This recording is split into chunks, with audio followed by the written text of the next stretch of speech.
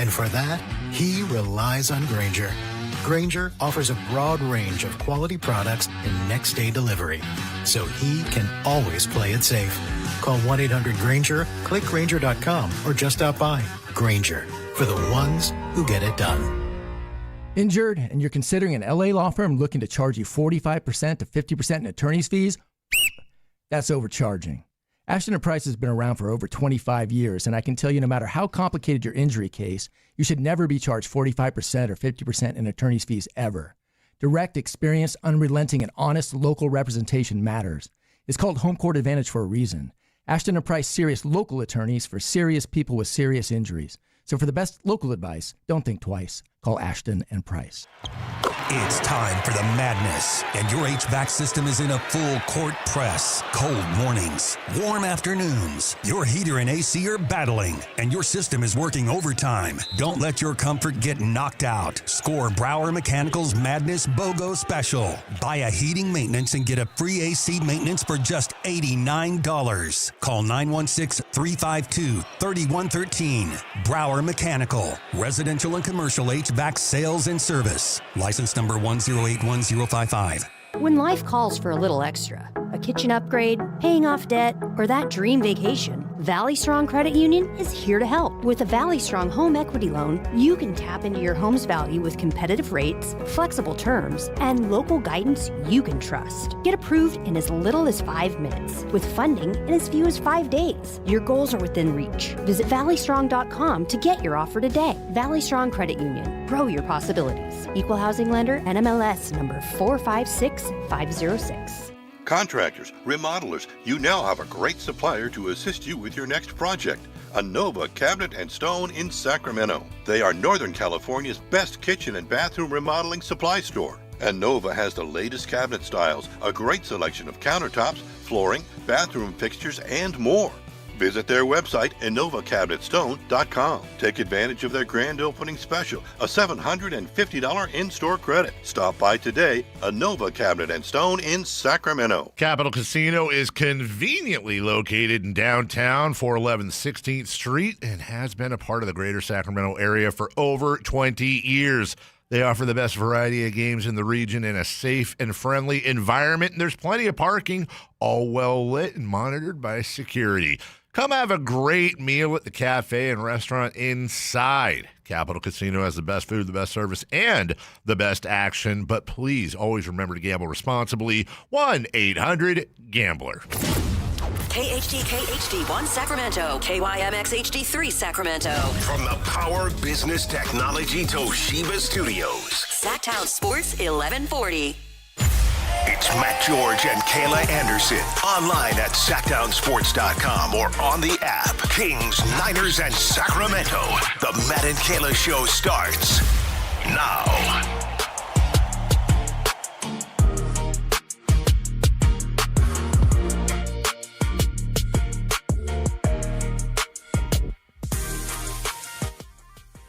It's baseball season! Yes! Happy, I guess I like to call it opening day. I know there's just It one is team technically playing. opening day. It is, It's because not- there's one team playing. It's not our I opening know, day I yet. know. Seattle's not playing. The Not A's yet. aren't playing until tomorrow. Right. Don't worry. I got a whole fit ready. Ooh, I can't wait. Got a whole fit ready. Got all the A's gear ready to go tomorrow. But today, we're still a little bit close to home. The Gigantes taking on the Yankees. Frankie Cardicelli is somewhere panicking and sweating already. That's what we do. Of course, Jason Ross's New York Yankees taking on Carmichael Dave's San Francisco Giants. What other Giants fans do we have in the building? Do we really only have one Giants fan on the air? That can't be true. I mean, No, Alan. Alan. Oh, Alan Stiles. of course. He does his own podcast. Yep. So we have two Giants, we have one A's, we have two Padres randomly, and we have one Mariner. We have two. We have Jim, our boss. But he's not on air. True. But okay. I thought you meant. No, in I'm talking the on air. But building. yeah, well, On wait. air. I'm sure we have a lot. I'm pretty sure we have a lot of Dodger fans in the building. We do? Yeah. Oh. Pretty sure we have a lot of Dodger fans. I don't know. We got rid of a I couple knew of them. Navarro was one. No, but isn't Marsh a Dodger fan? Marsh is too, I think. Yeah, Scott Marsh is a Dodgers fan. I know there's a couple in sales that are Dodgers fans. Yeah. Woof. Oh, well, they're not playing today, which was surprising to me. Me too. The Dodgers not playing on opening day. Like, I got it remember, was it last year when they did the Tokyo series where it was the Cubs versus the Dodgers, and that technically was like during late spring training, but it counted, it mattered. What was the year where the Tokyo series was happening and Shohei's interpreter got arrested during the Tokyo series? Pretty much what? That was 2 years recently. ago? 2 years ago. One long ago. I'll never forget how crazy that was. They played the game, and then in the locker room, they were like, yeah, by the way, just so you know, Ippei's been arrested. It was one of the craziest things ever. The whole thing was very awkward. What chaos will happen with baseball season today? Who's going to get arrested today? I hope nobody. I know. Please, not anybody down there in the Bay Area. We are going to keep it fun and clean. We're going to have our friend from KCRA 3, Sean Cunningham, joining us at noon today. Cheers, Sean Cunningham. Who? I don't know. During the break, he is going to be, or during the lunch break, rather, he is going to be on the road en route to Oracle Park tonight, where the MLB season will begin. USA teammates turned foes. Rockland's own Logan Webb on the bump, starting for the Giants against the captain of USA. Oh, boy. Sir Strikeout himself, Aaron Judge. All rise for the Judge. All rise and watch him strike out. Somewhere Jason Ross heard that and is angry at me. Not as much as my Cal Raleigh, but Cal's back, baby. He's going to be back. Aaron Judge led the league in batting average last year. I don't know why we do this to Aaron Judge. Oh, I love Aaron Judge, by the way. I poke fun at Aaron Judge and the Yankees specifically to piss off Frankie Cardicelli. But Aaron Judge is a beast. Yeah, I like him. An absolute I have beast. no hate against Aaron. I would have loved. Except he stole it from your one-hit wonder, Cal Raleigh. But he's not a one-hit wonder, first and foremost. Let's get that straight. He's going to have a lot of hits today, But second, well, more than he had at the World Baseball I'm Classic. still I'm not crying over the fact that he won that. No, it is what it is. He's the best hitter in baseball. He's been the best hitter in baseball. Now, it would be great if he could do that, consistently in the postseason to help the Yankees win. But then again, Very true. I don't have a horse in that race. I don't care. Maybe you will. I'm worried about the green and gold, baby. Maybe you will have a horse in the race soon. As in the A's making the playoffs, or as in an A's player that is probably going to play for the Yankees one day? No, A's making the playoff. I'm not going to that route yet. I'm not putting that nastiness into the atmosphere. Could I happen. know you think it's going to be Nick Kurtz. Oh, yeah. He's going to go somewhere. I think Nick is made to be in enjoy Yankee Molly's here. pinstripes or Dodger blue. I think it's almost written in the stars. Based on recent history, it could be this year. Don't know about that. The Mason Miller trade. Don't know about that. We were off to such a positive start on this show, and I haven't been that way all week, so we got to take advantage of it. We're happy.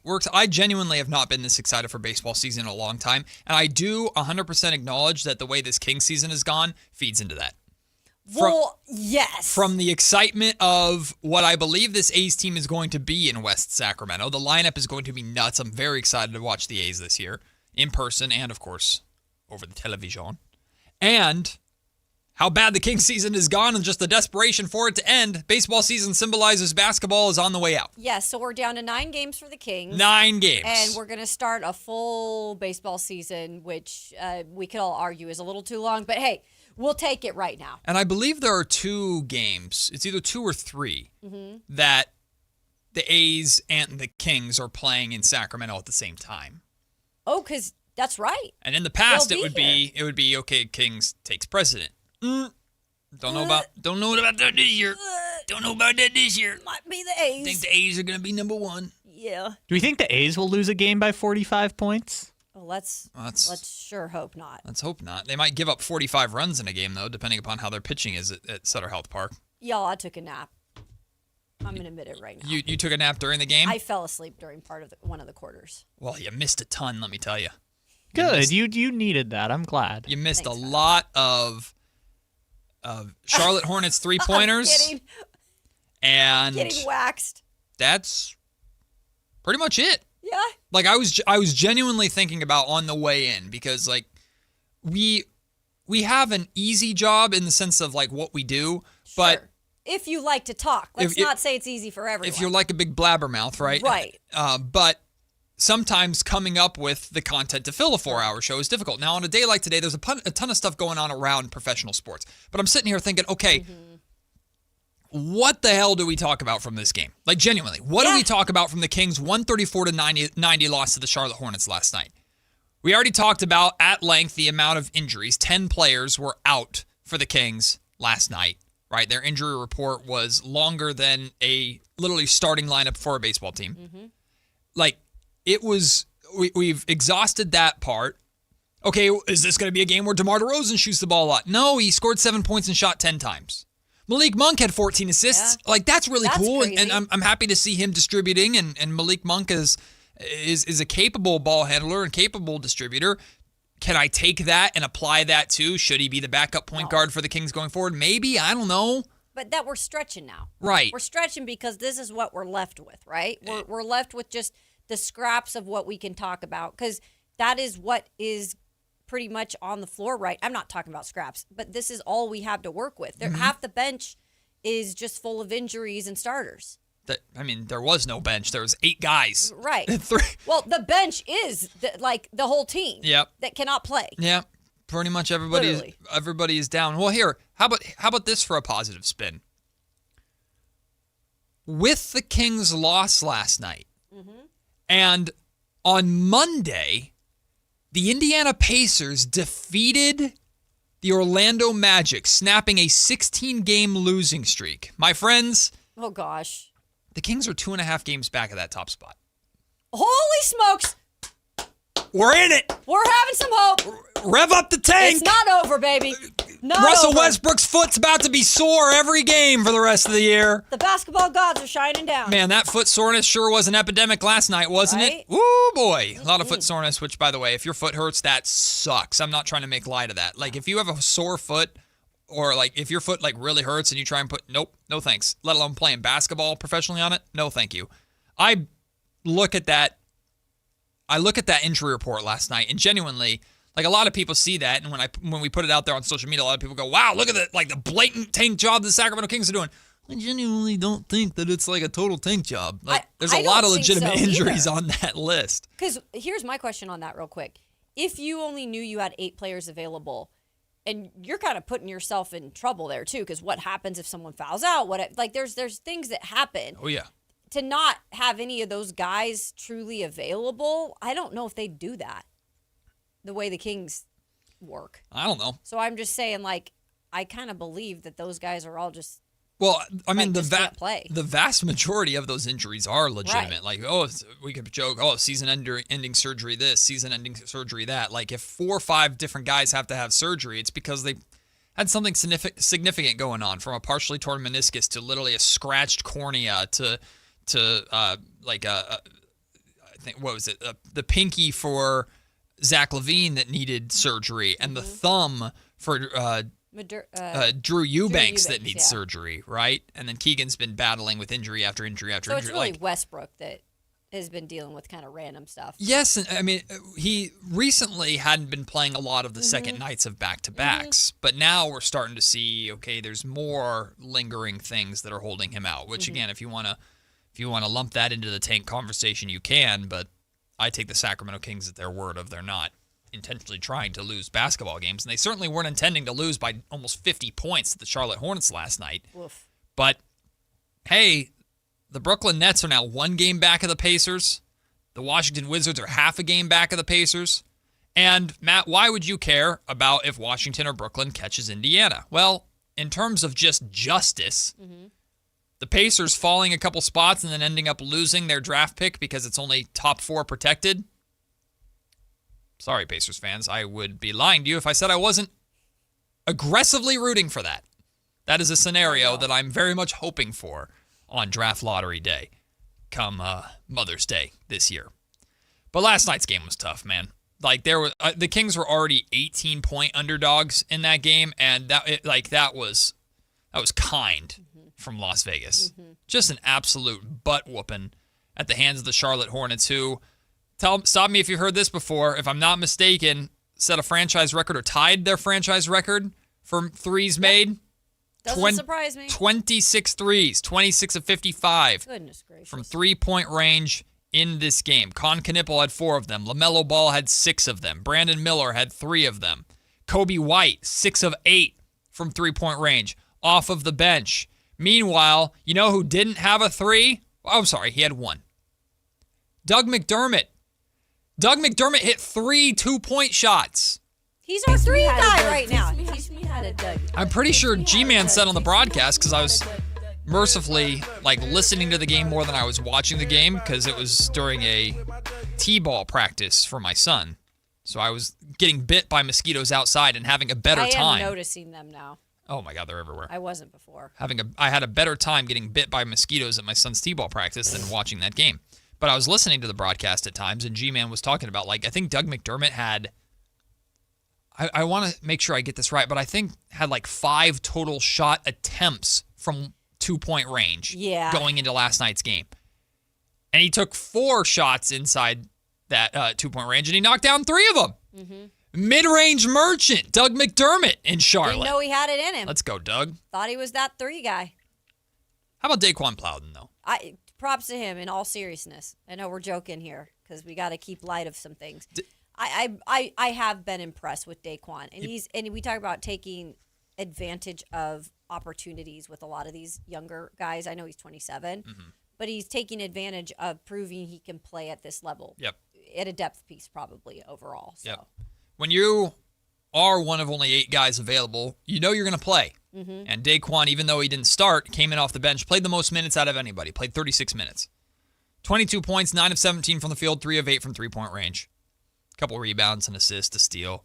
Nothing sensational or anything like that, but just like you said, just making the most of your opportunities. Somebody's got to play. You're playing against other NBA competition. Go out there, play hard, and either impress the team that you're currently playing for, or maybe impress the team that you're playing against, or maybe maybe there's a scout in the building or somewhere that's watching that game, an NBA nut somewhere that works for another organization that says, ooh, I remember Daquan Plowden playing hard and playing well in Charlotte. Mm-hmm. You never know. You do never know. You never know, and Daquan Plowden has done a good job making the most of his opportunity as that opportunity is ramped up more and more. Did you see this?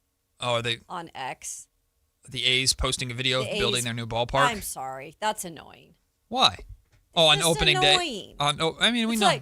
Opening day 2028 loading. Yeah, because... But do you know for sure? Well, no, we don't. Yeah, exactly. So don't put 2028. Just saying. That's the plan. But they don't have enough funding for it yet. So don't put a date yet. Hey, Sacramento knows a thing or two about starting to build something and getting all the foundations down and everything, and then it just not happening. What was that again that happened? The concrete graveyard when That's right. They were building a baseball stadium out by Arco Arena. How big did it get? The whole foundation was laid. The whole foundation for the ballpark was laid. And then a tunnel was built that became the famous clown tunnel. The clown tunnel, yeah. And then, whoops. The rug pulled out from underneath. Yeah, I ran out of money. Are the comments on that post? Do the A's have their comments on? Let me look what they have. I think they do now. They do have a comment section. Boy. There's 122 right now. I guarantee you 121 of them are not happy. Probably not. The first one I see, you're blanked, Oakland. Okay, they were blank. Oh, they have a ballpark construction cam, too. Oh, yeah, they've had it, and you can do a time loop on the whole thing, which is funny because the very beginning it's nothing, nothing, nothing, nothing, and then in the last 4 months, hey, there's something. No one is sitting in Vegas, son, to watch baseball. Also, it was funny at first in the early ballpark cam days because it was just them moving dirt from one side of the lot to the other side of the lot. Oh, yeah. Dirt moving. Mm-hmm. Hope it tumbles to the ground. Oh, well. Blank John Fisher. Yeah. This is great. It was funny when the A's first turned on comments for the first time because I think they did it in a post that was comment your favorite moment from Shea Langoliers, and it was 2 million impressions and 5,000 comments of people being cowards. Poor Shea. Shea's such a good dude. It's not Shea's fault. Leave Shea alone. And of course, fans aren't going after Shea in that sense. But Shea Langoliers is such a good dude. But they knew what they were doing because they knew comments had been turned off. Yeah. So they were hey, comment on this. Yeah, and people were oh, you turned comments on? Let me say the mean things I wanted to say all the time. My favorite is half the people were Shea's great. Anyway, blah. As someone who went through the comments, it was 3 Shea Langoliers and 4,000 screw the A's. This is a fun one too. You're gonna run out of money. How you gonna play baseball in the middle of the bleeping desert in August? Everyone's gonna die. Well, These are fun. I mean, the Aviators, they do it. A little morbid. Yeah, a lot of sunblock. Got to sell sunblock there. A lot of night games. To be fair, I remember that being a major conversation in like the heat in Sacramento is going to be really, really rough. And it really didn't end up being a story last year. Like the A's played a significant amount of night games, very few day games. Yeah. But I don't ever remember it being that much of a story. I remember attendance was a story, but the heat never really ended up being that big of a deal or big of a story. Kotsay and the players were like, we wanted to play day games because it messed with our schedule that we were playing like Wednesdays at 7 p.m. Yeah. My favorite story from last season about the Coliseum, there were a number of things. Like Luis Severino complained about the pitcher's mound. Luis Severino complained about not having like a bike. He had to walk all the way. Did it center around Louis? No, well, he was probably the most vocal one. But to be fair, people kept asking him questions about it. So it's like it wasn't like he was looking for a camera to complain. Yeah. But part of it too was like he was the highest paid player, so some of the younger guys didn't feel comfortable speaking out about it, and so he kind of became a voice for the locker room. My favorite was when Mark Kotsay shared that he couldn't see the left field corner from the dugout. Like, the way it's built, he just couldn't see, like, part of the ballpark from the dugout. Which was like, well, that seems like it might be a problem. Yeah, that could be. My favorite moment last year was when the Blue Jays manager, Schneider, got ejected and then had to do the walk of shame out to the left field. Kotsay did that a couple of times. It was...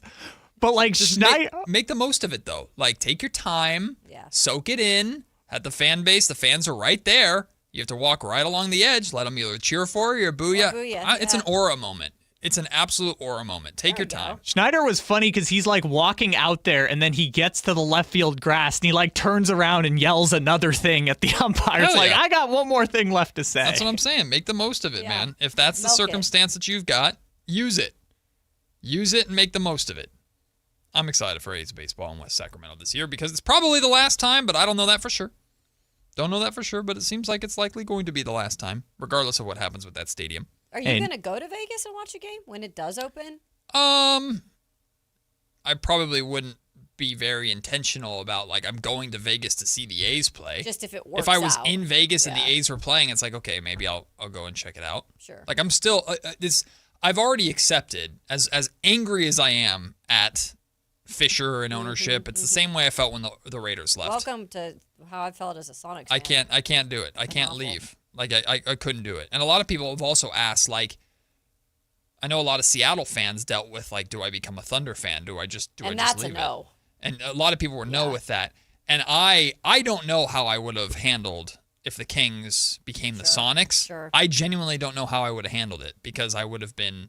It's a tough thing. Like, going to a new brand that's established is very difficult for me. Yeah. So, like, the idea of when the Raiders left, it's like, okay, I'm going to try being a 49er fan. I lasted all of, like, a day. I couldn't do it. Sure. I was like, no, this is wrong. It's the same thing with the A's. Like, I could never. Now, I enjoy going to Giants games. I go to Giants games a lot. But you can be a Giants fan. fan. You can. Giants gear, nah. Orange and black, not for me.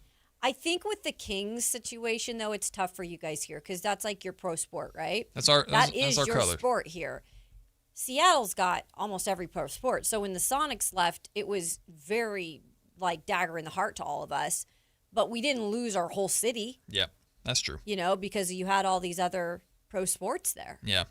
So. And anybody who's able, like, I'm not saying this like with a sticking your nose up at anybody. Like, if you're an A's fan and the A's, once they leave, or maybe they've already in your mind gone, and you're like, then I'm a Giants fan. If you can do that, good on you. Like, I have no issue with that. You have every right. If your team leaves you, you have every right to say, I'm moving on to something new, something different. At that point, you're a fan free agent. You can choose wherever the hell you want to go.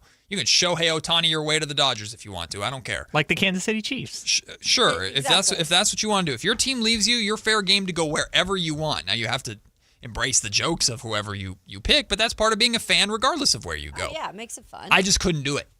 I couldn't do it. Like, I have no idea, and thank God I never had to figure out what I would have done if the Kings had left. I have no. I don't know. I don't think I ever in a million years could have become a Warrior fan. Ever. It just feels gross. Yeah. I root for certain elements of the Warriors. I love Steph Curry. Of course, when the Kings and Warriors were good at the same time, hated everything about that group over there. Good for them. They're big brother over there in the Bay. Good for them. With the A's, I'm going to stick with them regardless of my frustrations. Same thing with the Raiders. But now we got Fernando. Your Raiders are on the up and up. And we got Fernando Mendoza. After 25 years, you've finally been rewarded with something. I'm rooting for you guys in terms of just getting back to being something that's actually respectable. We'll see. We'll see, man. I'm excited. I love all the stuff that Max Crosby's saying. By the way, are we going to talk about that today? I can't remember, but there was that clip of Max Crosby was speaking about Ravens fans are now mad at him. Yeah.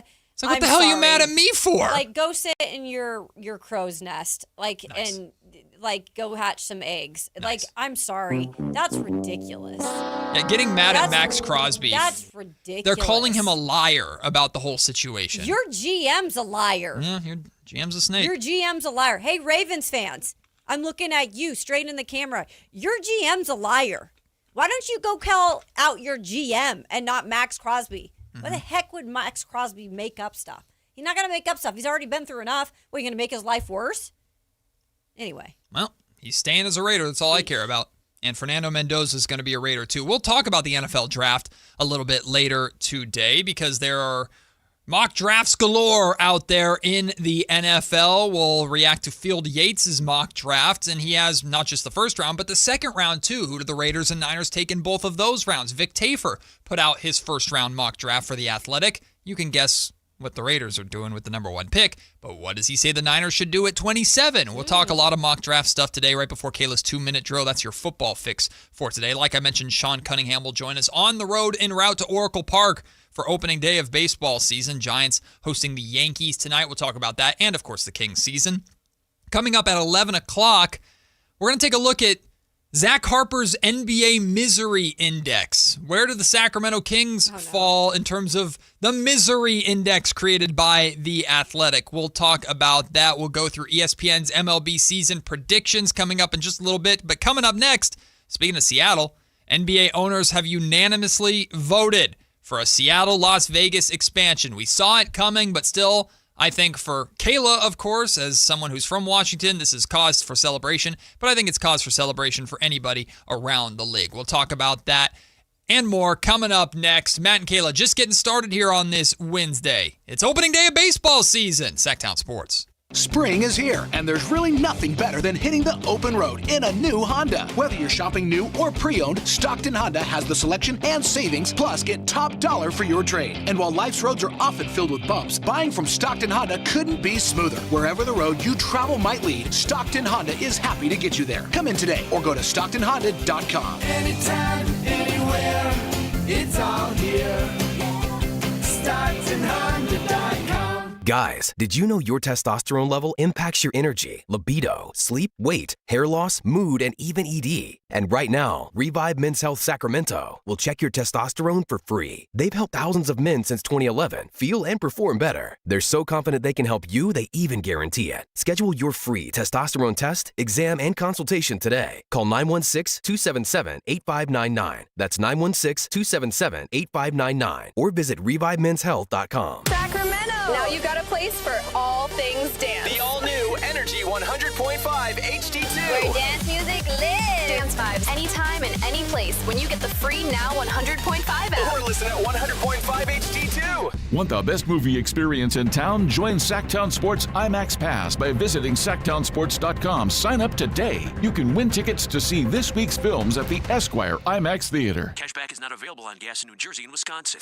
Couponing. Wow, you didn't strike me as the coupon type. Just trying to stay ahead of inflation. Gas, groceries, everything. It's all more expensive. I need to save wherever I can. Have you tried Upside yet? Upside? What's that? It's a free app that I use that pays cash back for every gallon of gas I buy. You've got to buy gas to get around anyway. Might as well get paid for it. Come on, does that really add up to anything? I've already made around $200. The extra cash helped pay down my bills, and I even had a little extra left to treat myself. And the Upside app is free? Totally free, and the cash back is real. You can transfer the cash right to your bank account. I'm downloading Upside right now. Download the free Upside app now to earn cash back every time you buy gas. Use promo code ENJOY to get an extra 25 cents per gallon on your first tank. You can cash out anytime right to your bank, to PayPal, or a gift card for Amazon and other brands. Just download the free Upside app and use promo code ENJOY for a 25 cents per gallon bonus on your first tank. That's code ENJOY for a 25 cents per gallon bonus.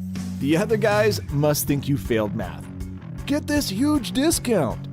Then the fine print hits you with $5,200 in mandatory ads. It's adorable in a scammy kind of way. At Hoblet, we skip the tricks. The price you see is the price you actually pay. What a wild concept, huh? Hoblet, family owned 77 years. Experience the difference online at hobletdodge.com. Card collectors know there's nothing as special as a rare one-of-one card. And now you can hear a very rare one-of-a-kind sports card show right here on Sacktown Sports. Whitey Gleason here inviting you to join me and Mr. True Sports Cards himself, Imran Pilati, for the True Sports Card Show every Saturday morning at 10 on Sacktown Sports. It's the only sports card radio show in the nation. For all your hobby needs, get to True Sports Cards, 6661 Stanford Ranch Road in Rockland. And for hobby, insight, and fun, join us for the True Sports Card Show Saturday mornings at 10 on Sacktown Sports.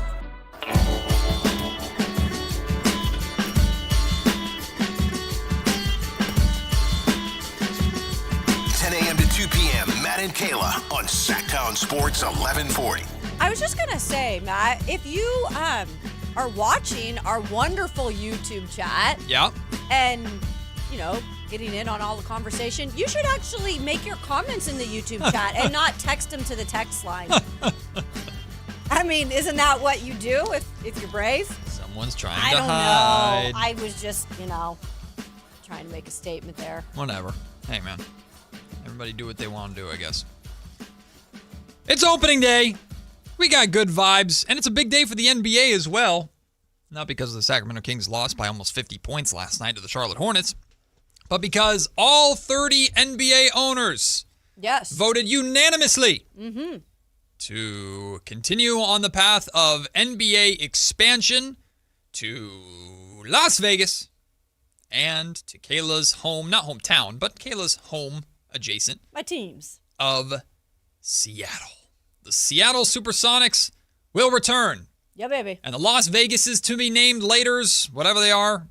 The what do we the think? Villains the or what? Villains, so CBS called them the Villains. Why do you call them the Las Vegas Craps? No, I called them that. Oh. The Las Vegas Craps. Oh. I like the Hustlers, but fun. Whitey said that there was teams in the past that had that tried names like that. Didn't work Hustlers? out. Did you ever hear about and sorry, Sacramento Rivercats, I don't mean to do this to poke fun at you.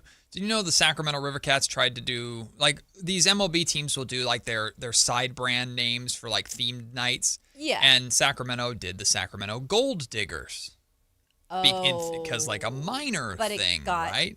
Well, because of there was some really cool merch and stuff. What do you... That's me wearing the merch because they had us do it with me and Alan. Yeah, there's really cool... really? There was actually some really cool merch that came out of it. ABC 10 got sent some stuff, Hence too. why you probably do those things, too, so you can pump up the merch. Yeah, but when they did their, like, announcement video, the video had references to the other term for gold diggers that did not go well, was not received well. Needless to say, that was pulled pretty quickly, so the gold diggers never happened. Mm-hmm. But I guess in Las Vegas, you could get away with the Hustlers, right? I mean, I think so. You I could get know away it's with a lot. actually a place where they, sell certain things. The but Gamblers? Las Vegas Gamblers might be cool. Yeah. What else is like how about the Las Vegas casinos? Your mascot could just be a big slot machine. Slotty.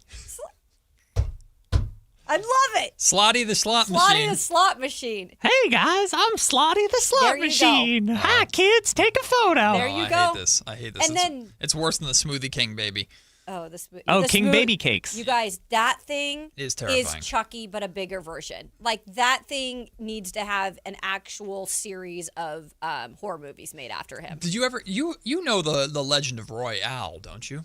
No. Royale. So Royale was the the elephant. No. Royale. Are you talking about the Liberty mascot? No. No, Kayla, I know what you're talking about. Royale. Like they're trying to. Okay. So Royale was last season the Kings did their like city edition rebrand as they do every year, and it was homage to their Cincinnati days, the Cincinnati or Kansas City days, excuse me. Yeah, Kansas City. No, it was Cincinnati. Whatever. days where they were the kings of a different city, right? It was the royal deep blue with the red when they were the red, white, and blue color. And their old logo looked, I'm going to zoom in. This is what their old logo used to look like. Sorry. I kind of think that's cool. Yeah, so that was their old logo, the Cincinnati Kings logo. Oh, so those are the throwbacks that are red. Oh. So the Kings said this was last season, right? Remember all the chaos of last season, right? The Kings said very early in the season that they were going to have a new mascot to join Slamson on the City Edition Jersey Nights. Okay. Royale. Oh, God. So they were going to have Royale be... Oh, this got canceled. Yes. So the reason it got canceled is because KCRA3 Sean Cunningham showed a picture of Royale to De'Aaron Fox. This is very beginning of the season, right? This is before all the stuff with Mike Brown has happened, before all the stuff with Fox has happened, right? Very beginning of the season. They show this picture of Royale, who was supposed to debut in a few games. And De'Aaron Fox looks at that picture and says basically something along the lines of like, what the F is that? That's terrible. Like, because De'Aaron doesn't care. De'Aaron will say whatever De'Aaron wants. Speaks his mind. Naturally, this goes viral. Dang. So the Kings find a very creative way to can Royale. Like they basically, they act like they're going to debut him in whatever, and then essentially they pack him up and send him away, like send him back to Cincinnati. They do this whole bit. It was great. But then, of course, the curse of Royale was born, where it's like, well, Royale is now cursing the Sacramento Kings for all eternity for doing this to him, disrespecting him. We make these jokes, again, very early in the season, making all these jokes. And then Mike Brown's fired, and then De'Aaron Fox demands a trade, and then the season goes to literal hell. And it's like, this is the curse of Royale that we're living out. So yeah, he's haunting. I mean, that basketball head of his is haunting. Royale is somewhere lurking in the shadows in Sacramento. Half deflated, but he's still there. He's probably in the clown tunnel. I said it looked like if the Syracuse mascot got like the Deadpool face disease. Ooh, yeah, that's a good one. It's Royale. It's a good point there, Kyle. Anyway, man, there were a liked lot his of great getup, jokes. though. Besides his face, the getup was good. Yeah, he had the red Converse. I liked Royale. I thought that looked cool. I thought Royale was great. I thought Royale was funny. I mean, if the Smoothie King baby cakes, whatever the hell, if that can fly, then Royale can. There's a place for Royale. The Smoothie King baby is going to come out with a knife. Really? Like, that thing scares me. Honestly, you know what? Now I'm on board. De'Aaron Fox did ruin the Sacramento Kings because De'Aaron Fox got Royale canceled, and Royale cursed us, and here we are. So you know what? I finally got there. After months of defending De'Aaron Fox, this is what I took agree. you over the line. This is it. De'Aaron Fox canceled Royale. He cursed us, and here we are. It is De'Aaron Fox's fault all along. Thanks a lot, Darren. Thanks, De'Aaron. I think that might be the #1 Kings Twitter day for me. Like the day that came out and just everyone had jokes. That might be the most fun I've ever had on Kings Twitter. Because I actually think we did talk about this. This in was Nashville. very, very beginning of last season. It was November 2024. Yeah, very beginning. Very early on. Oh, no. So I was here. No, November 2024. Not this year. Okay. Year and a half ago. Year and a half ago. Yeah. So I think we did talk about this. Really? I think you were here? That early? No, I would talk about it in Nashville. Oh. I'm sure. I'm like, this is sure not the Royale first made time it. I've like heard this. Oh yeah, I'm sure Royale made it. Royale was national news. It was great, dude. Oh my Which I gosh. feel bad for like the marketing person who came up with it, but like other than that, I wish they had just doubled down on it. Like I do too. I thought it was great. They bailed on the joke immediately and it kind of died out. I wanted it to just keep going and going and going. It was the funniest thing ever. And then later in the season, they teased like Royale was actually coming back, but then they never did anything with it, that's which a little weird. made me sad. That's a a little weird. I loved Royale. I know he was hideous. I know he was terrifying. I loved Royale. We can't all just be the picture of perfection like Slamson is. Martin, maybe I do need to take a picture with Royale. Why? To turn the curse around. Why you, though? I don't know. That's just what he said in the YouTube I think Royale's gone now. Royale He's not to be seen. Should I dig up Royale?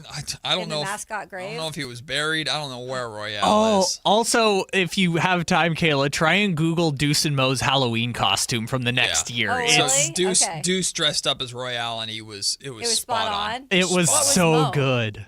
What was Mo was Sign Lady.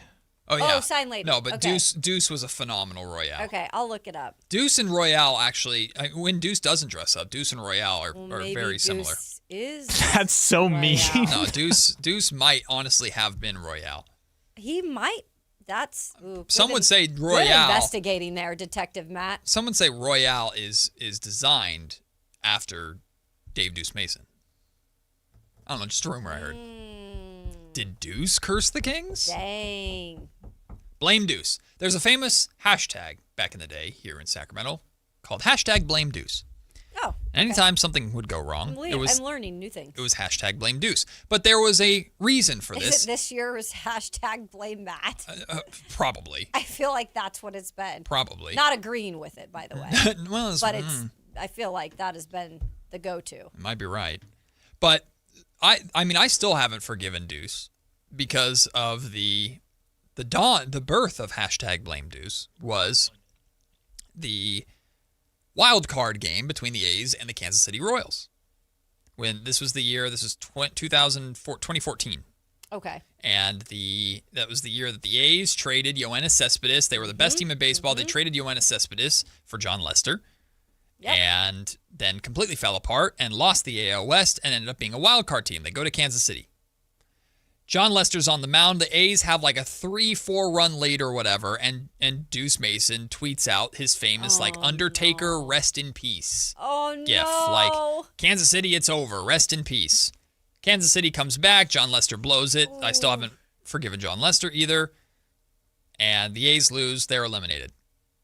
Still loathe Deuce Mason to this day for that game. That's a tough one. Love you, Deuce. That's a tough one. But I hate you. I believe it was 7-3 at that point in the 7th inning. Royale looking ass. All right, we'll take a break. When we come back, ESPN's Oh, by the way, yes, expansion to Seattle and Las Vegas. Woohoo! Send Royale to Las Vegas. Honestly, Royale would clean up in Las Vegas. The Royale flush. Something to do with toilets. ESPN's MLB season predictions are out. Who do they think will win the AL West? The NL West? Well, you can guess that one. Who will be in the World Series? Who will win the World Series according to ESPN? And what do they think the A's and Giants will do? We'll share that all with you to wrap up this first hour of the show before we dive into Zach Harper's NBA Misery Index. And where do the Kings fall on that scale? You're listening to Matt and Kayla on opening day of baseball season, Sacktown Sports. This is the story of the one. As a safety manager at a manufacturing plant, he does everything he can to keep his coworkers safe. From finding ways to reduce risks to keeping safety supplies in stock. And for that, he relies on Granger. Granger offers a broad range of quality products and next-day delivery, so he can always play it safe. Call 1-800-GRANGER, click Granger.com, or just stop by. Granger, for the ones who get it done. Contractors, remodelers, you now have a great supplier to assist you with your next project. Anova Cabinet and Stone in Sacramento. They are Northern California's best kitchen and bathroom remodeling supply store. Anova has the latest cabinet styles, a great selection of countertops, flooring, bathroom fixtures, and more.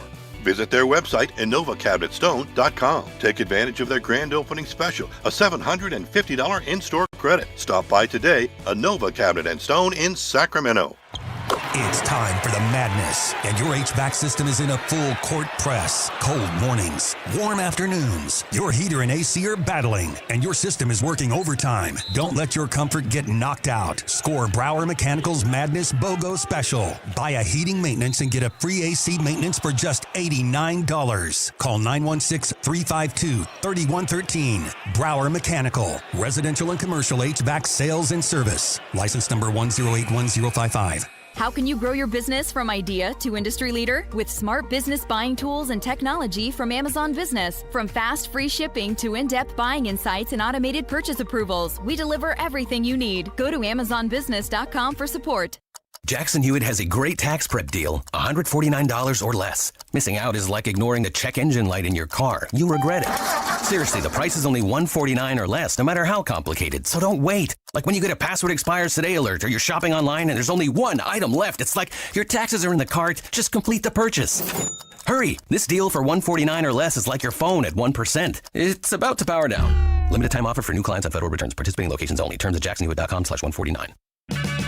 Check engine or ABS light on? Take the guesswork out of your warning lights with O'Reilly Veriscan. It's free. Ask for O'Reilly Veriscan. O'Reilly Auto Parts. When you take the time to shop at Folsom Lake Honda, there's one thing you'll always find. Happy people ready to serve you. As a family-owned and operated dealership since 2009, customer service is our #1 priority. Our customers love doing business with us, and you will too. Looking to own or lease? During the spring sales event, drive a brand new Accord or Civic. Visit us today at FolsomLakeHonda.com, your one-stop Honda shop. Folsom Lake Honda. Yeah, your one-stop Honda shop. Baseball is back in Sacramento, and the party starts now at Sutter Health Park. Join the Sacramento Rivercats this weekend as we open the season with exciting baseball, special giveaways, and can't-miss promotions. Opening weekend is here. Grab your tickets at rivercats.com.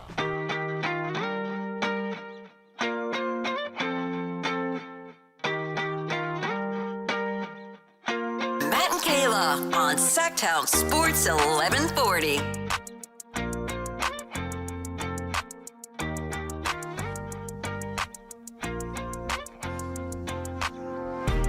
In the Bay in San Francisco, the Giants begin the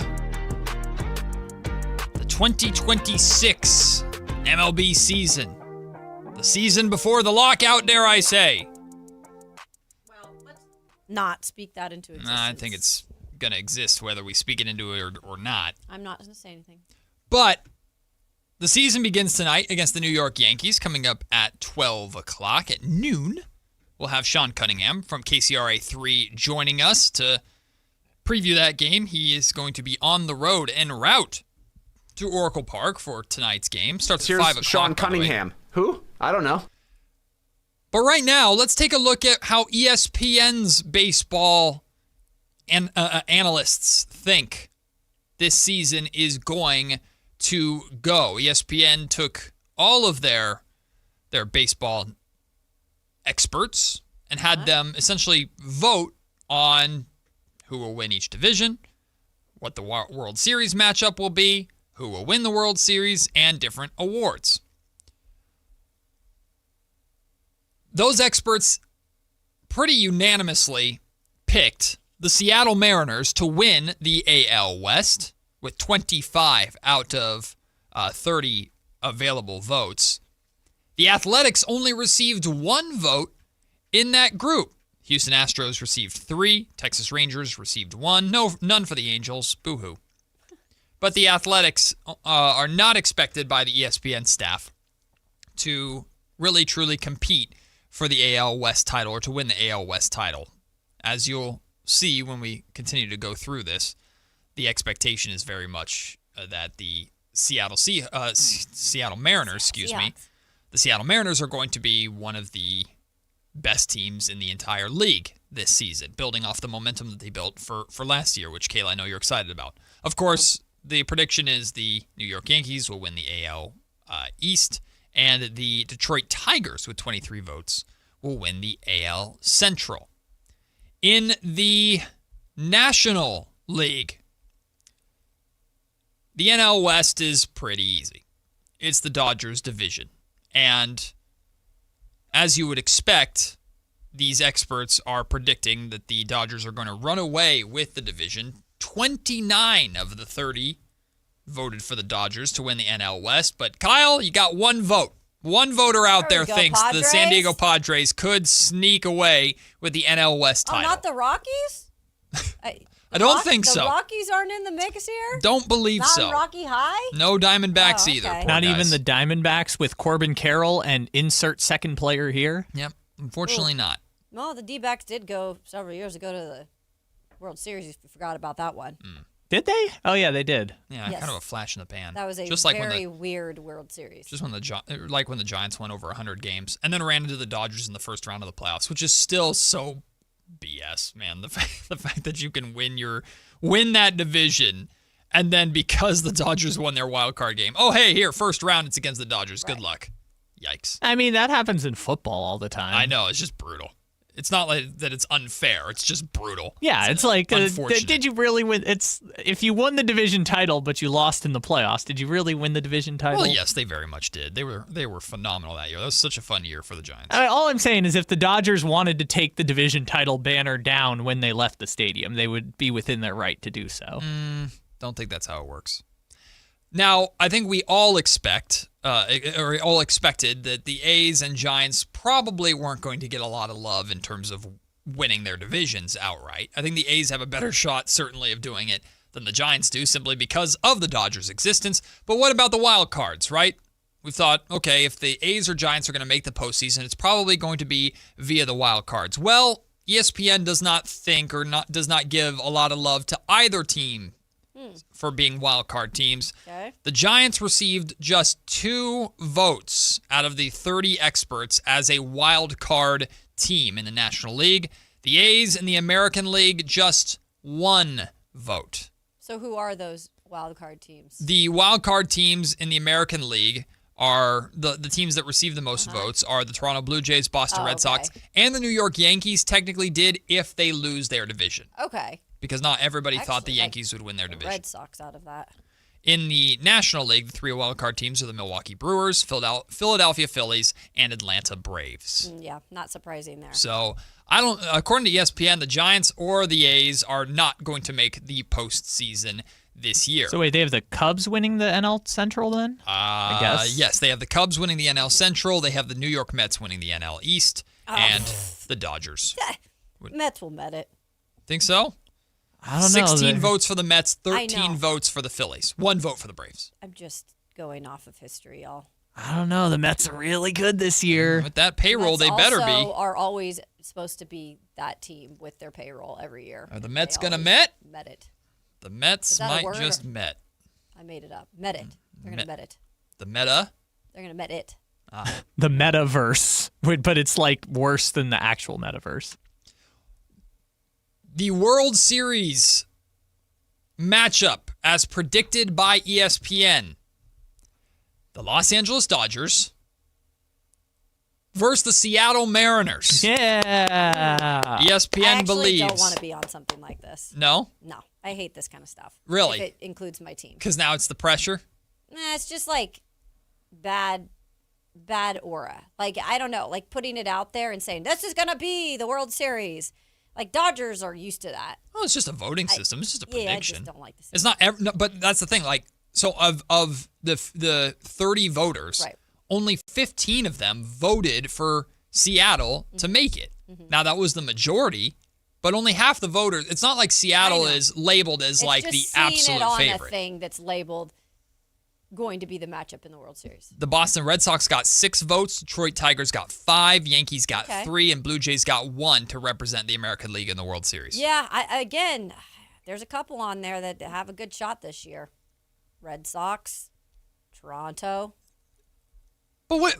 Come on, pump out your chest for your boys a little bit. Not doing it yet. Not doing it yet. Tigers got a good rotation. Not the way I work. They got the swagger, man. Got to ease into They were the season. best story in baseball, arguably, last year. But that's the thing. They're not going to be that this year, right? They have to do something with it. Sure. They've got to take it to the next level. You've established yourself. Yeah. You've arrived. Now you build upon it. Cal Raleigh. We do deserve to make a World Series. Julio Rodriguez. Yeah. All-stars. 4 amazing starting pitchers. Playing it very cool. Also, it's basically the exact same team minus Jorge Polanco and I guess Gino Suarez. Well, I guess this would make you feel better. Okay. In a weird way. Bring it up. The Dodgers are predicted to three-peat for the first time in MLB history. Makes me annoyed, is what it makes me. But if the Seattle Mariners, they picked the Mariners to win, you'd be upset. You'd be bothered by it. But we all know, like, the Yankees have just pretty much written their name in blood Dodgers, you mean? Sorry, the Dodgers have written their name in blood and signed a deal with the devil to win every single year now. And they just paid a lot of money for it. Pay to win. Must be nice. 14 votes for the Dodgers out of 30 to be World Series champions. The Mariners, next highest with 6 votes. Boston with 3. Detroit with 2. The Yankees with 2. Phillies with 1. Mets with 1. And Toronto Blue Jays with 1. So everybody believes that the Dodgers will, or at least at ESPN, that the Dodgers will three-peat as champions for the first time ever. How about MVPs? It's not ever? I thought they said it's the first three-peat in MLB history. Well, the Yankees did it from 98 to 2000. Then I guess I misread Was it that. the first time for the Dodgers that they Maybe the Dodgers? I don't know. I thought I read. I could be totally wrong. That could yes, sorry. That could be predicting the Dodgers to become the first team to three-peat as World Series champions since the Yankees won. Yep. So Got it. Yankees, that part was not in bold. Let's say first time in my lifetime. How about that? There we go. Sure. In terms of MVP, American League MVP with 11 votes, Aaron Judge. Just barely beating Bobby Witt Jr. with 10 votes. No A's on this list. Not surprising. Yeah. Roman Anthony 3, Vladdy 3, Cal Raleigh 1, Julio Rodriguez 1. Okay. We don't care about Rookie of the Year. Unless it's an A. It's not. National League MVP, Shohei Ohtani with 21 votes.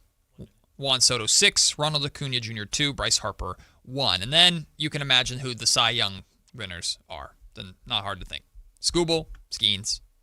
So the S's. ESPN going very should I call it like basic? Yes, not a lot that's of the word I was just going to use, so you're right. Not a lot of basic variety or surprises from ESPN. ESPN expects the MLB season to go as it's expected to go, with all the best teams and the stars and all those high-profile, high-payroll teams cleaning up on all the awards. Who will be the Cinderella story this year? ESPN essentially says there's not going to be one. The way the Seattle Mariners rose to power last year, that will not happen this year. I guess, to be technical with it, they could still be a Cinderella story when it's all said and done because they've never made it to the World Series. No. I think that ship has sailed. The Mariners now have the weight, to your point, have the weight of expectations. It would be a great story. Right. But the Mariners are now amongst the juggernauts in the league, or at least they're looked at it like that. They're not on a Yankees or Dodgers level in terms of payroll necessarily. But yeah, I think the Cinderella story for the Mariners has ended. A Cinderella story would be, the A's, of course. But that's not going to happen. Orioles? The Royals would probably be a big story like that. Baltimore could be a big story like that. Something that surprises you. Even the Atlanta Braves to some extent. They're a good team, but nobody really expects them to No, not the Braves. race. No? They won a World Series 4 years ago. I know, but the Braves are... I'd put the Braves in that conversation if they were to make a rise this year with how many powerhouses are in the National League. If they were to win the National League and make it to the World Series. But they've already been to that stage recently. Sure. And they've had their years where they were supposed to get back there, and then they've had injuries. So they're not really Cinderella. The Darlings would be the Guardians 2 years ago going to the ALCS. That was a fun, Cinderella story. The Phillies?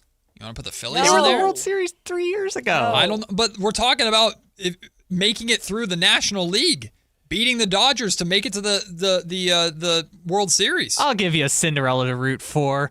The San Diego Padres, the one and only, the team that's been down on their luck, but they're going to come back and take down the Dodgers, the evil empire. They're going to be How bad. about the Miami Marlins? Now that's a Cinderella story. We're talking Cinderella stories, not pipe dreams. Hey, okay, that's still a Cinderella story. The Miami Marlins, a Cinderella story for the Miami Marlins is winning. Pirates. That would be a fun one. The Cinderella story for the Marlins is winning 70 games. Kayla, as someone who is picking the Marlins in our pool, I'm with you. The Marlins are our team this year. Feel free to both put money on that and see how it goes for you. We'll take the break. When we come back, how miserable are Sacramento Kings fans? According to Zach Harper and the Athletics NBA Misery Index. Is there a franchise, a fan base in the NBA that scored higher than the Kings on this misery index? We'll explore it. We'll take a look at it, and we'll also explore the hypothetical best-case scenario for the Kings over their next 3 years. And it leads to a very interesting question about free agency in 2027. We'll discuss it all coming up next, the start of the second hour. Let's get into Kings talk here. It's Matt and Kayla, Sacktown Sports. A's fans, the 2026 season is coming fast, and single game tickets are on sale now. Be there for an exciting season packed with theme days, giveaways, and firework nights, including bobbleheads, jerseys, hats, and much more. And getting in is easier than ever. Tickets start at just $8 for select April and May games. From opening day to unforgettable summer nights, there's something for everyone at the ballpark. Get your tickets today at athletics.com/tickets and be part of the excitement this 2026 season. Spring is here, and there's really nothing better than hitting the open road in a new Honda. Whether you're shopping new or pre-owned, Stockton Honda has the selection and savings, plus get top dollar for your trade. And while life's roads are often filled with bumps, buying from Stockton Honda couldn't be smoother. Wherever the road you travel might lead, Stockton Honda is happy to get you there. Come in today or go to StocktonHonda.com. Anytime, anywhere, it's all here. StocktonHonda.com. Sacramento! Now you've got a place for all things dance. The all-new Energy 100.5 HD2. Where dance music lives. Dance vibes anytime and any place when you get the free Now 100.5 app. Or listen at 100.5 HD2. Capital Casino is conveniently located in downtown 411 16th Street and has been a part of the greater Sacramento area for over 20 years. They offer the best variety of games in the region in a safe and friendly environment, and there's plenty of parking, all well lit and monitored by security. Come have a great meal at the cafe and restaurant inside. Capital Casino has the best food, the best service, and the best action. But please always remember to gamble responsibly. 1-800-GAMBLER.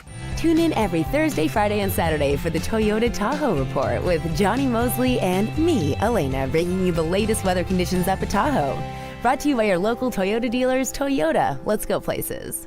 Country in the Park is back. May 8th and 9th at Cal Expo. Miranda Lambert, John Party, Chris Young, Turnpike Troubadours, Dylan Scott, and more. Line dancing live DJs, Mechanical Bulls, huge festival area, and food trucks. Tickets start at only $68. Country in the Park, May 8th and 9th at Cal Expo with the California Highway Patrol, Fox Family Heating and Air, and Tacovas. More info at CITPFest.com.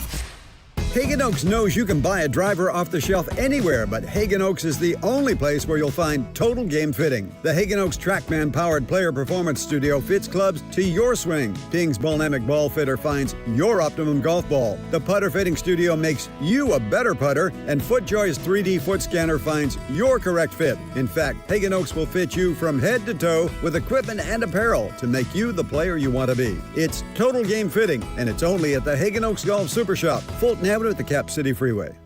Card collectors know there's nothing as special as a rare one-of-one card. And now you can hear a very rare one-of-a-kind sports card show right here on Sacktown Sports. Whitey Gleason here inviting you to join me and Mr. True Sports Cards himself, Emran Pilati, for the True Sports Card Show every Saturday morning at 10 on Sacktown Sports. It's the only sports card radio show in the nation. For all your hobby needs, get to True Sports Cards, 6661 Stanford Ranch Road in Rockland. And for hobby, insight, and fun, join us for the True Sports Card Show Saturday mornings at 10 on Sacktown Sports. KHD1 Sacramento, KYMX HD3 Sacramento. From the Power Business Technology Toshiba Studios. Sacktown Sports 1140.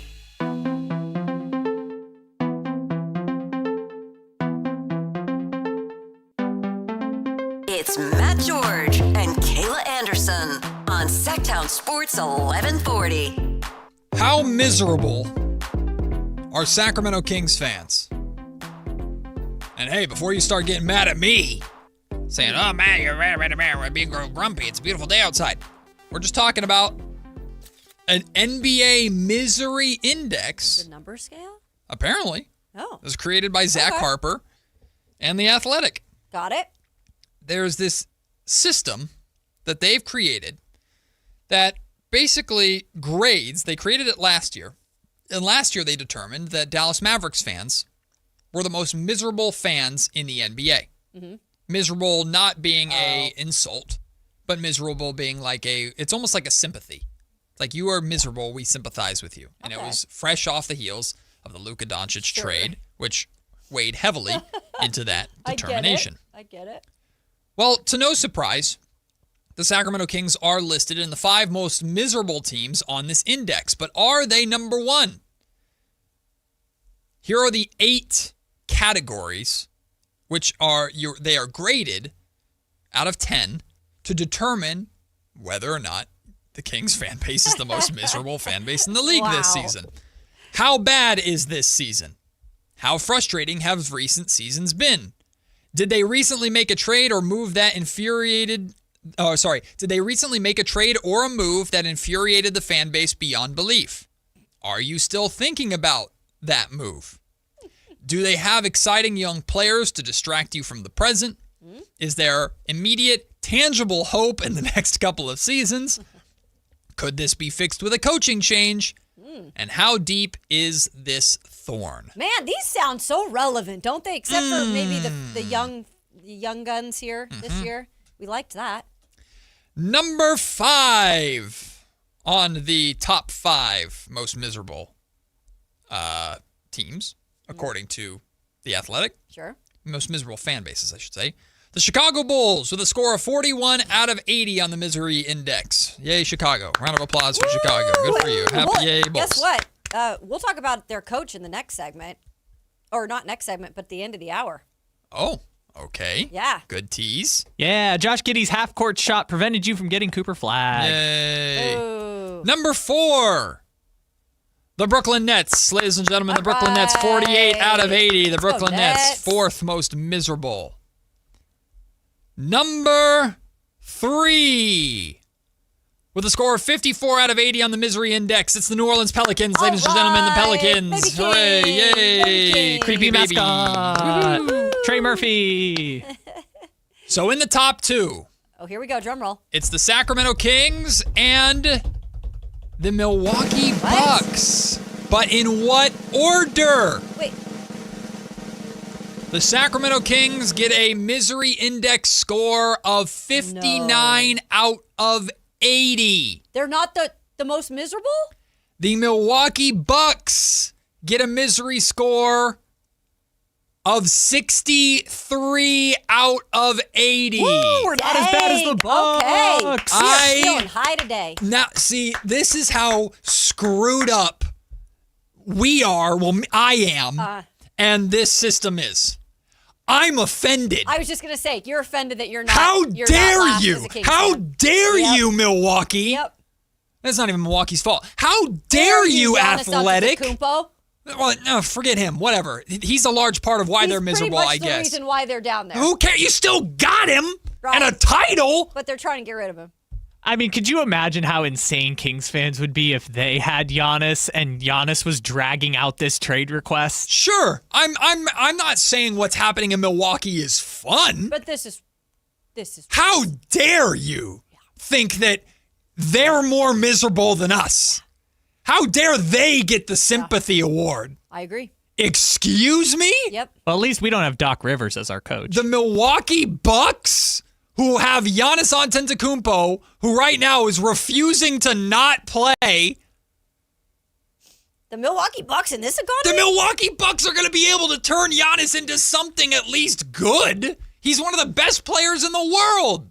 But right now, it sucks. But it's like that's the only thing I think of when I think of, well, maybe the coaching thing. It's the only thing I think of, though, when I think of why they're dead last, because of the recent drama that has happened with Antetokounmpo. I guess it's more than recent. They got a 10 out of 10 score on how bad is this season. The Kings got a 9 out of 10. The hell we talking about here? I don't agree with that one. I mean, if you had Giannis and we're the 11th seed, I mean, that's pretty bad. Well, I guess you could look at it that way. They still have Giannis. But they're also, the 11th seed. They're on their way out, too. Like, this whole thing has been sunsetting forever, and this is a trend that started last season. The Sacramento Kings got a 9 out of 10 on how frustrating have recent seasons been. And the first thing they talk about is the Mike Brown firing and what happened with De'Aaron Fox after that. Mm-hmm. They got only a 6 out of 10. Again, we're like mad that they're not calling the Kings as miserable as it feels. They got a 6 out of 10 on did they recently make a trade or move that infuriated the fan base? What do you mean 6 out of 10? I think that Keon Ellis is more than a 6 out of 10 from people reacting. I mean, move on, Matt. De'Aaron Fox has been gone. Move on already. I won't. Nope. I won't. Dude's about to win a title. People didn't like the Keon thing either. Mm-hmm. People were not happy with it. Didn't like the Keon thing. Actually, the national media was like, Cavs are getting a steal in this. Didn't like Dennis Schroeder. Didn't like Move none of that. on, Matt. Are you still thinking about them? 4 out of 10. Oh, I'm sorry.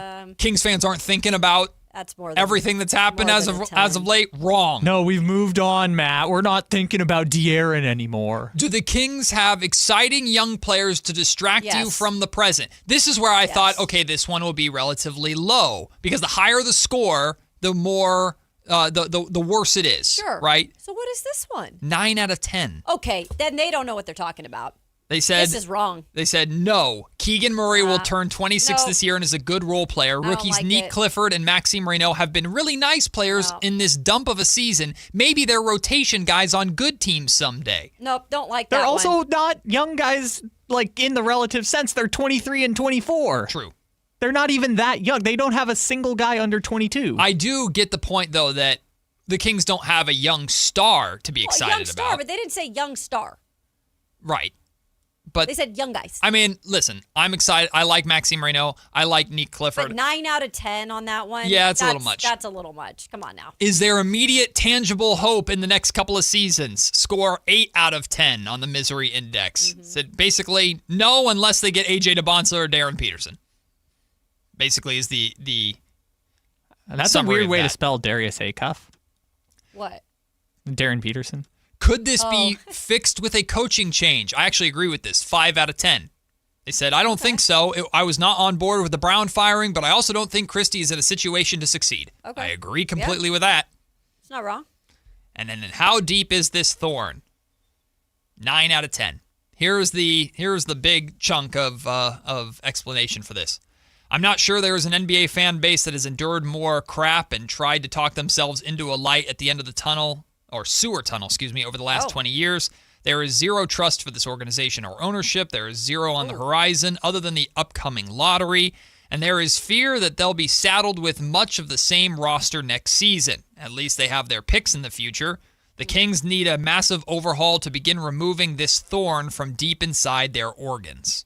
Whoa, that is very descriptive. Yeah. I mean, I'm picturing this now. It's a very deep thorn. And the reason why I think they gave him a 9 out of 10 and not a 10 out of 10 on that one is because of the draft picks they have in the future. I'm pretty sure that's the reason probably why. the saving grace. Yeah. I don't know. I don't think the Milwaukee Bucks can claim to be the most miserable fan base in the league right now. I don't either. How dare you? How dare you? I want that terrible title award. Away from we deserve it. Give us your pity. Give us your sympathy. That sash. Damn, the Kings can't even win at being miserable. Yeah. Of course, I'm being over the top intentionally with this, but interesting concept. Again, it is very recency bias based. The Mavericks won last year because of the Luka trade. Obviously, the Giannis situation in Milwaukee is very confusing, and I imagine very frustrating for Bucks fans. But y'all, he brought you a title. Mm-hmm. I think to do a one here that would add to it, I think the Memphis Grizzlies should be put in there somewhere. Yeah, they did not make the list. I do feel like they're a contender for something. Who would you bump out? Who are you knocking out of your five most miserable? That's a good point. The Pelicans, I think, because they've just been there, and it's hard to get them out of the gutter. The Pelicans at least have pieces, though. But they have pieces, right? That's what I'm saying. So I'm like, maybe the Pelicans. I think the Bulls might get knocked out simply because they're at least like moving in theory, moving in the right direction. But I don't know. I wouldn't want to be a Bulls fan. I wouldn't either. I'm not saying I want to be a Bulls fan. But if there's a team to knock out of that misery index, I suppose that top 5 to make room for Memphis, I assume it's the Bulls. I mean, Memphis getting talked about, their organization getting moved to honky tonk land, Nashville. According to Draymond. Jeez, Draymond. What is a honky tonk? It's like a bar. It's like a honky tonk, like a bar. On Okay, Broadway, so it's let's like say. a name for like a. Is that a hootenanny? Is that another version of that? That I have not heard, Kyle. That's a very curious label. I've not heard of that. That's like I think a party or a place you go to party. Okay. I don't know. Yeah, that's about right then. A honky tonk and a hootenanny. So, anyways, Memphis pretty miserable. Either way, very creative, I feel, idea to talk about struggling teams in the NBA. Also, I will say to Kayla's point also, like as much as we can debate whether the young talent is actually young talent for the Kings, imagine if you're the Bucks and try to talk yourself into AJ Green as the future. Yeah. Like they got no young talent. They do not have young talent. That that's- was one of the reasons why they... What'd they rank on that one? Did it say? Let me bring it They up. also have no they draft picks, which they should get some of those in the honest trade. Yeah, so the Bucks got a 10 out of 10 on how bad is this season, an 8 out of 10 on how frustrating recent seasons have been, 6 out of 10 on infuriating trade, 8 out of 10 on are you still thinking about them, a 10 out of 10 on do they have any exciting young players. Okay. Yep, 10 out of 10. Also a 10 out of 10, is there any immediate tangible hope? I disagree with that. The hope is you turn Giannis Antetokounmpo into a good trade package and move forward in that way. Giannis is going to get you value. The question is just what value are you going to get? But no draft picks. 7 out of 10. Well, they'll get a bunch of draft picks for Giannis. Yeah, more so their own draft picks. Like they can't tank. Correct. 7 out of 10 out of the coaching change question, Doc Rivers, and then how deep is the thorn? Just 4 out of 10. That thorn one is the big one for me, though. How deep is the thorn? How deep is your thorn? That's what that song I was thinking about. So, in a lighter mood, in hopefully people understand the fun that we're trying to have with a very silly. I don't know. Some people take things a little too seriously. Yeah, well, move on, Matt. We're past it. What? No, we're not. We're very much not. We're in a worse spot today than we were then. But Zach Harper's NBA Misery Index creative idea. I like it. Something to revisit. But let's talk about, because we've discussed like this year being a necessary evil, right? As rough as it's been, as frustrating as it's been, is this the year that truly started the rebuild that needed to happen? Did this year have to happen, the ripping off of the Band-Aid, in order to actually start to heal the wound, right? Okay. And so I thought, okay, let's explore a little bit this hypothetical best case scenario. And I started just kind of putting the pieces together and what the next couple of years look like. And So is this a 3-year plan? Rough. Well, it's not so much the plan as much as it is just let's look at how the next couple of years are going to go. Mm-hmm. And I got to a point, which you'll understand, which is the offseason next year, where I was really curious. That's where a big crossroads is for the Kings of what route they try and go. But we'll get there. So the hypothetical best case scenario for the Kings is, regardless of where they pick this year, they hit on their draft pick. If they get number 1 and take AJ's a hit. They get number 5 and take Darius Acuff Jr., Darius Acuff Jr. is a hit. Whoever it is, they hit on their draft pick. They feel good about him. He performs. He plays well right out the gate. Also this offseason, the Kings move on from one of DeRozan, LaVine, or Sabonis. If they're able to move on from 2 or all 3 of them, that's a tremendous offseason. I don't think it's going to happen. I think you're going to be lucky to move on from one of them. So let's say best case scenario, you're able to move on from one of those guys. So your remaining veterans, let's say Sabonis and LaVine. If you want to say DeRozan, let's say Sabonis and LaVine. Sure. Plus your new rookie. Okay. Plus year 2 of Maxime, Nique Clifford, Dylan Cardwell. Malik Monk could be back. Maybe he's not. Whatever group you put together. But that's essentially your core. Throw Keegan Murray and DeAndre Hunter in there too. Let's say DeAndre Hunter and Keegan Murray look fairly good together. Mm-hmm. Or they mix well with whatever rookie the Kings go out and get. Let's say that group makes it to the play-in. Let's even say they win or make it out of the play-in to either a 7th or 8th seed, only to be probably swept. Maybe they get a game in the first round of the playoffs, right? And again, I don't think this is like, again, Matt, you're saying this is supposed to be realistic. I think realistically, this is what the Kings are looking at or going for next season. Question. Yes, Kayla Anderson. So, to our colleague over here that comes in and crosstalks with us on the left, Alan Stiles. The hybrid rebuild. what I'm gathering from you is it's not necessarily purposeful that they're doing a hybrid rebuild. It's kind of like, this is what we're doing because this is what we're left with right now. Correct. And you have to kind of make it work this season. And so it could feel like a hybrid rebuild this next year, but that's not necessarily exactly what it is. It's just because you have some of these remaining big contracts that you're going to play these guys regardless. Right. It's a hybrid rebuild out of necessity. I have these players. I'm not going to be able to get rid of them. Yep. DeMar DeRozan and Zach LaVine fall off the books completely by the 2027 offseason, right? At the end of next season, Zach LaVine's done. You'll be in the last year of Domantas Sabonis' contract, or going into the last year of Domantas Sabonis' contract, right? So he's an expiring deal. Easier to move in theory.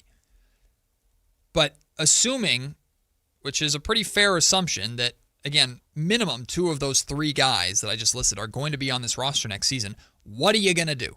Not play them? Barring an injury, knock on wood, because we've had enough of those this season to last a lifetime, it feels like. No kidding. Domantas Sabonis, if he's still a King, is going to play, and he's going to start. We'll see what that means for Max and Dillon later, or whatever rookie they draft or anything later. If Zach LaVine is still on this team, maybe, just maybe, you might convince him to take a 6-man scoring role off the bench. I highly doubt it. That'd be wild. Zach LaVine is going to be out there to score. We'll see if it's better than this season or not. But like these guys are here. They're going to play. My feeling always from when Scott Perry took over this past summer was, I got these guys under contract, and I didn't have a first round pick at the time. I traded into the first round 24 to go get Nique Clifford, but I'm going to develop these guys by also making the most out of the situation I'm in. Go out and get Russ, go out and get Dennis Schroeder, and see if we can, for a 1 or 2 year window, make some noise, maybe make the playoffs and just make the most out of this situation. I believe next season is going to be very similar in the sense of, we got these guys, we've got now a new rookie, but let's try and get this rookie and these second-year players some winning basketball experience, play these veterans alongside them, and see if we can make a playoff run via the play-in. It's not like unrealistic to say that is a more likely goal than let's lose as many games as possible. Y'all, the Kings aren't trying to lose as many games as possible now. Well, no, and we're not even saying that's guaranteed to happen next year, right? It could go wrong. It could go wrong. Honestly, well, you never, ever, ever want to deal with injuries. And I don't wish that upon any type of professional athlete. It is crazy, like this year, what you're thinking about if those certain injuries had not happened, giving runway to younger player development. Right. Like, we might be still in this boat for 2 more years trying to figure out what any of the youth was. Yeah, if let's explore that. If the Kings had stayed, for the most part, healthy, and there wasn't this excuse of we didn't have our starting lineup the entire year, the Kings are maybe a 30-win basketball team. Correct. And that's worse. Yes. Because now unless they get very lucky in the draft lottery, they're likely not getting the top pick in a very talented draft that they're now getting. So this is the draft. This is why I've been so, about get as best of draft lottery odds as possible, because this is the year to do it. It low-key fell in your lap. Because it could change. You kind of stumbled into a situation where this is a generational draft in a lot of people's minds. We'll see. Time will tell if that's true or not. Yeah. But this is a generational freshman class, and you just happen to be terrible at the right time. Okay, so go out and nail this draft. Next year's draft is considered to be significantly weaker. That doesn't mean there's not really high-end talent, but I think if you were to tell Scott Perry when he took over this job, you're going to get a top pick in next year's stacked draft and then compete for a playoff spot in the second year, and then all this money will fall off the books. I think Scott Perry would have been more excited about that concept than the concept of, okay, we're just going to have picks in the 11-12 range and compete for the play-in for 2 years. It feels better. Until this money falls off the books, right? So in a way, the best case scenario is actively happening, even though we're in the midst of a this season's painful time. You got to get through the worst, right, to get to the better. And I know you guys have heard this as Kings fans for a long time, but there was a better part of it for a short period of time for you guys. There was a better. Stop it. But wasn't good at. But I'm just making a point here. It can't be just that for a short period of time. Yeah, no, it can't be lightning in the bottle. You're building for a future of being a team that is like not consistently winning maybe a championship. That might be too far. Sustainable success. Sustainable success. You open a window where you are competing for a title and at the very least a perennial playoff team for 5-6 straight years. That's what you're trying to open the window that the San Antonio Spurs have opened. You're trying to open the window that OKC opened last year and then, maybe they opened it 2 years ago, but they won it last year, right? That's what you're trying to open is that window, and by rebuilding the right way. Sure. So again, continuing with this hypothetical best case scenario, next season is rookie plus year 2 of Max and Nique, and then plus Keegan, DeAndre Hunter, and let's say Domantas Sabonis and Zach LaVine. And maybe Russell Westbrook. Maybe you bring him back if you're able to do that. If Precious you don't get Achiuwa. a point guard, you may bring him back. Yeah, maybe you bring Precious Achiuwa. Okay, that team, hopefully led primarily by the rookies. I would not like the Kings to make the playoffs with, let's say it's AJ Debonsa. AJ's averaging 14 points per game, which is the 4th highest scorer behind LaVine, Sabonis, and Russ. Don't want to see now that I'm happen. like, that's not. But if the Kings make the play-in and Debonsa's averaging 21 points per game, great. Now we're talking here. Now you're an important contributor. You make it to the playoffs, you likely are bounced immediately in the first round, and you probably end up with, like, let's call it the 14th, 15th pick in the draft. Okay? It's not ideal. But now you're going into a summer, Kayla, where year 1 of your rookie was a success. Maybe they're a Rookie of the Year candidate. Maybe they're not. I don't know. But they're in that conversation. One of the best rookies in the league. You feel good about that's my centerpiece going forward. Zach LaVine, DeMar DeRozan are off the books, right? As of now, the Kings have only $109 million of guaranteed salary locked up on the books for that summer, that season. That's a significant compared to $199.9 million that they have going into next season. Yeah. That they'll have to figure out this summer. Yeah, they've got to make some sort of move. Right, it's a massive difference. So now you can go 3 ways. Okay. And we will explore those 3 ways in the next segment when we come back. It's Matt and Kayla, Sacktown Sports. Indeed presents hires you can't afford to get wrong, like a staff accountant at the height of tax season. Congrats, looks like the company owes, $50 in taxes. How about that? That seems low. Why only 50? Why do you care so much? It's not your money. This is a job for sponsored jobs. This is what happens when you don't sponsor your job on Indeed. Next time, get matched with quality candidates with Indeed sponsored jobs. Visit Indeed.com/hire now and sponsor your job today.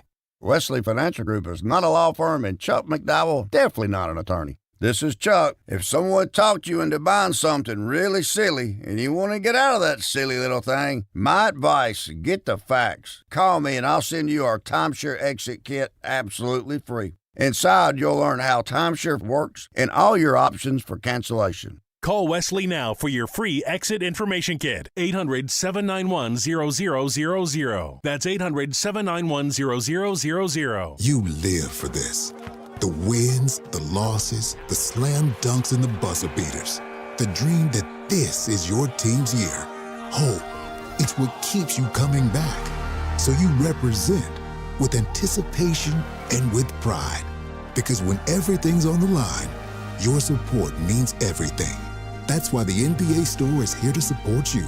Check out the largest selection of official NBA gear at NBAstore.com. A Fanatics experience. Guys, your testosterone level impacts your energy, drive, weight, hair loss, and even ED. Revive Men's Health Sacramento will check your T level for free. For your free T level check, exam, and consultation, call 916-277-8599 or visit ReviveMen'sHealth.com. You ever notice how the other guys scream about massive discounts on their Dodge, Chrysler, or Jeep Ram vehicles? Then you get to the fine print and boom, another $5,200 in mandatory ads. At Hoblet, we don't insult your intelligence. The price you see is the price you pay. No mystery add-ons, no bait and switch, no gotcha when you sit down to buy.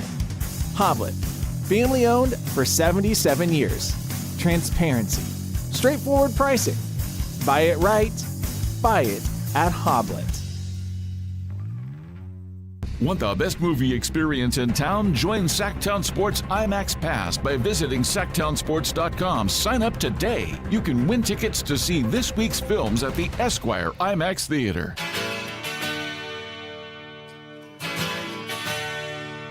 Matt and Kayla on Sacktown Sports 1140. Picking up where we left off, if you're just tuning in, we've been exploring the hypothetical best-case scenario for the Kings over the next 3 years. I'll give you a spark notes of what we've discussed already. The Kings hit in this year's draft. Wherever they pick, they draft a player that we all feel good about based off of how they play next season is going to be a core piece of the future. It's AJ DeBonsa, it's Darren Peterson, it's Cam Boozer, it's Darius Acuff Jr., it's Kingston Flemings, it's Caleb Wilson, whoever you want it to be. They draft whoever they get, and he looks like a Rookie of the Year candidate, one of the best rookies of the draft, and a star core piece of hopefully what is a perennial playoff team at the end of this rebuild. You are able to move on from one of your 3 big contracts, DeMar DeRozan, Zach LaVine, or Domantas Sabonis. Moving on from multiple of them it doesn't feel likely. And that plays a big part in what next season is going to look like. We've discussed, because you're very likely going to have 2 of those 3 guys, maybe all 3 of those guys, truthfully, on your roster still going into next season. I feel that it's in the best interest of the Sacramento Kings, or the Kings are planning on approaching next season the same way they approached this season, which is we're going to try and be as competitive as possible, except this time now we have a top rookie, and it's year 2 of Max, year 2 of Nique, year 2 of Dylan Cardwell, and we've got DeAndre Hunter and Keegan Murray now to be kind of interchangeable 3 and D forwards, right? Doesn't mean it's going to work, but again, we're talking about a hypothetical best-case scenario here. The Kings then make it to the play-in, somehow survive in the play-in. Let's say they end up as an 8th seed. They get swept by OKC in 4 games. Okay, you got playoffs, you got a little bit of playoff experience, and you end up with the 13th pick in next year's draft. Okay, that's where we left off. So now you're going into the offseason of 2027, which is what everybody has talked about. This is the point Scott Perry needs to get to. He's just been trying to buy his time over 2 years to get to this point. Because in the offseason of 2027, DeRozan off the books, LaVine off the books, Domantas Sabonis, final year of his contract. He's going into the final year. It's easier to move a 1-year deal, expiring deal. Okay, now Perry can start to cook. This is what he's been waiting for, right? Can we not do the cook thing? This is Allen Styles. Perry's time to cook. Cook sesh. So this was like a thing in Tennessee, like when Rand Carthon was the GM. It was like, oh, Rand's the cook, and they got him like the chef hat and stuff, and it turned out to be disastrous. I'm having PTSD. 2027, summer 2027, Chef Perry about to cook. That's what we're talking about here. You get to that time. You have only, as of now, and of course this would change, but as of now, you only have $109 million, and I say only, but $109 million is on the books for that summer, compared to $199.9 million that the Kings have on the books going into this summer we're about to go into, right? Massive difference. There are 3 routes that you can go at this point, and I'm very curious which of the 3 Kings fans are leaning more towards. And the reality is you can do a combination of some of them. But route number 1 is essentially you stay the course. You take that 13th pick, you draft in the teens, you hope to find a really, really good diamond in the rough player. Okay. You go into next season with now that rookie, year 2 of AJ DeBonsa or Darren Peterson or whoever the heck you want, plus year 3 of Max and all of them, last year of Domantas Sabonis' contract, blah, blah, blah. You go into that season, and more than likely, compared to last year, more than likely that season, you're probably a little bit worse because of the names that have fallen off the books. There's that route. Route number 2 is you take now the other draft assets that you have, because you, as of now, still have all the control of your future draft assets, and now you start hunting in a trade for another partner to pair with your new rookie, right? You start looking for, turns out Darius Acuff is my point guard of the future, and I absolutely love that. Domantas Sabonis is not part of the long-term future. Keegan Murray's our 3. We need a stretch 4 out there. Hey, Utah, what you doing with Lauri Markkanen? Hey, is Paolo Banchero somehow available in Orlando? These are completely hypothetical scenarios that I'm bringing up here. I have no idea if this is going to be the case. But the point is, does Perry now go star hunting? And option 3, and this is the most curious one, because this one, historically for Sacramento, has not gone well.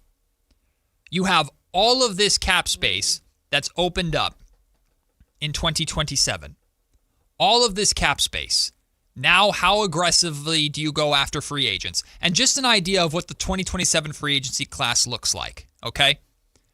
Steph Curry, Giannis Antetokounmpo, although he has a $62 million player option, he's probably going to sign a new contract with wherever he signs, but we can probably get rid of that. Anthony Davis also has a $62 million player option. Jimmy Butler, Nikola Jokic, player option. Cat, player option. Paul George, Donovan Mitchell, both player options. Unrestricted free agent Kawhi Leonard.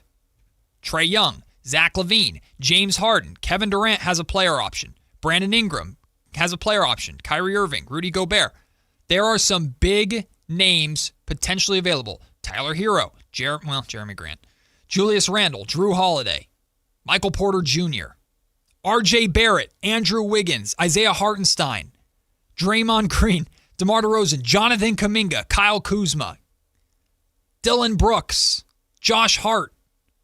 There are a ton of names in this potential free agency class. Again, some of these have player options. They may not even make it that far. They probably sign extensions. So it doesn't mean that all these players are going to be available. But 2027 is going to be a year or a time where the money falls off the books for the Sacramento Kings, and there are some potentially big fish available in free agency. Yeah. So let me get in on this. Please. So I think what Scott Perry is trying to do here, if he gets the actual chance to do it, is that he's starting and trying to build something of his own. And the reason I say that is you always need to make free agent moves of some sort. And you always need to be on the phones when it comes to draft time and possibly making moves to go up and get somebody if you truly feel like that's the guy to fit your organization. But I don't feel like Scott Perry has ever given off a desperate vibe. No. So with me saying that, option-wise, for me, I guess I could say if I'm going to be just careful and not take any chances, I guess the stay the course, draft in the teens, likely take a step back record-wise would be more of what I'm doing in that case. I don't necessarily think I'm not going to take risks, though. I think if I were going to do anything, it would maybe use your future draft assets to trade for a partner for a new star. Yeah, and it doesn't necessarily, that doesn't mean you're hunting for all stars necessarily. Right. But is there a young player that's out there or is there a player that's out there, an established player that's out there potentially that I could go out and get that now I'm pairing with my Darius Acuff or AJ DeBonce or whoever the Kings draft? Correct. That now, okay, I've got my core duo established. Keegan's probably still part of the picture. Yeah. Now, can this team compete for a playoff spot or not? Yeah, because that's more so like you're keeping it still like young and like you're having these pieces come together. That's in my eyes the free agency. The problem with that and to go get it is a lot of these guys that are free agents at that point, they're not like not able to play basketball anymore. I'm not saying that, but like they're aging, like they're older. Right. And if you want to keep on building from like the younger type of core, then I feel like that one makes the most sense. Right. If you're Scott Perry, but again, that's just me. Because the conversation has always been just get to 2027, get to 2027. Yeah. Now Scott finally has the flexibility to do things, which is good. Sure. But just because you have cap space doesn't mean you know how to properly use it. Right. And that's the part of this conversation that, look, we have to get there first. We got to get through this season that we're currently in and whatever next season's going to look like before we get to that summer of 2027. But once you get there, like what route do you go? Mm-hmm. I agree. I think after the way this season and next season are likely going to go, I don't think Scott Perry's going to be lining up to throw a bag at a 30-year-old player. It's like, no, I've had enough of that. We've had that. I'm going to get everybody on the timeline. I'm going to hunt for very, very specific players that fit a timeline that I want. But if you do somehow get the number one pick in this year's draft, you draft AJ DeBonce, and he looks every bit of the star that's ready to impact winning right away. Let's say you get Cam Boozer, and he is as close to a win now talent as you can have as a rookie. I'm like, okay, our window is potentially could be opened earlier than we thought. Again, this is purely hypothetical. Yeah. Once the Kings get to that point, it's a different type of pressure. There's a relief because you got through 2 years of those contracts and those books. You basically have finally been able to clean up the mess or just wait out the mess that you inherited. Okay, but now the real work begins in the sense of, okay, you've got this flexibility. What do you do with it? 2027 is going to be fascinating. Yeah. How you get there is important because that'll give you the context of what to do. And then once you get there, I see the text line and they're 100% right. I see the comment section. To expect now the Kings to all of a sudden have all this cap space and then to become big players in free agency, Sacramento's never been that. So if Scott Perry is expecting to do that summer, I don't have the highest of expectations for that.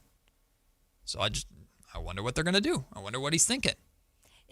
Man, the amount of times we bring up like scenarios that is purely pretty much Scott Perry and his front office having to make decisions. This is a tough. I know being a GM is a tough job, but like this is a tough job, and we lay out almost every week a new scenario of why it makes it tough. Again, don't feel sorry for Scott Perry. He took the job, but I do empathize. Is that a word? Yeah. Yeah. Sometimes I just say things on here like, is that a word? Yeah. With him in terms of what he's working with. Because it's just like there's a lot of decisions that have to be made, and all of them are going to be under a microscope, period. Because that's just how it is here. Sean Miller brings up a route that I really, really like. If the Kings take somehow 2 rookies in this year's draft, not a first-round pick and a second-round pick, but if they move back into the first round to some extent, and let's say they get Darius Acuff at 5, and then they trade for 11 or 12, and they get a forward or something that they like. Okay, now we got a young core that's forming already, and regardless of what happens with the veterans, you can let them go and then move on with that into 2027. That's something that is intriguing to me. Really quick, TC wants to jump in on the conversation. What up, TC?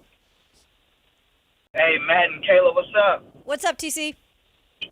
Hey, just vibing. So, hey, that's where I'm at, where Sean was at. I remember, if y'all remember, I've been calling about trading back front, and I believe that's a move that Perry are looking at. That's why it's so quiet. It's like, hey, man, wherever we fall, I think that's why the team is like, hey, man, just build these guys and start winning dubs, because wherever we fall, because I probably got another trade lined up where we're moving back in the first round. TC, appreciate the call. Yeah, I think that's definitely a route that you could go. Do we have time really quick to get William? Let's take William really quickly, too, before we go to break, because we're doing pick a side in the next segment. What up, William? Thanks for taking my call. Yes, I'm hearing you guys about the Kings. Why hasn't the Kings gotten rid of Doug Christie yet? This guy doesn't know that we need a first-round draft pick, and he's sitting here playing like he wants to win games, win.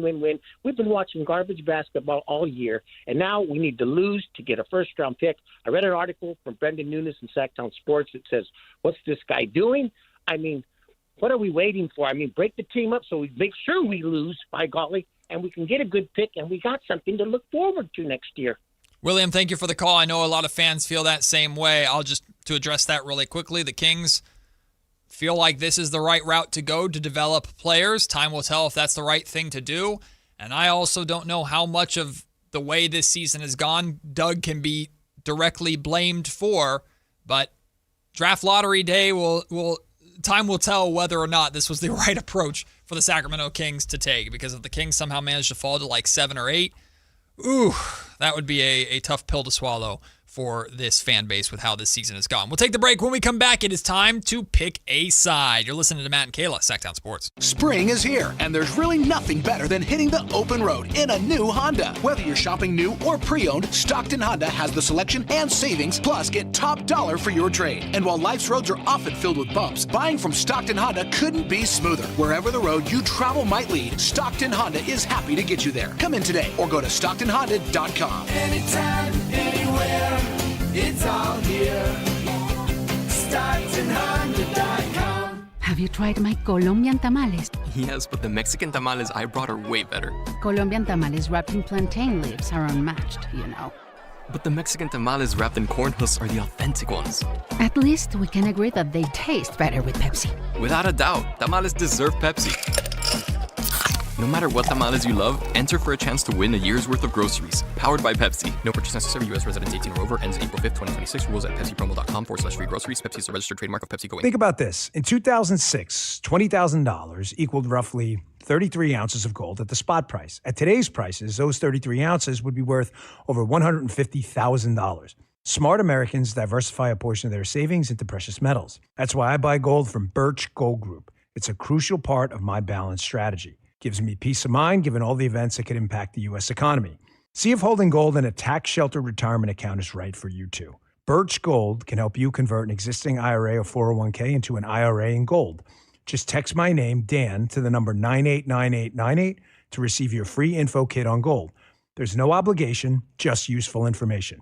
With an A-plus rating with the Better Business Bureau and tens of thousands of happy customers, let Birch Gold help you diversify with gold. Now that's peace of mind. Text Dan to 989898. Again, text my name, Dan, to the number 989898 today. Message and data rates apply. When you take the time to shop at Folsom Lake Honda, there's one thing you'll always find. Happy people ready to serve you. As a family-owned and operated dealership since 2009, customer service is our #1 priority. Our customers love doing business with us, and you will too. Looking to own or lease? During the spring sales event, drive a brand new Accord or Civic. Visit us today at FolsomLakeHonda.com, your one-stop Honda shop. Folsom Lake Honda. Contractors, remodelers, you now have a great supplier to assist you with your next project. Anova Cabinet and Stone in Sacramento. They are Northern California's best kitchen and bathroom remodeling supply store. Anova has the latest cabinet styles, a great selection of countertops, flooring, bathroom fixtures, and more. Visit their website, InovaCabinetStone.com. Take advantage of their grand opening special, a $750 in-store credit. Stop by today, Anova Cabinet and Stone in Sacramento. Baseball is back in Sacramento, and the party starts now at Sutter Health Park. Join the Sacramento Rivercats this weekend as we open the season with exciting baseball, special giveaways, and can't-miss promotions. Opening weekend is here. Grab your tickets at Rivercats.com. Pick a side, any side. It's time for Pick a Side on Matt and Kayla. KCRA 3's Sean Cunningham going to join us in the next segment at noon. He's on his way to the Bay, Oracle Park, for Giants and Yankees MLB season opener tonight. We'll talk, of course, that game. And a little bit of Kings basketball with Sean as well. But right now, guys, it's time to pick a side. All right, pick a side for Wednesday this week. First off, Ja Morant. Remember him? All those Kings fans that wanted to trade for him at the deadline. Were there many? I don't remember a lot. I would have been fine with it. I mean, depends on what they got. Ja Morant's been shut down for the season with that elbow injury. The tank is in effect for the Grizzlies. Yeah.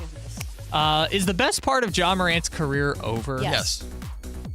Yes. You want to go first? It's absolutely over. I wish Ja Morant could have been who Ja Morant when he first got into the league was, because he is a special player. And unfortunately, situations off the court got in the way. Injuries have been an incredible part of what has put him in the position where he is now, where his own franchise that literally everyone talked about in Memphis, like that was the guy, could have ran for mayor. Like, he is now going to be traded. Like, he's not going to be with the Grizzlies much longer. And I just feel like the injuries with this guy, they're going to keep happening. And unfortunately, I feel like he's not going to ever be the same. People forget how on fire that man was, right? He makes it to the playoffs for that first time, is sensational in the playoffs. The whoop that trick Memphis Grizzlies, taking the world by storm. Tried to fight the Warriors. Going mano-a-mano with the Warriors. Massive high-flying dunks, big shots. Dude was on cloud nine, and dude was talked about as the face of the future face of NBA or USA basketball, the way Anthony Edwards is now. Dude was on fire. Injuries, stupid decisions off the court, and here you are. Especially when you are known for your athleticism, when your athleticism is the number one thing that you have going for you to deal with the injuries you've dealt with.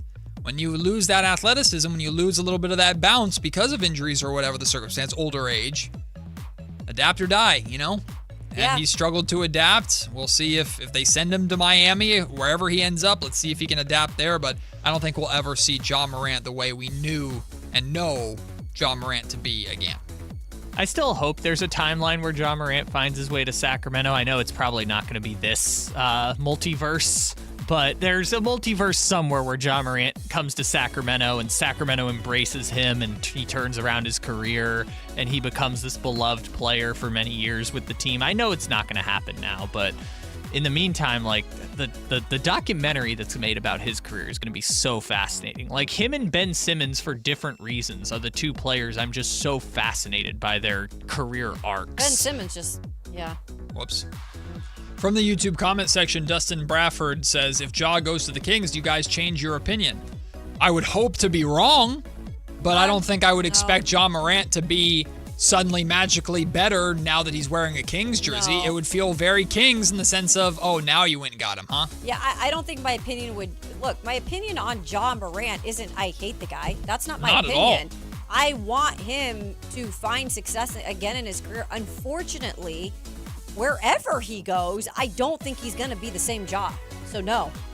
Like between the whole gun incidents and then his dad fighting Shannon Sharp courtside and him doing interviews where he's like, I'm not worried about anybody in the West, and everything that happened is so fascinating. And someone was doing a story on him one time. It's like when he was a sophomore at Murray State, he didn't think he was going to be a Division I like major college basketball player.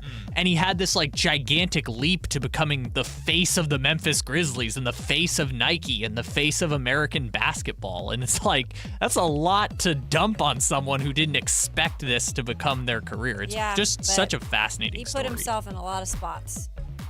Yeah, he did. It's so interesting. I can't wait for the documentary. All right, next question. Next up, Hubert Davis got fired or parted ways with North Carolina, but he got fired at North Carolina. And Jeff Goodman says that there might be an unusual name that could be the North Carolina coach, the current coach of the Chicago Bulls, Billy Donovan. The Bulls stink. We know that. He's got a lucrative contract with the Bulls right now. Reinsdorf has been very loyal to him. I think in turn he will be loyal to Reinsdorf. But, however, there are a ton of people in Billy Donovan's circle right now that have told Billy Donovan, get the hell out of there. Get out of there. You can't win with what they've given you, with what Arturas Karnisovas has given you in terms of talent. So go to Carolina and have a chance to win the whole thing again. Whoa. So should he... Well, I mean, I guess it's up to the Bulls. If he gets fired by the Bulls, should he take the North Carolina job? Well, if he gets fired by the Bulls, then yes, absolutely. I think the question is just, do you think Billy Donovan will return? Would he like to college? Just in general? Well, I mean, we're talking about UNC. So. I mean, when talking about the hypothetical situation of him leaving the Chicago Bulls to become the head coach of the University of North Carolina, I agree with members of Donovan's circle that, yeah, if you want stability, that's probably the right route to go. That's a good move to take. But I imagine going that route would basically be Billy going to the Bulls and saying, please fire me or let me go because I want to go. To which I don't know if that it wouldn't blackball him necessarily, but I don't know if he'd ever get back to the NBA again if he made a move like that. But if you want more stability and probably a better chance to win, yeah, you probably go to University of North Carolina if you can get there. I think it's interesting because University of North Carolina is clearly a blue blood, right? Everyone talks about it being one of the better schools in terms of how you can recruit and just the bloodline that goes beyond, whatever in college basketball. Mm-hmm. So Billy Donovan is 60 years old. That's not young, right? In terms of coaching. I'm not saying that's old either. However, I think he could do whatever he wanted to get out of the Bulls contract and probably wouldn't want to go back to the NBA at that point. Like, if he's going to do it, he's going to do it. And he's going to take his chance at 60 years old to go revive a UNC program who, let's all be real, makes college basketball better when it's relevant. Of course. Billy Donovan was very successful at Florida. And he can coach college basketball. The only thing that's different is NIL now. Does he want to deal with the NIL world? Look, it's a little easier at UNC. I would say Donovan would probably be able to hire people that can help him along that lines of things. So I say he goes. I say he goes back to the college game and tries to put his name on UNC and stamp that in being relevant again as a coach. I mean, he's been an NBA coach for 11 years. Yeah. Like, it doesn't feel like it's been that long, but he coached Kevin Durant on the Thunder. Yeah, That's how long. It is wild to think Billy's about. been out of the game. My stance on it is just a general sentiment, which is if you've made that much money coaching and you're 60 years old, go retire, man. Go do some television. Go sit on a beach. Go hang out with your family. You don't need to go coach North Carolina at 60 years old. We'll see. We'll see. All right, pick a side number 3. Figuring out, this has got to be a Kayla special. This is all me. What are we talking about? Figuring out dinner is the most dreaded part of the day. Yes. You had a hard time figuring out what to eat yesterday? I think this is not just me. I talked to a lot of women in particular who get frustrated with their significant other saying that they're always asked, well, you figure out dinner. No, you figure out dinner. Like, even for somebody who has to figure out dinner for themselves and their dog, this is a very difficult task, okay? I am home. I go do my workout. I take care of my dog. And the last thing I want to do is figure out what I'm eating for dinner. And sometimes, like, if I have time in a week to prepare things, that will happen. But unfortunately, right now, that's not part of the equation. So maybe that is why it's a little more difficult. But then again, it's always difficult to figure out what you're eating for dinner. I think I would say the most dreaded part of the day is actually the cleanup after dinner. Oh, really? Once I get the momentum of making dinner and then I sit down and I lose that momentum because I'm eating and I'm relaxing after eating a good meal, turning around and looking at the kitchen and seeing all the pots and pans that need to be cleaned and all the dishes that need to be done and putting away the leftovers when I just ate. Now I just want to relax and veg on the couch for the rest of the day. That's probably what it is for me. Okay. The cleanup part after dinner. I get it. Sometimes you don't need to make like a big dinner though. Sometimes you just need to make the decision of what you're eating. My wife and I have a rotating list of like dinners that we have. That's probably why it's not the most dreaded part, because you guys are proactive. That's true. When there are days that like either Britt's not home or I'm not home, or so we'll do something different and then we just have to ad lib something for my son and whoever's home. Yeah, that can be a little bit frustrating. You just look at the fridge and I've opened the pantry and just kind of stared at it, waiting for something to magically appear. And it's just like, oh, well, okay.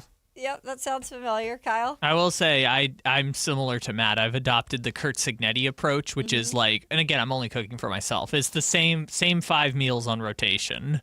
So it makes it easier to know that it's one of 5 options every day that you're working with at this point. So, look at that. By the way, for those who don't know, Kurt Signetti eats the same Chipotle bowl every single day of his life. Kurt Signetti does? That would make me like. No, he doesn't. Yes, Kurt Signetti. This is the old Steve Jobs philosophy of Steve Jobs wore the same thing every day so that, you never had to think about what you wore. Kurt Signetti limits his decision making by eating the same Chipotle order to a T every single day. Yeah, we have to rotate. To be fair, like I get the same order at different restaurants every single time that I go. Like I typically don't explore in that sense. Like if this restaurant, I know this order. Gotcha. This restaurant is this order, I'm like that and I too. very, very rarely change it up. Yeah. But we have to rotate meals out after like a month or two of having it every Monday. It's like, we're sick of it. We're tired of it. Having the same meal every day would be miserable. I'm also interested. I remember AJ Brown when he was with the Titans. He got bad food poisoning from Chipotle. Couldn't play in one of the games. I'm wondering, like, Signetti's never gotten food poisoning from, I mean, I feel like Signetti just, his body built different.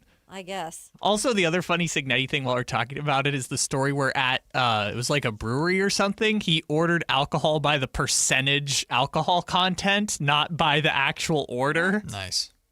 Look, Signetti is very particular, and I think more people should adopt the Signetti strategy of eating. No, absolutely not. Well, you know who's a huge fan of Chipotle? Sean Cunningham. Oh, is he? Sean Cunningham loves him some Chipotle. And Sean Cunningham from KCRA3 joins us next. en route to Oracle Park in San Francisco for Yankees-Giants tonight. We'll talk to Sean on the Matt and Kayla Show. Start of the second half of the show coming up next. Sacktown Sports. This is the story of the one. As a safety manager at a manufacturing plant, he does everything he can to keep his coworkers safe. From finding ways to reduce risks to keeping safety supplies in stock. And for that, he relies on Granger. Granger offers a broad range of quality products and next-day delivery, so he can always play it safe. Call 1-800-GRANGER, click Granger.com, or just stop by. Granger, for the ones who get it done. Cashback is not available on gas in New Jersey and Wisconsin.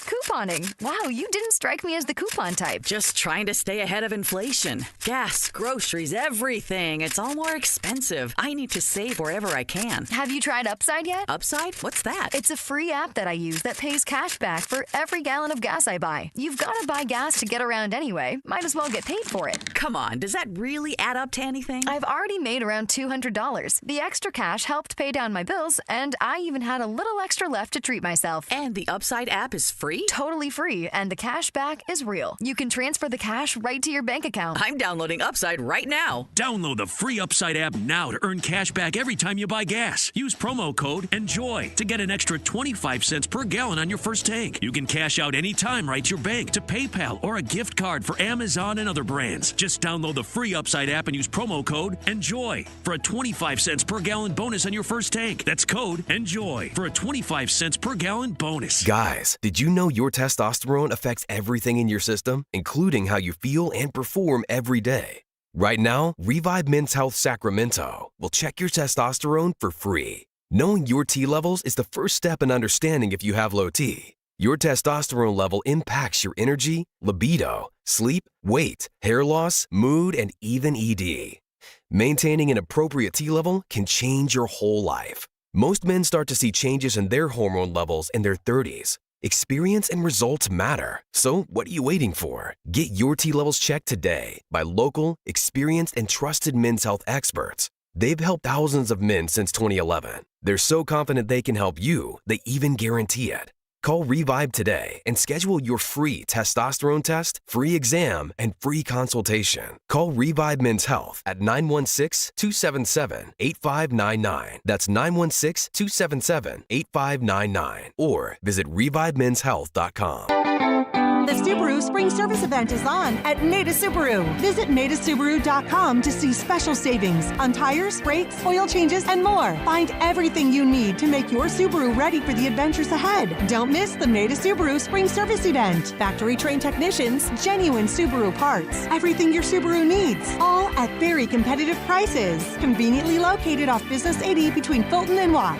See our specials or schedule service at MaidaSubaru.com. Love every mile. We all hear the radio ads about the IRS. They tell you to be afraid, to be scared, and they try to frighten you into calling. I'm not here to do that. Tax Relief Advocates is different. TRA is here to tell you that if you owe money to the IRS, whether it's $5,000, $50,000, or $500,000, we have a solution. It doesn't matter if you're sitting in your car, at work, or with your kids. No matter where you are, call now. 800-575-7098. Don't lose hope. TRA can eliminate or reduce what you owe to the IRS. Generous programs are now available that can give you a fresh start. Our passion is taxes and helping individuals fix their IRS problems. We have over 1,000 5-star reviews on Google and an A+ with the Better Business Bureau. You don't need to be afraid of the IRS any longer. End your tax nightmare today by visiting us online at TRA.com or call 800-575-7098. That's 800-575-7098. Tax Relief Advocates. Real solutions for real people. KHDK HD1 Sacramento. KYMX HD3 Sacramento. From the Power Business Technology Toshiba Studios. This is Sacktown Sports, 1140. It's time for the lunch break. Your calls, your thoughts, your segment. Call or text us at 916-339-1140. It's the lunch break on Matt and Kayla.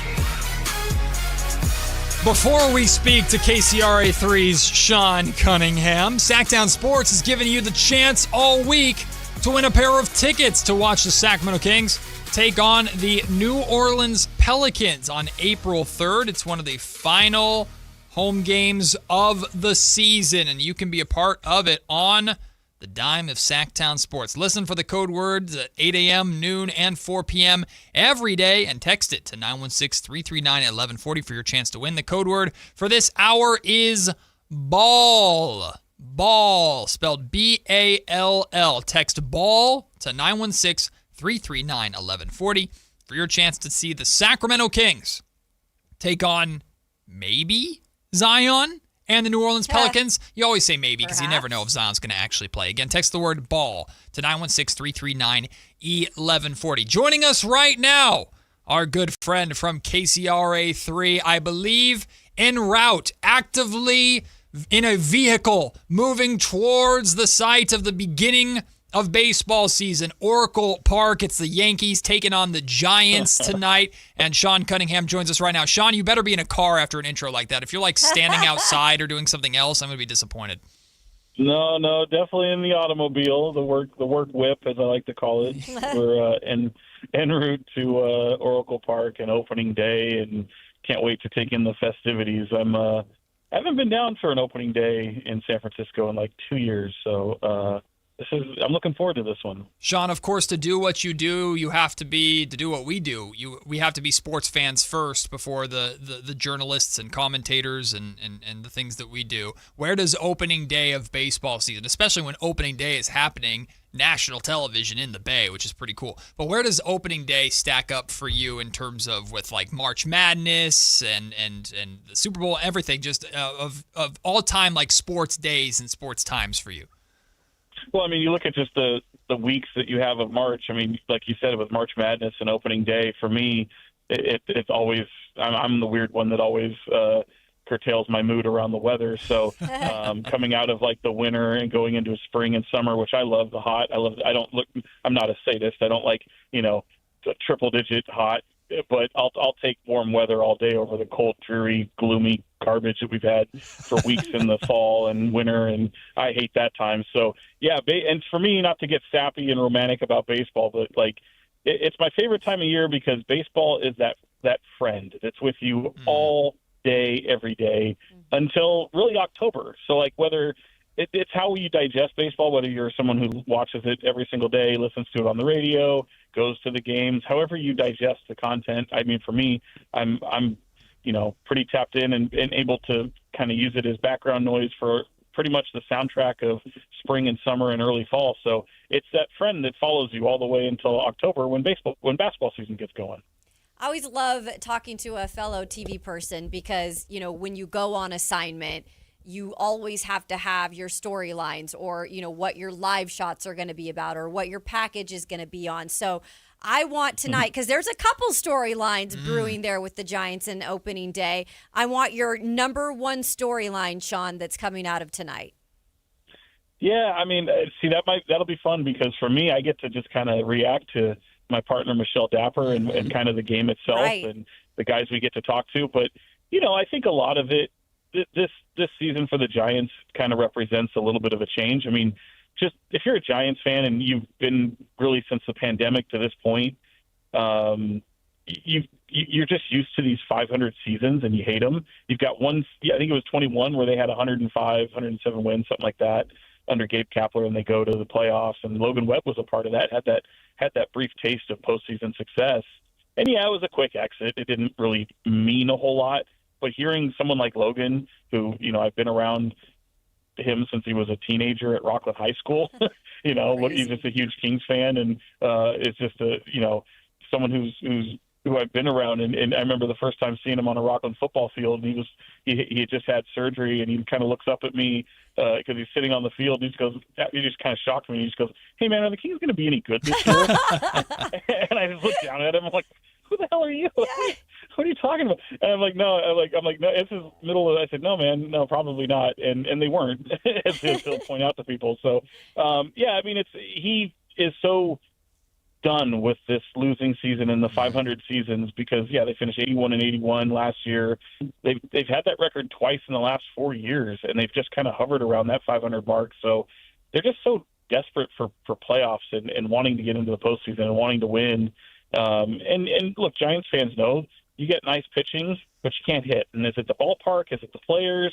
and they go out and get someone like Rafael Devers last year who put up some monster numbers. You get your first 30 home run guy in Willie Adames last year, first since Barry Bonds in 07, which is wild. And I look at this year, and it's like with the addition of Devers, there's no reason why you couldn't have maybe 2 30 home run hitters this season. I know that's being greedy, but that's coming from the lips of a Giants fan myself. So those are types of the expectations, and certainly there's question marks, but you've got a young, fresh-faced manager in Tony Vitello who comes in here and is an immediate injection of enthusiasm.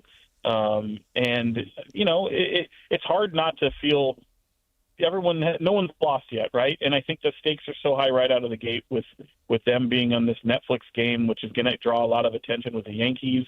Max Fried against Logan Webb as your opening day pitchers. And it's going to feel, talking to Logan just the other day, it's going to feel like a playoff atmosphere right out of the gate. And I think that bodes well for not just Logan, who just experienced some success with the World Baseball Classic, but you've got 2 guys on that team who won the World Baseball Classic with Venezuela.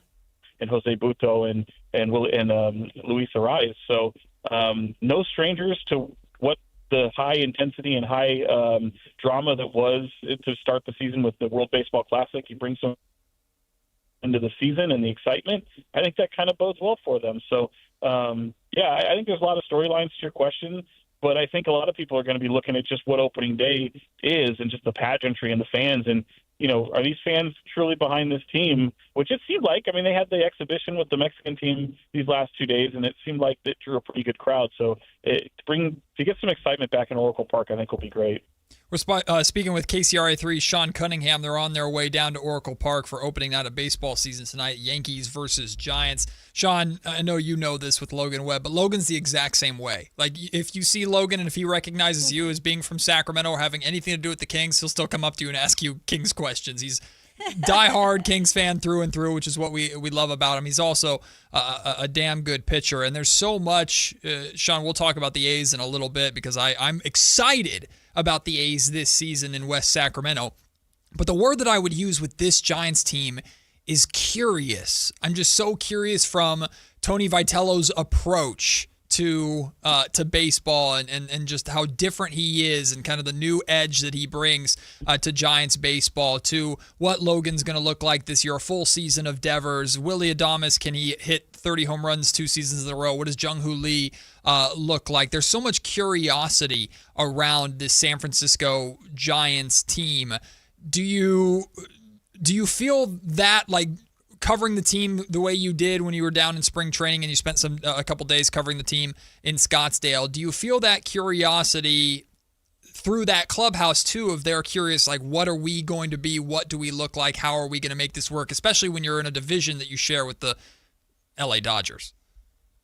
Yeah, 100%. And I think, as you mentioned with the Dodgers, I mean, I think they look at it and say, yeah, to win the division, that might be a little bit of a tall task with what the Dodgers pose, but you know, getting in as a wild card, and certainly they've won championships as a wild card team. So knowing that they've been able to do that, even a decade ago, there's guys that remember that, and you're surrounded by people in the front office and coaching staffs that have done that. And you got Buster Posey, who was a part of that and did that. And there's another Sacramento guy on this roster, and Daniel Susac.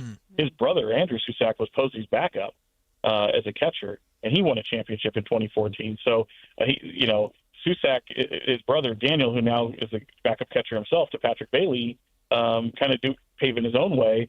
They realize that. So yeah, I think there's certainly a lot of question marks and there's expectations, and Tony Vitello brings a fresh face, but they just got to prove it, and there's no excuses. And so the pitching staff, someone like Logan will talk about, we got 5 aces, but reality, I think most people look at it and go, do you? Hayden Birdsong goes down with the Tommy John injury, and that's going to hurt certainly. So you could see another starter being added to this roster at some point. I thought maybe Lucas Giolito before he went to Atlanta might have been in the mix. I think maybe someone like Sandy Alcantara could be on the trade block, right around June or July, and I think that could maybe be something that the Giants could look to latch onto.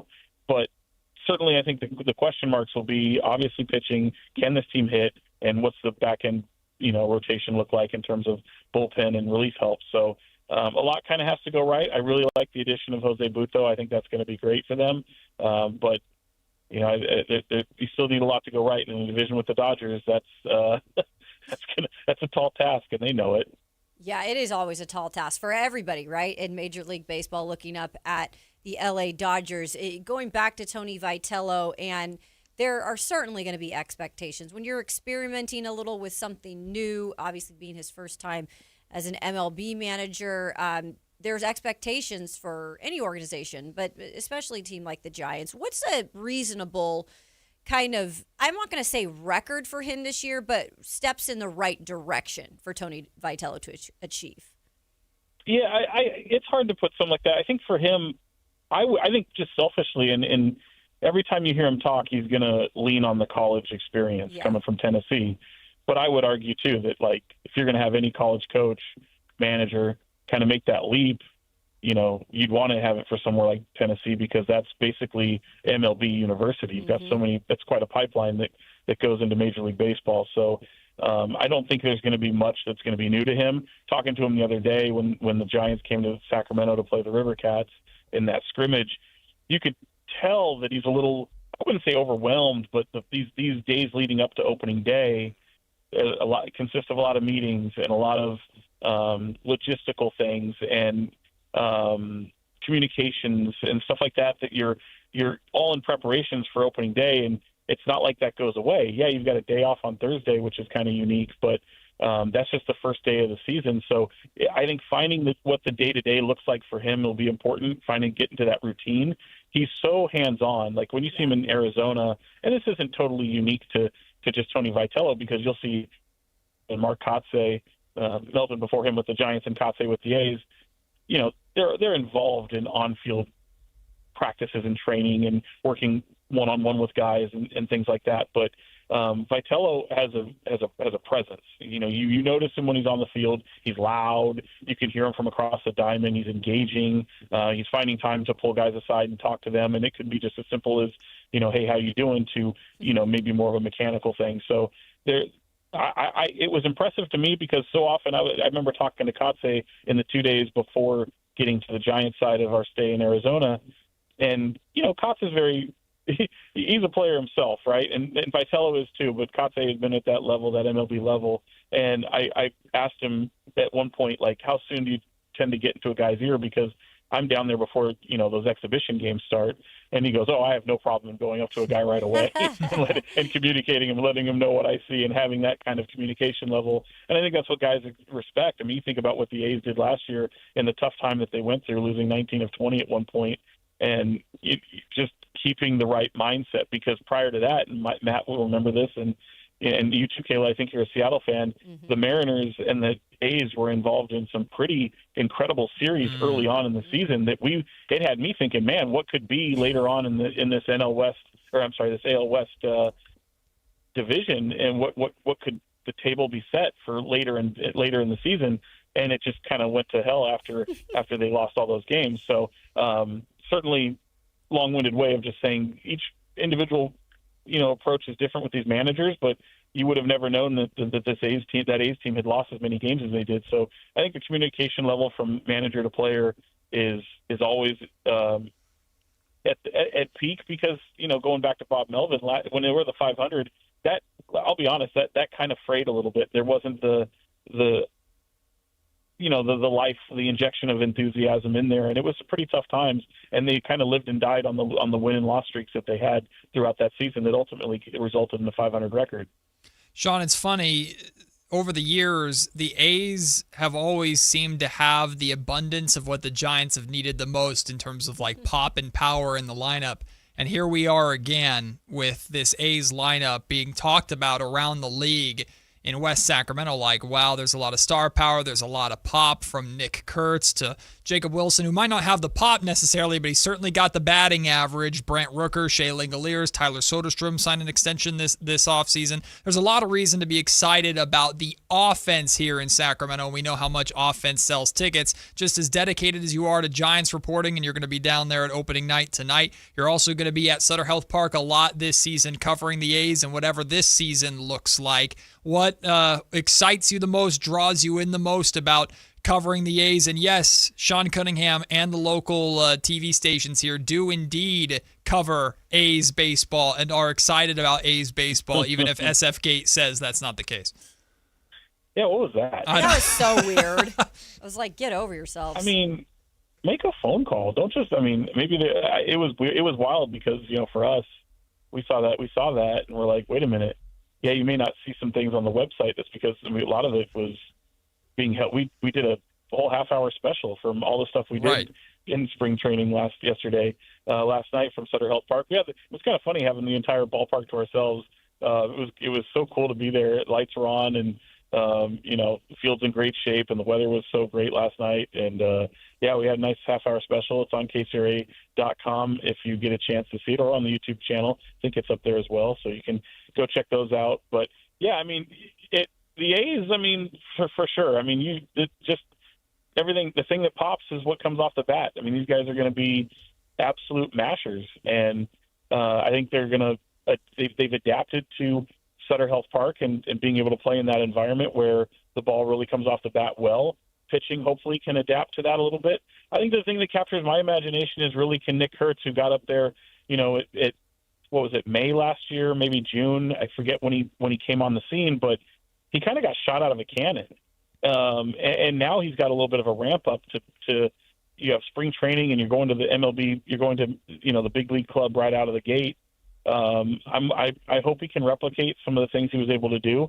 If you remember those early few weeks of last year, they were cold and they were blustery and a lot of rainy weather in Sacramento. I was having to tell people, no, this isn't Sacramento weather. This isn't normal. This is garbage. We don't like this.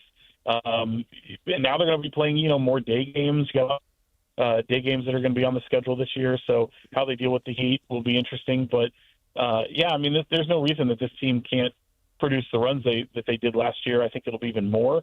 Shane Langoliers got kind of off to kind of a slow start last year, and then the bat really started to pick up for him. Mm-hmm. I mean, there's no reason this team can't have maybe 2, maybe 3 All-Stars when it's all said and done by midsummer. So Jacob Wilson, who really kind of shot out of a cannon and was in contention for a batting title at one point.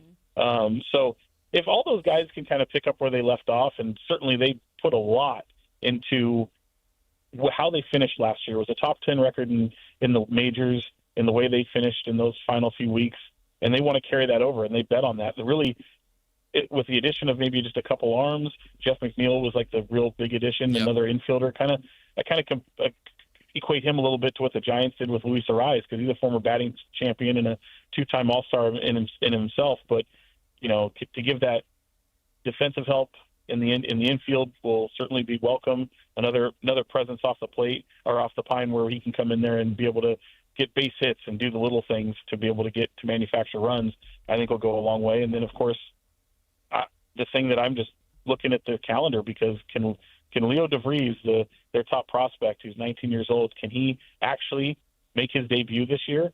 You see the numbers he put up in spring, and you just get chills if you're an A's fan, because you can see where he can certainly help this team. Obviously, he's a shortstop, so Jacob Wilson's your shortstop. You might have to get a little creative in what you do defensively, but I think it's a nice problem to have. And if you can, they've been known for adding a lot of youth into this A's club right away. These guys come in at really young ages to be able to produce and develop. I don't see why he would be any different, even if he is 19.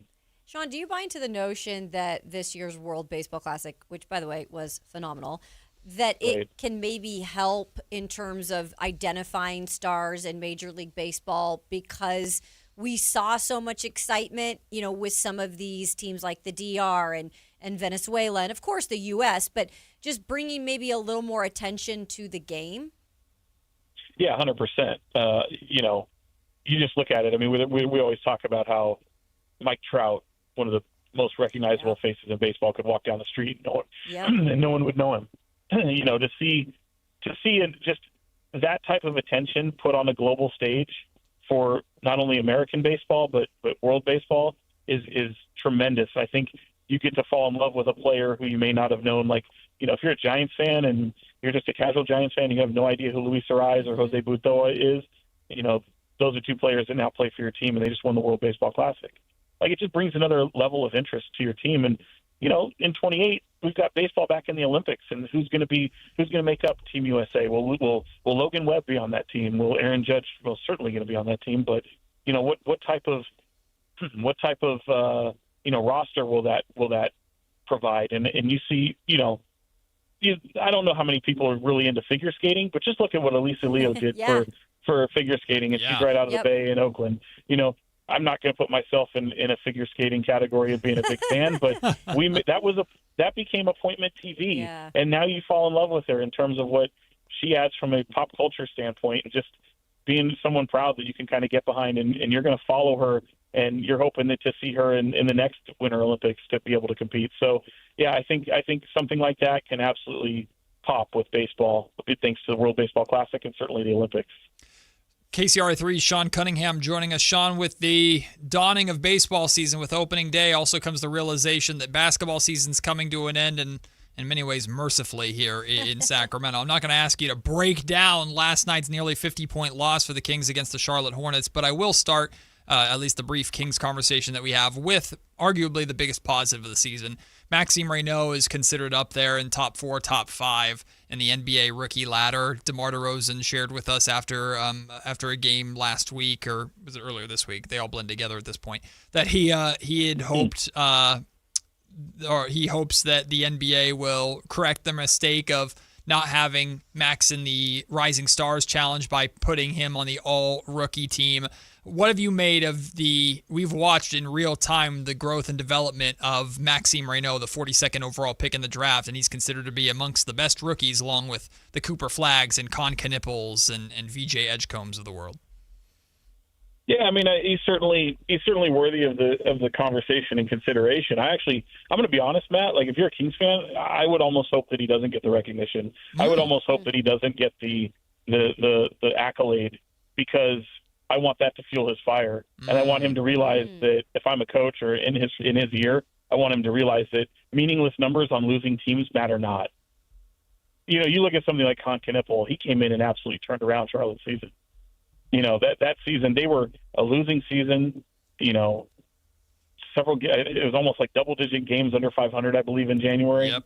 And to be able to turn around and become a playoff team with behind the back of someone like Con Knippel, that's meaningful basketball. So to me, whether he gets the accolades or not, it doesn't take away from his development. I want him to continue that fire. I want him to feel overlooked. I want him to feel overlooked as a second-round pick. It doesn't take away from his development. It's been fantastic. It's been everything and more so. It's definitely exceeded my expectations. He's got such a great touch around the rim, and he's meshed so well with his teammates. But it hasn't equated in winning.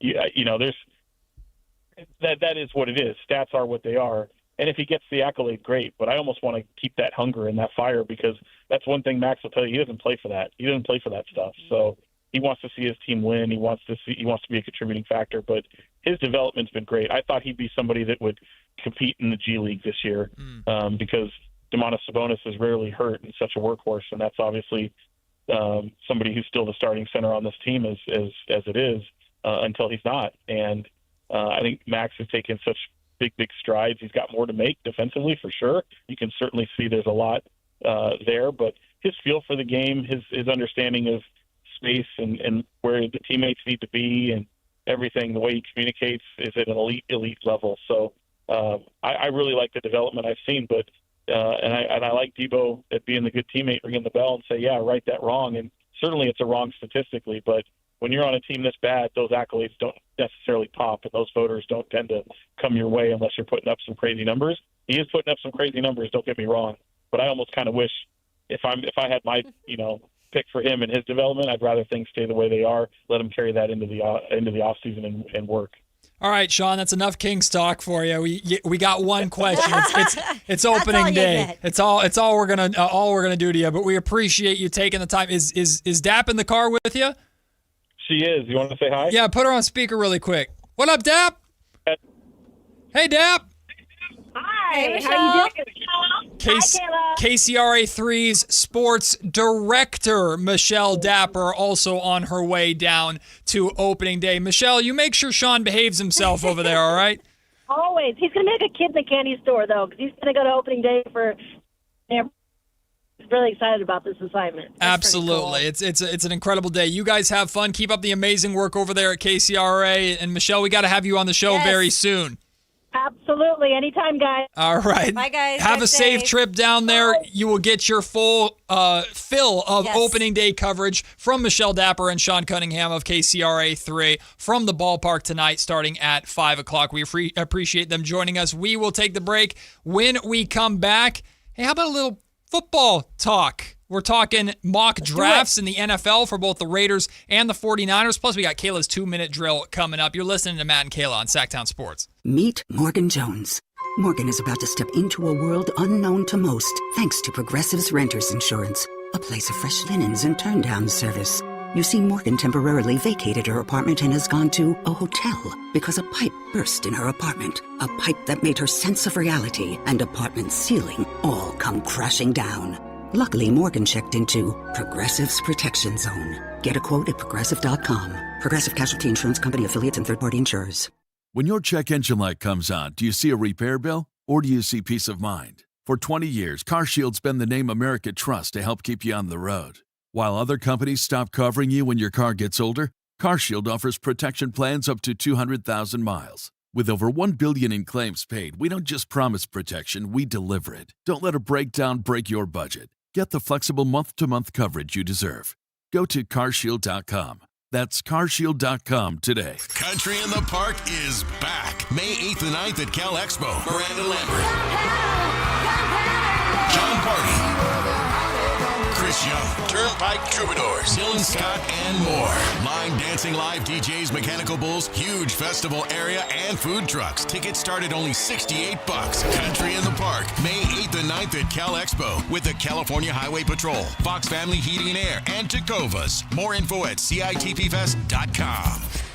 Want the best movie experience in town? Join Sacktown Sports IMAX Pass by visiting SacktownSports.com. Sign up today. You can win tickets to see this week's films at the Esquire IMAX Theater. When life calls for a little extra, a kitchen upgrade, paying off debt, or that dream vacation, Valley Strong Credit Union is here to help. With a Valley Strong home equity loan, you can tap into your home's value with competitive rates, flexible terms, and local guidance you can trust. Get approved in as little as 5 minutes, with funding in as few as 5 days. Your goals are within reach. Visit valleystrong.com to get your offer today. Valley Strong Credit Union. Grow your possibilities. Equal housing lender, NMLS number 456506. Baseball is back in Sacramento, and the party starts now at Sutter Health Park. Join the Sacramento Rivercats this weekend as we open the season with exciting baseball, special giveaways, and can't-miss promotions.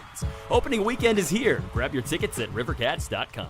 Tune in every Thursday, Friday, and Saturday for the Toyota Tahoe Report with Johnny Mosley and me, Elena, bringing you the latest weather conditions up at Tahoe. Brought to you by your local Toyota dealers. Toyota, let's go places. Sacramento! Now you got a place for all things dance. The all-new Energy 100.5 HD2. Where dance music lives. Dance vibes anytime and any place when you get the free Now 100.5 app. Or listen at 100.5 HD2. Hagen Oaks knows you can buy a driver off the shelf anywhere, but Hagen Oaks is the only place where you'll find total game fitting. The Hagen Oaks TrackMan-powered player performance studio fits clubs to your swing. King's Ballnamic Ball Fitter finds your optimum golf ball. The putter fitting studio makes you a better putter, and FootJoy's 3D foot scanner finds your correct fit. In fact, Hagen Oaks will fit you from head to toe with equipment and apparel to make you the player you want to be. It's total game fitting, and it's only at the Hagen Oaks Golf Super Shop, Fulton Avenue at the Cap City Freeway.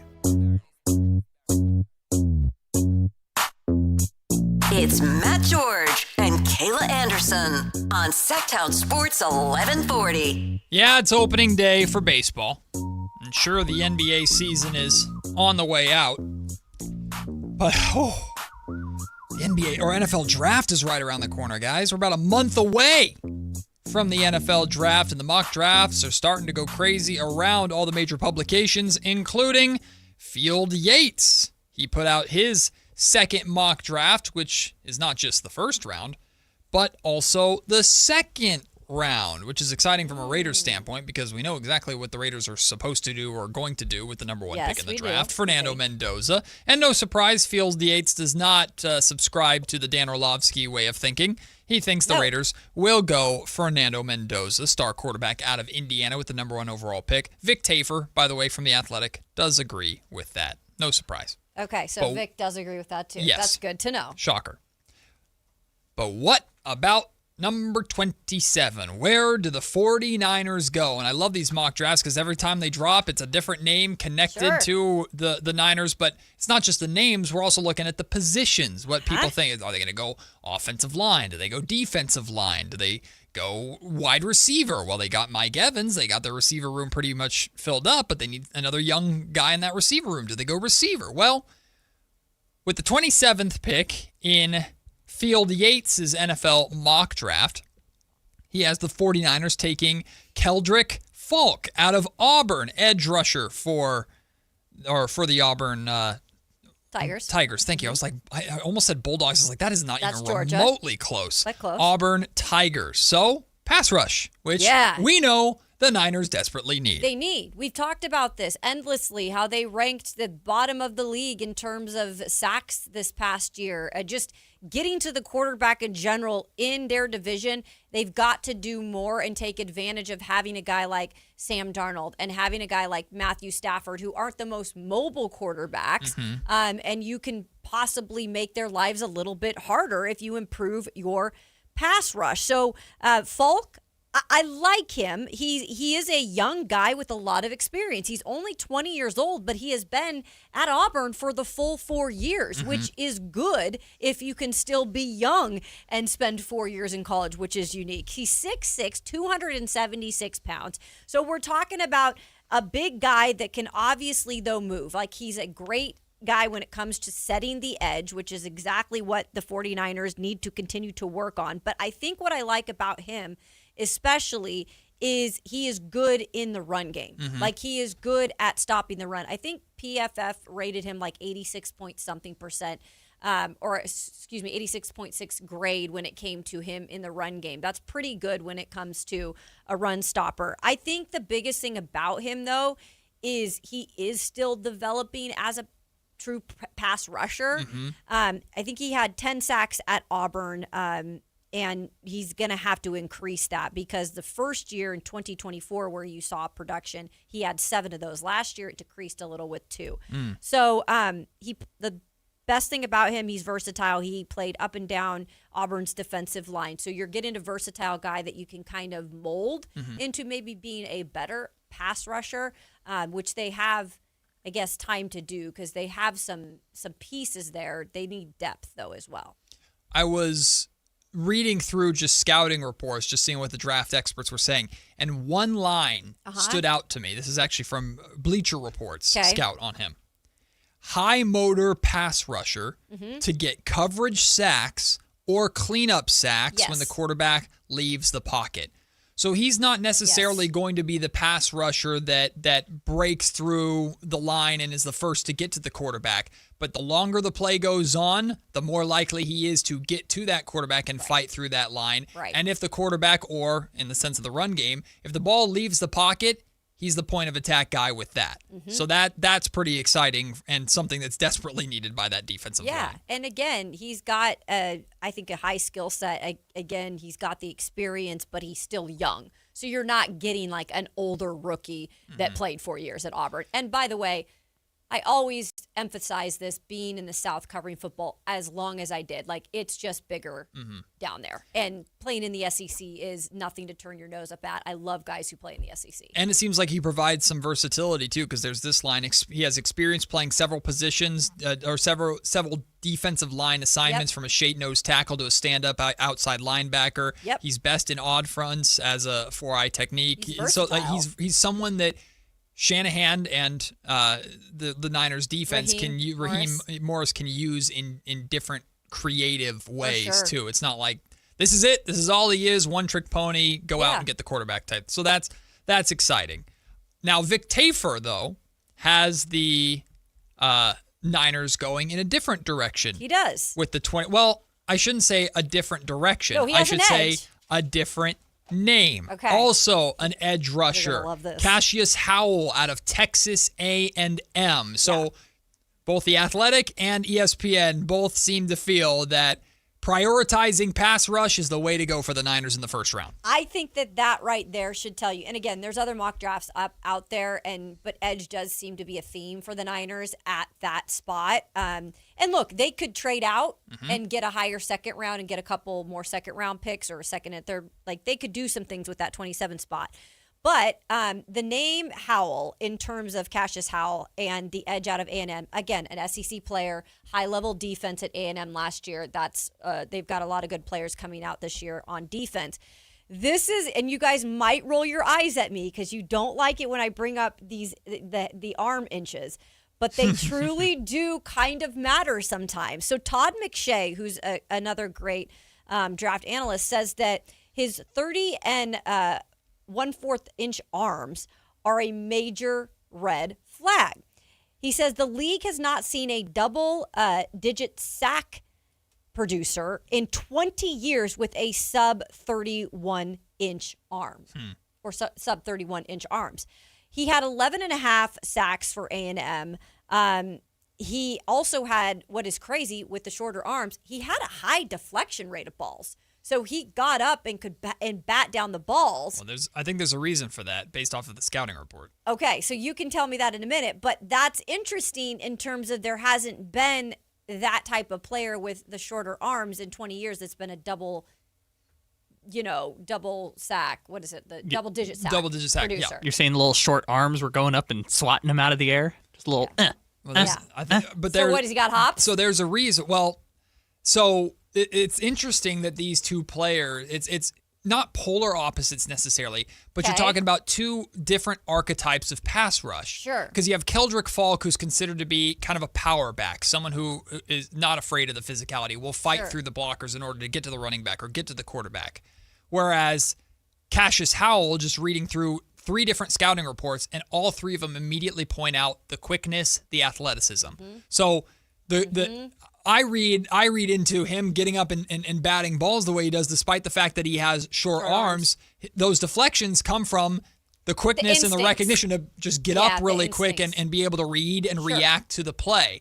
So again, you got two guys. What route do you want to go? Do you want to go with the physical, the power, or do you want to go with the quickness to get around the edge? But if he does have that quickness to get around the edge, the only problem with short arms is wrapping up the quarterback, wrapping up a defender. That's where the short arm issue comes into play. That's a true thing, because when you wrap, like you see Myles Garrett, the guy is like a pterodactyl. It's a bodysuit. It's a bodysuit. He can just zoop. Like Joey Bosa, I remember in college. That's what made him a high draft pick. Like he had that span that he could just wrap up the quarterback or a defender. Good luck bringing down Josh Allen with short arms. Like he'll just run through you, right? I mean, maybe like a Kyler Murray. Yeah. I mean, hey, if you want to play the Vikings every day of the week, poor maybe Kyler. Kyler Murray. And of course, the legs of the quarterbacks are so protected, you can't just go for the legs like you used to. So interesting. Well, let's go through the second round really quick too, because I was excited to get the second round. The Raiders, with the 36th pick,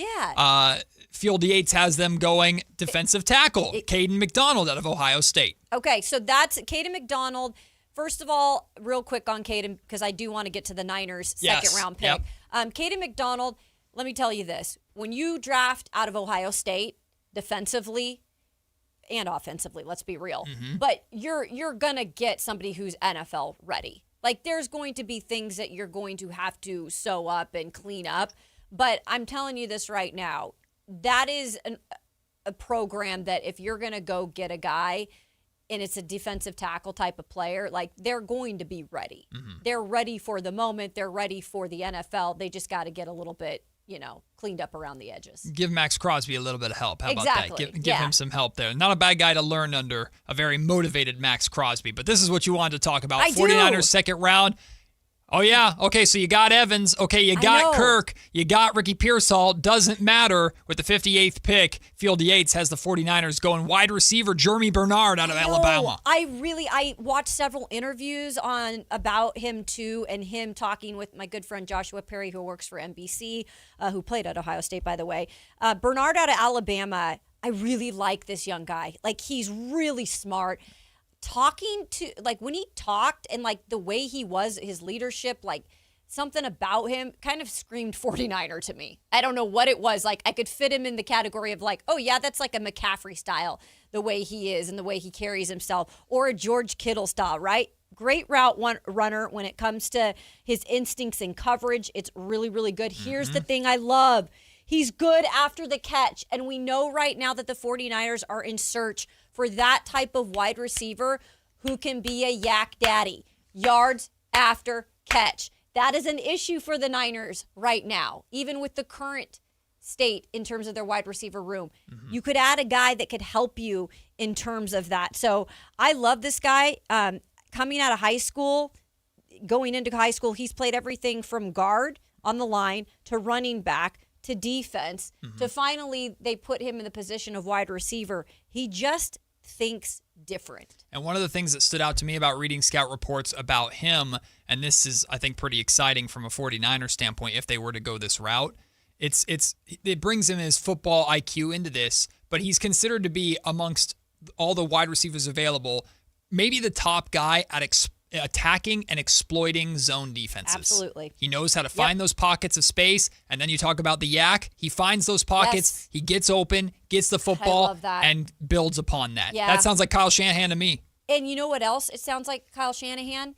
This guy can be put in whatever different. Versatile. He's creative, right? In terms of he can use Shanahan's creative brain. This, to me, is a match made in heaven. So the Niners potentially going wide receiver in the second round. We're going to keep breaking down these mock drafts as they come out. And I'm honestly more fascinated. Of course, I'm fascinated to see what the Niners do at 27. I agree with the general consensus that, hey, go edge rusher, go pass rush. You got to get to the quarterback. That should be the top priority. But once we get to those second and third rounds and the abundance of fourth round picks that the Niners have, where do they go? What do they prioritize? What holes are they trying to plug? Where are they looking to add depth?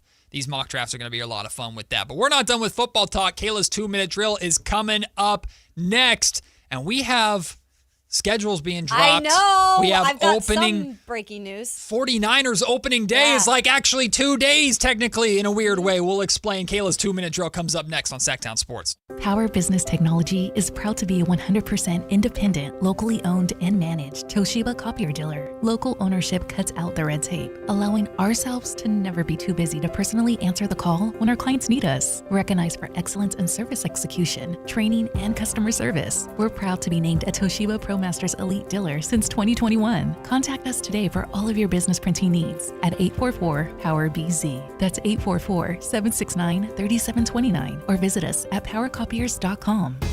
If you're serious about your golf game, then you need to know about Total Game Fitting at the Hagen Oaks Golf Super Shop. Whether it's the TrackMan-powered player performance studio for your best fit clubs, or the cutting-edge technology putter fitting studio, or the free Ballnamic ball fitter and 3D foot scanner, the Hagen Oaks Golf Super Shop offers you Total Game Fitting from head to toe with equipment and apparel. Find your advantage at the Hagen Oaks Golf Super Shop with the latest offering of new golf products in Northern California. Fulton Avenue at the Cap City Freeway. At Fisher Investments, we may seem like other money managers, but we're different. What makes you so different than the rest of us? We ensure clients receive unparalleled service at every step of the relationship. Tell me more. Our investment counselors focus on service over sales, prioritizing clients' needs. How do you make money? We don't sell any commission-based products. We have a simple management fee based on the value of our client's portfolio. So we do better when our clients do better. What about client portfolios? We get to know each client, their finances, family, health, lifestyle, and more, and then we tailor a portfolio based on their specific goals and needs. Your clients really come first then, huh? Yes, we make them a top priority. Our goal is helping them achieve a comfortable retirement. Wow, maybe we are different. At Fisher Investments, we're clearly different. Learn more at FisherInvestments.com. Investing in securities involves the risk of loss. A's fans, the 2026 season is coming fast, and single game tickets are on sale now. Be there for an exciting season packed with theme days, giveaways, and firework nights, including bobbleheads, jerseys, hats, and much more. And getting in is easier than ever. Tickets start at just $8 for select April and May games. From opening day to unforgettable summer nights, there's something for everyone at the ballpark. Get your tickets today at athletics.com/tickets and be part of the excitement this 2026 season. When your check engine light comes on, do you see a repair bill or do you see peace of mind? For 20 years, CarShield's been the name America trusts to help keep you on the road. While other companies stop covering you when your car gets older, CarShield offers protection plans up to 200,000 miles. With over $1 billion in claims paid, we don't just promise protection, we deliver it. Don't let a breakdown break your budget. Get the flexible month-to-month coverage you deserve. Go to CarShield.com. That's CarShield.com today. Hi, Flo here from Progressive. You know, life changes quickly, so it's good to have flexible coverage. Oh, you mean like adding another vehicle? Yes, that's something we can do. Great, because I was thinking about getting a van so we could just keep the kids' softball stuff in the car. Oh, we don't need to get into specifics. Just saying it's easy to change. Oh, and Hannah wants to try the tuba. Again, we don't need the specifics. Last year, she wanted to be a tap dancer, but that only lasted 2 lessons. Okay. But she kept the shoes because they are adorable. Well, just know that with Progressive, you can easily add another car to your auto insurance because we know life changes. Progressive Casualty Insurance Company and Affiliates. Capital Casino is conveniently located in downtown 411 16th Street and has been a part of the greater Sacramento area for over 20 years. They offer the best variety of games in the region in a safe and friendly environment. And there's plenty of parking, all well lit and monitored by security. Come have a great meal at the cafe and restaurant inside. Capital Casino has the best food, the best service, and the best action. But please always remember to gamble responsibly. 1-800-GAMBLER. Guys, your testosterone level impacts your energy, drive, weight, hair loss, and even ED. Revive Men's Health Sacramento will check your T level for free. For your free T level check, exam, and consultation, call 916-277-8599 or visit ReviveMen'sHealth.com. It's time for the 2-minute drill. Kayla Anderson has the ball, and she's taking us around the world of football. It's Kayla's 2-minute drill on Matt and Kayla.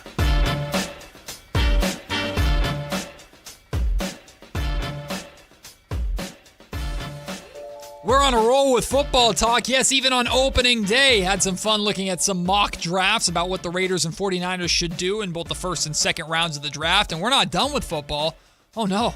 Because it's time for Kayla's 2-minute drill. Take it away. That is right. You hear the music, you know it is time for the 2-minute drill. And I have a little bit of mini breaking news before I get technically into my pillars of the 2-minute drill. Oh, okay, so, Scott Perry. Yeah, right. Adam Schefter just put down about 40 minutes ago that the 2026 NFL regular season will kick off Wednesday, September 9th at 8:20 p.m. Eastern in Seattle with the Super Bowl defending champs Seahawks. Who? The defending champs Seahawks. Oh. That is right. That will kick it all off. But the San Francisco 49ers are going to face the Los Angeles Rams in the first ever NFL regular season game in Melbourne, Australia. That's going to happen on Thursday, September 10th at approximately 8:35 p.m. Eastern. Of course, that's taking place at the Melbourne Cricket Ground. I am pumped. 2 teams we can get excited about. Well, I can get excited about, and you guys here that are Niners fans can get excited about. And this game is extra weird because it's technically being played on 2 days because it's a 5:35 Pacific kickoff for us here on Thursday. But that game is going to be played Friday morning at 10:30 in Melbourne, Australia. That's awesome. The Niners are breaking time barriers to start the season. That is actually weird to think about. It's crazy. It's like we're playing at 2 different times, but really it is one. I'm glad, that's the biggest trip of the year. I'm glad they're doing it right out the gate so the teams are rested. Yep. It's a dope way to start the season, although I imagine some Niners fans and Rams fans are going to feel a certain type of way about we're starting our season on the other side of the world, but whatever. It's cool. I mean, I think it's awesome. You're going to eat like fried crickets. You're going to see kangaroos. You might see a great white shark. Is that what you do there? I think so.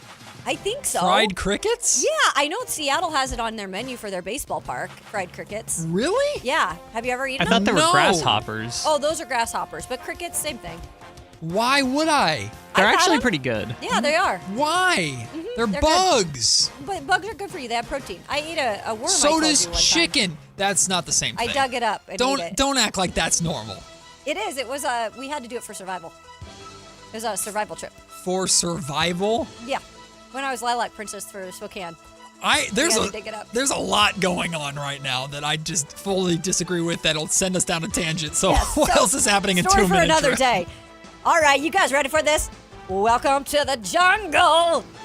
We've got Joe Flacco. There we go. Flacco enters the jungle. The 41-year-old Joe Flacco is not done yet. He should be. He agrees to.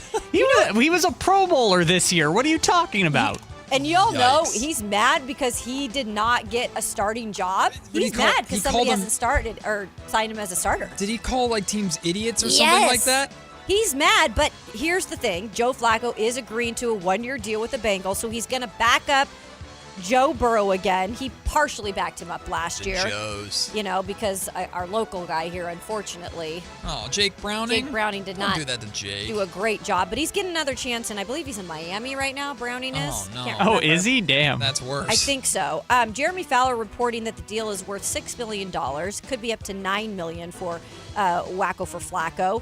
And in 6 starts in Burrow's absence last year, not bad, guys. In 9 appearances overall, 67.7% completion rating, over 1,600 yards, 13 tutties, and 4 interceptions. Welcome back, Joe Flacco. Ladies, find yourself a man that'll stick around just like Joe Flacco. Because you're going to be Wacko for Flacco, too. By the way, Jake Browning is a Buck, so I don't know if that's better or worse. Oh, that's great. Thank you, Kyle. I knew it was in Florida somewhere. That's way better. No, I think that's good. And by the way, I like Jake Browning, even though he went to UW, boo, go Cougs. I do believe he had some good moments in Cincy at times when he was a backup. Yeah. This last season was not good. His first stint was really good. It was really good. Then his second stint was not very, very good. bad. Yeah. Yeah. You want to talk about another quarterback that Sure. we might remember back in the day? His name is Zach Wilson. We might have realized that his mom is hot. Remember that was going around trending? What? Yeah, and he likes... Well, that wasn't the thing I remember about him and his mom. He likes hot moms as well. So he's now married, so that's no longer the case. Boring. But Wilson comes marching in. That is right. The Saints have added quarterback Zach Wilson to their roster. What's weird, though, is he's going to back up what was a second-round pick in Tyler Shuck. Tyler Shuck. Yes. Shuck, like shucking corn. Careful. He had a good 2024 season, though, when he was made the starter in New Orleans. But so crazy because Zach Wilson's career has been so weird. Again, is he one of those unfortunate souls that was drafted second overall in 2021 by the New York Jets that just he wilted up and never bloomed again as a starter? Because he's falling in one of those categories again. Death by Jets? That's a hashtag we need to start. Hashtag Death by Jets. I truly feel that is one. In Miami, even last year, when they benched Tua Tagovailoa, they started Quinn Ewers instead of the backup Zach Wilson. So maybe he'll get his chance if Shuck goes down, but... Give him to Kyle Shanahan. He'll turn him into something. Yeah. Highly not likely. Isn't it just kind of clear he's got an attitude problem? Like, that's kind of, like, every stop he's been to, there's been some sort of drama about he doesn't play and they don't like him. It's weird. Let me show you the TikTok sometime. I had a ton of fun with him and CJ Usmanzada CJ freaking A. I'm mixing people up here. Anyways, I interviewed them at Tight End U Camp with George Kittle. They put on that camp in Nashville. And I interviewed Zach Wilson and his tight end, I'll think of the name in a minute, after practice. And they were hilarious. They did this whole bit with me, and Zach was really nice. So I don't know. Maybe he has an attitude with other players, but he was nice. But remember, with the Jets, he got benched, and he was like, then they were going to put him back in. He's like, no, I'm not going to play. Right. And then he went to the Dolphins, and he was like, I'm mad that I'm not playing instead of Quinn Ewers. I know, and maybe it's being a second overall pick. He just can't get over the fact that he's not that, but maybe the Jets ruined him. Literally, I didn't hear anything about Zach Wilson last year except that he complained that Quinn Ewers got the start over him. Well, I might have too. I'm not going to lie. All right, Viva Las Vegas. That's how we're going to end this 2-minute drill today. NFL owners, per Adam Schefter today, are expected to select Las Vegas as the host city for Super Bowl 63 after the 2028 season. And the issue is expected to be approved by owners via vote next week at the annual league meeting in Phoenix. It is pretty much down to Atlanta and LA again. And LA just pretty much had it, or is going to have it next year. They're going to have it next year, right. So bring it back to the Strip. I covered the Super Bowl in Las Vegas. It was fantastic. Allegiant Stadium is phenomenal. The Strip is made for events like that. There's convention centers galore. It was very easy to do.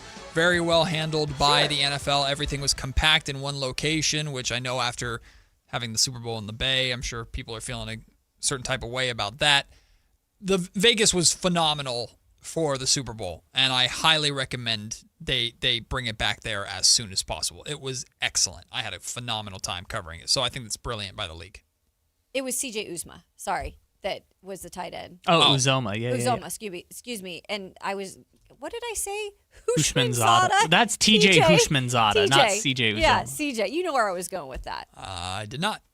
Okay. Well, I knew who T.J. Hushmanzada is. Yes. I'm glad Kyle knew. I had no clue. Oregon State. I figured you Bengal. were pronouncing it correct, and I just had no idea who you were talking about. Yeah. C.J. Uzomah is quite a pull. I haven't thought about him in many years. He's a very funny guy. We will take the break when we come back to start the final hour of the show. Earlier in the week, I shared the report about Darius Acuff Jr. and the Sacramento Kings reportedly loving him as a prospect.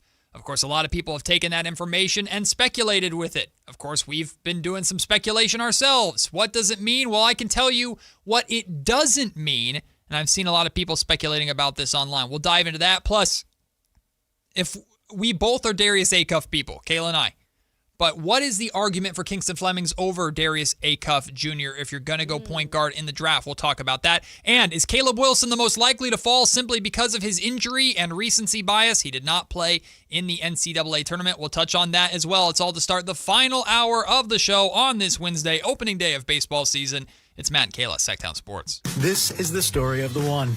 As a safety manager at a manufacturing plant, he does everything he can to keep his coworkers safe.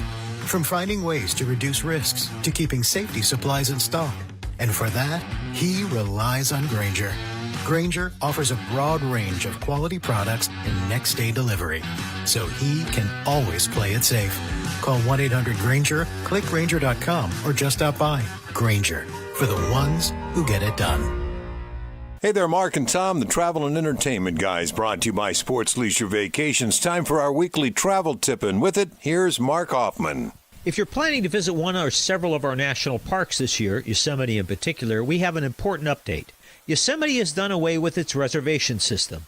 That system helped prevent long backups at the park entrances, which means getting into Yosemite could be a little more time-consuming this summer. Couple of tips. Get to the park early, like 8, 9 a.m. You'll beat all the late sleepers. For Yosemite, consider staying a night in one of the communities outside the park and getting an early start the next day. Purchase a park pass in advance online or an annual pass for all the parks. Those 62 and older can purchase a lifetime pass that will grant you entry to every national park across the U.S. Visiting national parks this summer? Our wisdom is to get up early and do your homework. More tips to make you a smarter traveler, Saturdays at 11 a.m., right here on Sacktown Sports 1140. When a person is seriously injured, there's no substitute for the personal legal relationship offered by the local NorCal firm of Ashton and Price.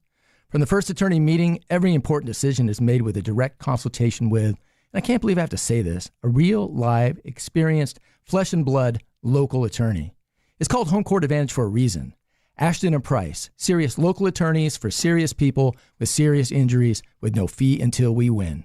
For the best local advice, don't think twice. Call Ashton and Price.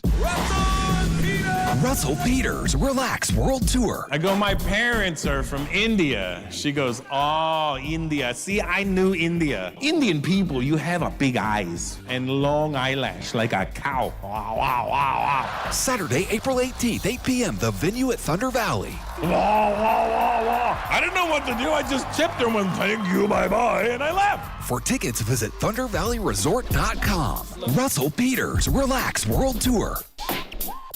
Contractors, remodelers, you now have a great supplier to assist you with your next project. Anova Cabinet and Stone in Sacramento. They are Northern California's best kitchen and bathroom remodeling supply store. Anova has the latest cabinet styles, a great selection of countertops, flooring, bathroom fixtures, and more. Visit their website, InovaCabinetStone.com. Take advantage of their grand opening special, a $750 in-store credit. Stop by today, Anova Cabinet and Stone in Sacramento.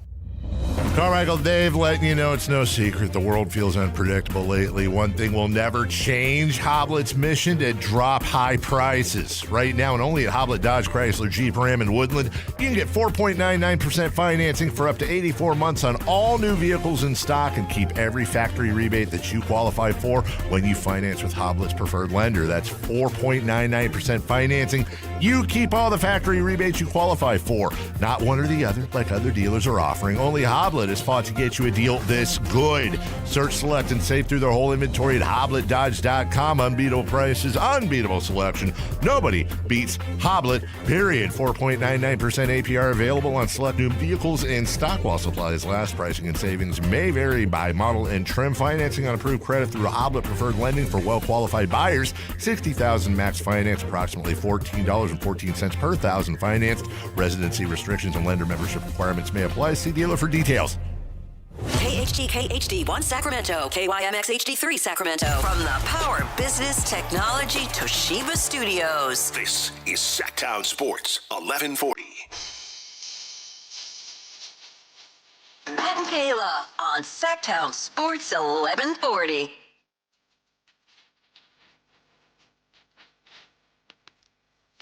I have wondered where the NCAA tournament has been. Saw where you go with that. Saw where you went with that. No? I liked that. I did too. The board just was being rude. Man, the board? I'm going to take a baseball bat to the board. Oh, no. She's hungry again. Here, have my Cheez-Its. Quick. She's getting violent. This is literally like Matt getting bullied at the lunch table as a kid. Here, just take my lunch money. She's getting violent. Here, give her snacks. I did take lunch money sometimes. Of course you did. You are... Of course you did. You are a bad person. Kayla is 1,000% a bully in high school. 1,000%. No, I did get bullied in high school. You got bullied? I got called spider legs. I had to defend myself. I don't understand. Does that mean you have a really lot of skinny, legs? No, I have. Well, yes, that too. How many fights did you get in high school? No fights in high school. What? No fights in high school. Spider legs didn't get any fights? No. Spindly legs.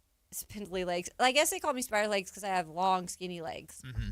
And I'm sure at the time my kneecaps were bigger than my legs. You know. Wow, you really thought about that. That was not the route that I would go. It stuck with me all these years. What's wrong with my kneecaps? Yeah. So then you turned to a life of bullying yourself. So someone called you... No, that was in like grade school when I took lunch money. From a boy? Oh, yeah. Always. Always a boy. Never a girl. Now, did you like bully it from him, or were you just... No, I probably pinched him or something. I did get in trouble for scratching somebody on the playground once. I mean, haven't we all? Yeah, right? Plus, it was probably only like 50 cents or something like that. Of course. That's what lunch was back in the day, wasn't it? 50 cents? Back in Whitey's day, it was just a nickel. That's true. I can't even buy a Cheez-It for 50 cents nowadays. That's true. Honestly, a box of Cheez-Its now costs you a mortgage. Okay, let's okay, boomers, let's chill a little bit with it's a box of Cheez-Its costs a mortgage. It damn near does. It's like $6. Yeah, a mortgage. $6 used to buy you a 4-bedroom house. That's right. Preach. Back in the day. Back in Whitey's day. Back in the day when houses were made out of straw. Back in the day. Was that your old man? Was that your Whitey impression? No, not Whitey. Just old people. Just old people. Whitey's not old. Well, you have to put your teeth behind your. There you go. Oh God! Oh, I don't like that at all. Want to try and make that sound again, Kayla? No. Well, you have to put your teeth outside. That's your Bane from Batman. Now you're Old Man Bane. Old Man Bane. Yes, Batman. Let me tell you something, Batman. Anyway.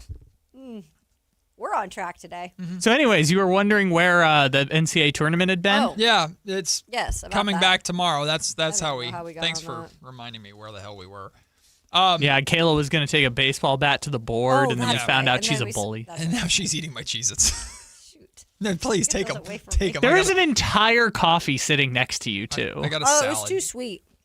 You made it. No, Dutch Brothers made it. Yeah, Dutch Brothers is always too sweet. I love Dutch Brothers, but this one... Why are you calling it Dutch Brothers? Dutch Bros. Dutch Bros. It's Dutch Bros.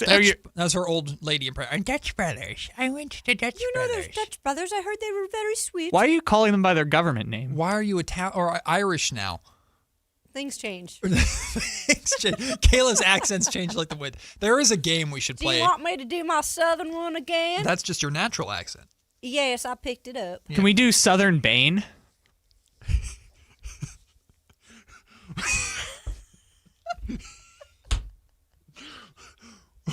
Come on, Matt. Come on, Matt. I gotta get it out. You can do it. You can do Get it. it out. I gotta get it out. Oh my god. You gotta get it out. Hold on. God. I'm sorry. It's gonna be terrible now. Just do it. We're now Batman. Little too muffled. Little too muffled. I know we it couldn't is too hear muffled. Sorry. No, that's just That's cat calling Bane. That's an old lady in a cellar. No, that's like cat calling. Like Yoo-hoo, Batman. Come on over here, Batman. That's my cup of tea with a little sweetener in it. Now, can you say spider legs, but in that accent? You know, back in the day, they called me spider legs. 'Cause my kneecaps were too big. They probably still are. Let's be real. You and these kneecaps. We found what Kayla is uncomfortable about, her kneecaps. Kayla is apparently. insecure So about the that's why I just need to be Tanya Harding. Or someone needs to Tanya Harding. What does that mean? Remember Nancy Kerrigan? No. No. Wait, do you not know what this is, Matt? No, I don't know Okay, what's Google Nancy Kerrigan, Kerrigan. Tanya Harding incident. Yeah. Oh, no. This is one of the most famous, like, pop culture sporting moments. Yeah, they made the whole movie about it. I Am Tanya. Mm-hmm. They made a 30 for 30 about it. Nancy Kerrigan, Tanya Harding. Kneecaps. Well, just incident. just read it. Just read it. I don't want to give away too much. I can't believe that. Okay, I'm excited. It was a melodrama that started in Detroit with the kneecapping of Olympic gold medal frontrunner Nancy Kerrigan. This is terrible. Are you on Wikipedia? No, I was just look up. There's an ESPN article. Just look up the Wikipedia for it. I just Googled it and I don't see the Wikipedia. That was there. crazy, Kayla. You're like, I need someone to Tanya Harding me, and that's gonna solve the problem. No, I don't know this. And I don't know Okay, why. so Nancy Kerrigan and Tanya Harding were the two famous Olympic figure skaters. Oh, in the I have 90s. seen this. Yep, I've seen this. Okay. Didn't ring a bell, Very but famous. I just saw a little bit of the clip, and yep. So Tanya Harding's husband hired a hitman to break Nancy Kerrigan's knees. Dwayne in the YouTube chat is so funny. He goes, "Why?" That's what Kerrigan. Yeah, Nancy Kerrigan yelled. It was on camera too. That was not nice of Kerrigan. Yeah, I didn't. It didn't ring a bell, but now I remember it. Yeah. Whoops. So, anyways, Kayla wants someone to Tanya Harding her kneecaps. No, I do not. Do not put that out there. You said it. I did not. You said someone needs to Tanya Harding you, which is not correct. No. Then you would be doing the hitting on someone else. How do I escape this? How do I get out of this? What were we talking about? Acuff? Oh, Yeah, my guy. We were gonna try to talk about Darius Acuff Jr. The whole point of that rejoiner was the gap with the NCAA tournament has been too long. Too many days with no NCAA basketball, but it returns tomorrow, thankfully. Let's go. And Darius Acuff Jr. and the Arkansas Razorbacks will try to upset the powerhouse Arizona and see if they can defeat them in the SAP Center in San Jose. So we're excited about that game. But earlier in the week, I shared a report about the Kings' interest in Darius Acuff Jr. I had a conversation with someone, a trusted source, and they told me that the Kings are very high on Darius Acuff Jr. The word love even came up. They love Darius Acuff Jr. Now, this doesn't mean that he's number one on their board, but the reason why it stood out to me specifically was because I've gotten only one response, or I've gotten a response like that only about one other prospect when asking about different prospects that the Kings might be interested in. That other prospect was AJ DeBonsa, and that was months ago. So, of course, that report comes out, and all we can do is speculate based off of that, because what I don't have is where on their board specifically he is, if they look at him as like that next tier, if they don't get like the top 1 or 2 or 3 picks, Acuff is high on their board for that next tier at 4 or 5. Right, I don't know. We can only fill in the dots. Speculating about stuff like that. Yeah, I get. Fill in the blank. No, you're right. You can fill in dots. Yeah, you fill in dots. You know, like an old for sure. Scantron. Yes. Did you ever have those Scantron tests, Kyle? Yes. Yeah, those they do still have those. Yeah, those suck. I didn't like those. Scantrons. Fill in the dot. But then you have to do it with a specific pencil, and then they run it through the machine, and then you get a little pink dash, and you don't know if the pink dash means you got it right or wrong. Yep. Yeah.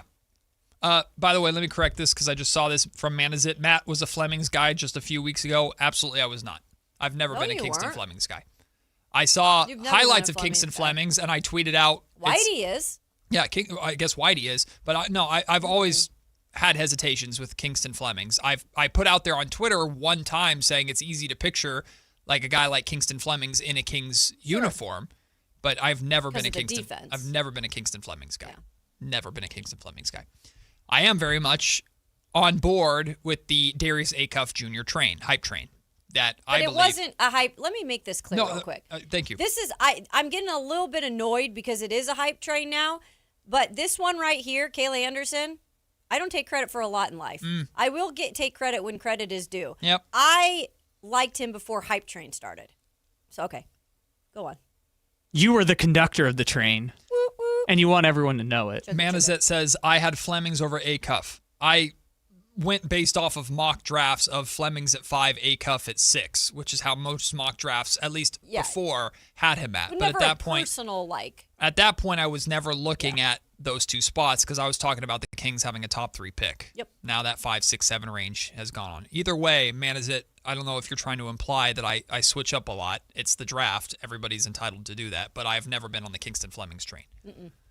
Regardless, a lot of people have speculated based off of that report. We've speculated on this show. Okay, what does that mean? Where do the Kings think? Where does Acuff fit on the Kings board? What does that mean that they love him? I probably imagine like certain elements of every single one of these top prospects in this super deep draft.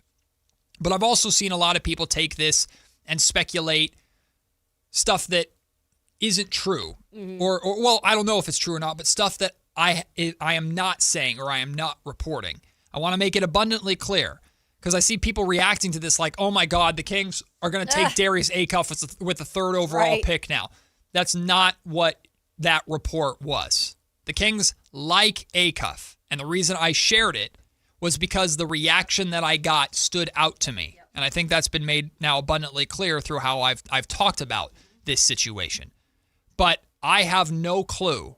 None of us have any clue where the Kings have Acuff on their board. I wanted to make sure to clarify that because there was a lot of conversation happening on social media over the last couple of days already doom and glooming this idea of Darius Acuff as if the Kings were planning on taking him number 1 overall. I don't believe that is the case. Can I add to that too? Please. The reason why I believe this is what you told me.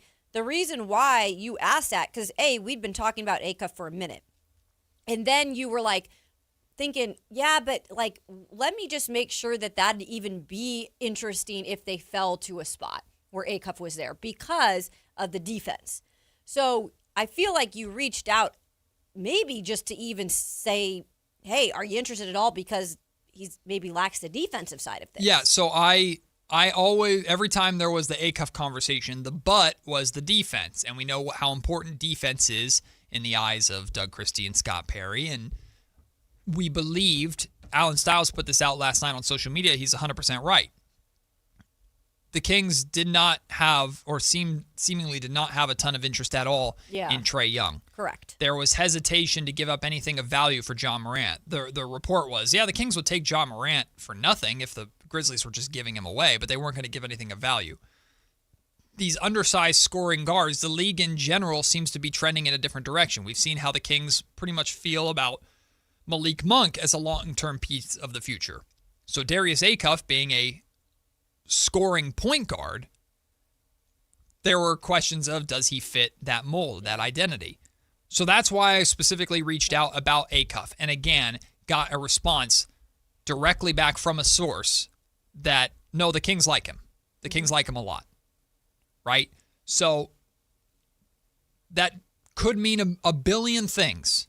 And I can only, I'm asking follow-up questions. I asked what I asked, didn't get anywhere with where they were. Sure. Felt comfortable sharing what ultimately I felt comfortable sharing. Yeah. But clearly, with Acuff, there's not a concern, or the concern about the defense or him being an undersized point guard is not as big in Sacramento. If this report is to be trusted, which, again, I have full faith in it, then it's not as big of a deal as we thought, which to me provides us with information, because maybe that changes how we talk about Kingston Flemings. Sure. Maybe that changes how we talk about Darren Peterson. You don't know, because if it were me, if I were the general manager of the Sacramento Kings, I would be prioritizing two things: upside, aka the highest ceiling possible, and size, because the Kings have desperately needed that. That's why I'm all aboard on the AJ DeBonsa train. But if that's Caleb Wilson for you, bang. If that's Cam Boozer for you, bang. That's always where I've been. Guards have been secondary because of those reasons. And to hear, there's the Kings love Darius Acuff as a guard prospect, potentially the top point guard in the draft in their mind, and this is considered to be a very talented point guard draft. That stands out to me. It's so hard to pick and choose, like, in the NBA the way the draft is, because it's not like the NFL. Like, you are pretty much, unless you do a trade, you are pretty much like in this spot, this spot, this spot, this spot. You know where you're going. So you can make a board, and obviously things can change of who's above you, but you know you're picking number one unless you want to trade out, or this unless you want to trade up. So it's hard because it's like, I think AJ is probably the best for the Kings right now, but he's going to go number one overall. And if they don't have the number one overall pick, like, who's next on your board? You know, like, we don't know where they're falling, though. They could fall all the way down to, what are we at this point? Can they fall all the way down to, is it 8? Yeah, 8 is the furthest they could fall right now. Okay. There's a lot there. 7 or 8 would be pretty catastrophic. I think so, too. 6 you could probably salvage. 7 or 8 would be pretty catastrophic in my mind. No, not to be disrespectful to those players. I know there is talent at that range. Sure. But missing out on the top 5, arguably top 6 names, would be pretty tough for this Kings team this year. And you're not getting Acuff in that spot either now. Yeah, no way. I don't think Darius Acuff is going past 5. 6 is the lowest I think Darius Acuff is going, unless something changes. And that kind of feeds into the next thing that we're talking about, which is who's the best point guard in this draft. Okay. Because it's always seemed to be Kingston Flemings versus Darius Acuff Jr. And for the most part, until recently, I think Flemings has gotten that nod. Flemings has been the guy you see taken 5th on most mock drafts. In my mind, Kingston Flemings is probably the best well-rounded point guard in the draft.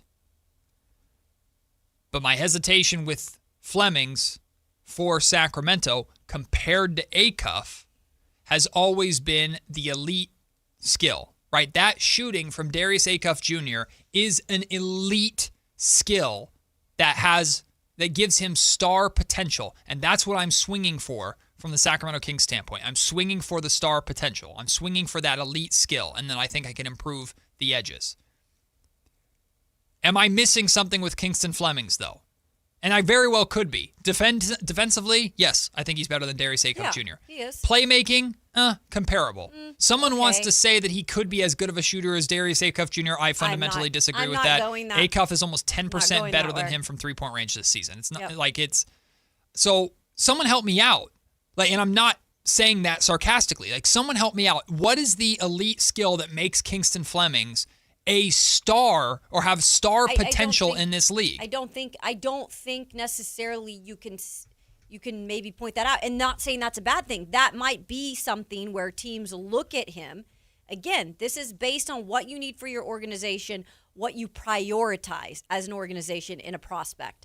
And some teams might prioritize a well-rounded guard that might be maybe an inch taller than Acuff. I don't even know, probably an inch taller. A little bit bigger, yeah. But he's not an above average guard by any means. No, he's not like a 6'5", 6'6" ball handler. So a team might look at a more well-rounded, because you have the defense added to this whole picture, because the only thing Acuff is missing, which again, a team could say that's a no for me because he doesn't play good defense. That could be a deciding factor for one team, that another team is like, I don't care. I take the upside. Another team with Acuff, might just like the fact that he is well-rounded, but he doesn't do one thing extremely well. Because I don't necessarily think he does. We've got Jacob on the line who wants to jump in on Kingston Flemings. What up, Jacob? Hey, man. I just heard you were questioning what Kingston Flemings was elite at. He's got an elite first step. Like, when I watch him, it reminds me a lot of De'Aaron Fox. And I'm not going to, kind of like Derrick Rose light as far as quickness to the basket. So I just wanted to touch up on that. Jacob, thanks for the call. Yeah, no, I mean, it hasn't stood out to me necessarily, and that is important. Sure. Don't get me wrong. But is anyone talking about Kingston Flemings as the fastest player in the draft? I haven't heard that.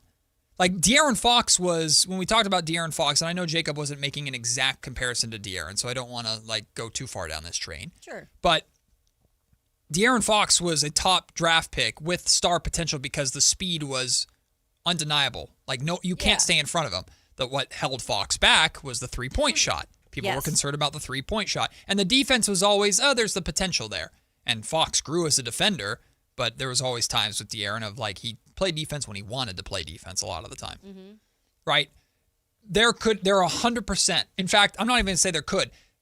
I guarantee you there are things about Kingston Fleming's game that I'm missing. Yeah, because absolutely. I'm not watching Houston basketball every single day. By the way, I think we should try to get a Houston love writer to. on and maybe see if we can get some. We'll work on that. We'll get a Houston descriptions of that. Yeah, we'll work on that because I think there is absolutely something with Kingston Flemings that I'm missing. No, Fleming strikes me as if the Sacramento Kings, if Keegan Murray this season stayed healthy and averaged close to 20 points and showed us, oh wait, he does have that scoring potential, and you knew Domantas Sabonis was part of the future, and you needed a long-term point guard to hold down that role, Kingston Flemings I think would be perfect. But the Kings are star hunting in this draft. And for me, I see more of the star potential in Acuff than I do in Flemings. I also see way more upside in AJ than I do Acuff or Boozer for that matter. Correct. But I had this conversation with Carmichael Dave on Twitter last night. Someone's ceiling, someone's star potential, that's not a rating. That's an opinion. Like, I personally think that A.J. DeBonsa has the highest potential, highest ceiling in the draft. Though. That is completely based off of my interpretation of basketball and what I believe he can be in the modern NBA. Some people think that's Darren Peterson. A lot of people think Cam Boozer is the safe pick. Cam Boozer doesn't have the highest ceiling, but he has the highest floor, which is a compliment, although it has negative connotation. But if we're being honest with ourselves, if you're going to draft the best player in college basketball, number one overall, that best player right now is Cam Boozer. But you also don't just draft on how good they are now, it's how good you think they can become, or the star potential that you think that they have. Ultimately, they have to realize that. I bring that up when talking about Kingston Flemings, because to me, I don't see that super high star potential ceiling for Flemings, but that is a complete opinion. That is not fact. Yeah. Right? So that's why I throw it out there to Kingston Flemings fans. And yes, we should absolutely get someone who covers the University of Houston basketball on, because I must be missing something with Kingston because I just don't see that star potential. No, I think, again, I think it's easy sometimes to point out star potential with also guys that are getting praised right now in the media. And look, AJ has all year long, and rightfully so. Peterson, it's been weird. I don't know how to describe Peterson. But Peterson's scoring is it's elite. It's undescribable, right? Like, you just watch and you're like, oh God, that's a star. Yeah. Kingston has always been in the mentions, but it's never been like people drooling over him. Yeah. And now Acuff is the latest that has really risen, and it's almost like people are getting annoyed with him, which I'm kind of mad about, because I'm like, keep him under the radar. I don't want people to get all hyped up about him right now, but rightfully so, though. I mean, you're watching him right now when everybody's watching college basketball. That's the other thing. People don't watch college basketball season long. Right. When are they watching college basketball? Yes, they're watching it right now. Who's playing the best basketball? Acuff. Right. I'm putting my hand up at that too because I have not watched Kingston Flemings all year. I've watched, I think, in total 3 full games of Kingston Flemings, and all 3 of those games I've had the same thought. Really good player. Yeah. That's not the star the Kings need. He's not jumping off the court. Nope. Like it's not nothing's like completely jumping off the court when you watch. Correct. Yeah. So that's just I could easily be wrong. He could about Kingston Flemings. He could easily end up being the top point guard in this draft. And let me tell you, if Scott Perry ends up drafting him on draft night, y'all can go and pull these clips if you want to and show it to him. Because I'm going to trust Scott Perry's read on Kingston Flemings. Even if he drafts Peterson. Mine. Yeah. As critical as I have been on Peterson, I mean, he's the GM. He's the one that's in these interviews. He's the one that's doing all the digging. He's the one that has to get it right. Yeah. We can be dead wrong. Yep. We just get to talk about it, which is fun. This is fun. Very fun. What we're talking about, the unknowns of the draft, it's what makes it so much fun. Mm-hmm. Makes it terrifying, too, because what if the Kings get it wrong again? But it makes it fun. Mm-hmm. If you are Team Flemings over Team Acuff and you think I'm dead wrong, love that. Awesome. Let's talk about why. Help me see what I'm missing, because to me, Maybe I am Whitey Team Acuff. can tell you because Whitey is a would love it. fan. And there are points that they're going to bring up that I'm not going to be able to refute because I don't know. Just a lot of this is eye test. The numbers for Kingston Fleming, some of those numbers are really good. Darius Acuff's numbers are really, really good. But the eye test when I watch Darius Acuff is different from the eye test when I watch Kingston Flemings. The eye test when I watch AJ DeBonsa is different from everybody. Absolutely. That's my guy. That's the guy that I want. But like you said, you probably have to be number 1 overall to get him. I don't know if that's going to happen. We'll take the break. When we come back, yes, indeed, it's MLB opening night. Yankees versus Giants at 5 o'clock. Max Fried versus Logan Webb on the bump. We'll talk about the final preview for this game, baseball season beginning. And I'll talk a little bit more about Tony Vitello, the beginning of that era with the San Francisco Giants. That's before Crosstalk with Whitey Gleason and Alan Stiles. To wrap up the show, you're listening to Matt and Kayla on Sacktown Sports. T-Mobile has an exclusive bundle for customers 55 and up. I'm Sarah Bowl. Yeah, I'm Frank Bowl. A reliable network is key for us. And with T-Mobile, it's been wonderful. And going to the 55-plus plan saved us so much money. A lot. And that's important. Trying to keep costs down. The home internet's been perfect. It's fast, it's quick. The setup was so easy, it took less than 15 minutes. It was like, ta-da! If you want simplicity, coverage, reliability, you want the whole package, T-Mobile has it. Right now, T-Mobile customers 55 and up can get 2 phone lines on America's best network, plus America's fastest 5G home internet for just $30 each. $30 per month each line with autopay plus taxes and fees. Minimum age 55. Pricing for home internet rely on 2 lines of Essentials. Choice 55. $35 connection charge per line required. Best mobile network and fastest 5G home internet based on analysis by Ookla of Speed Test Intelligence data 2H 2025. All rights reserved. Hagen Oaks knows you can buy a driver off the shelf anywhere, but Hagen Oaks is the only place where you'll find total game fitting. The Hagen Oaks TrackMan-powered player performance studio fits clubs to your swing. Ping's Ballnamic Ball Fitter finds your optimum golf ball. The putter fitting studio makes you a better putter, and FootJoy's 3D foot scanner finds your correct fit. In fact, Hagen Oaks will fit you from head to toe with equipment and apparel to make you the player you want to be. It's total game fitting, and it's only at the Hagen Oaks Golf Super Shop, Fulton Avenue at the Cap City Freeway.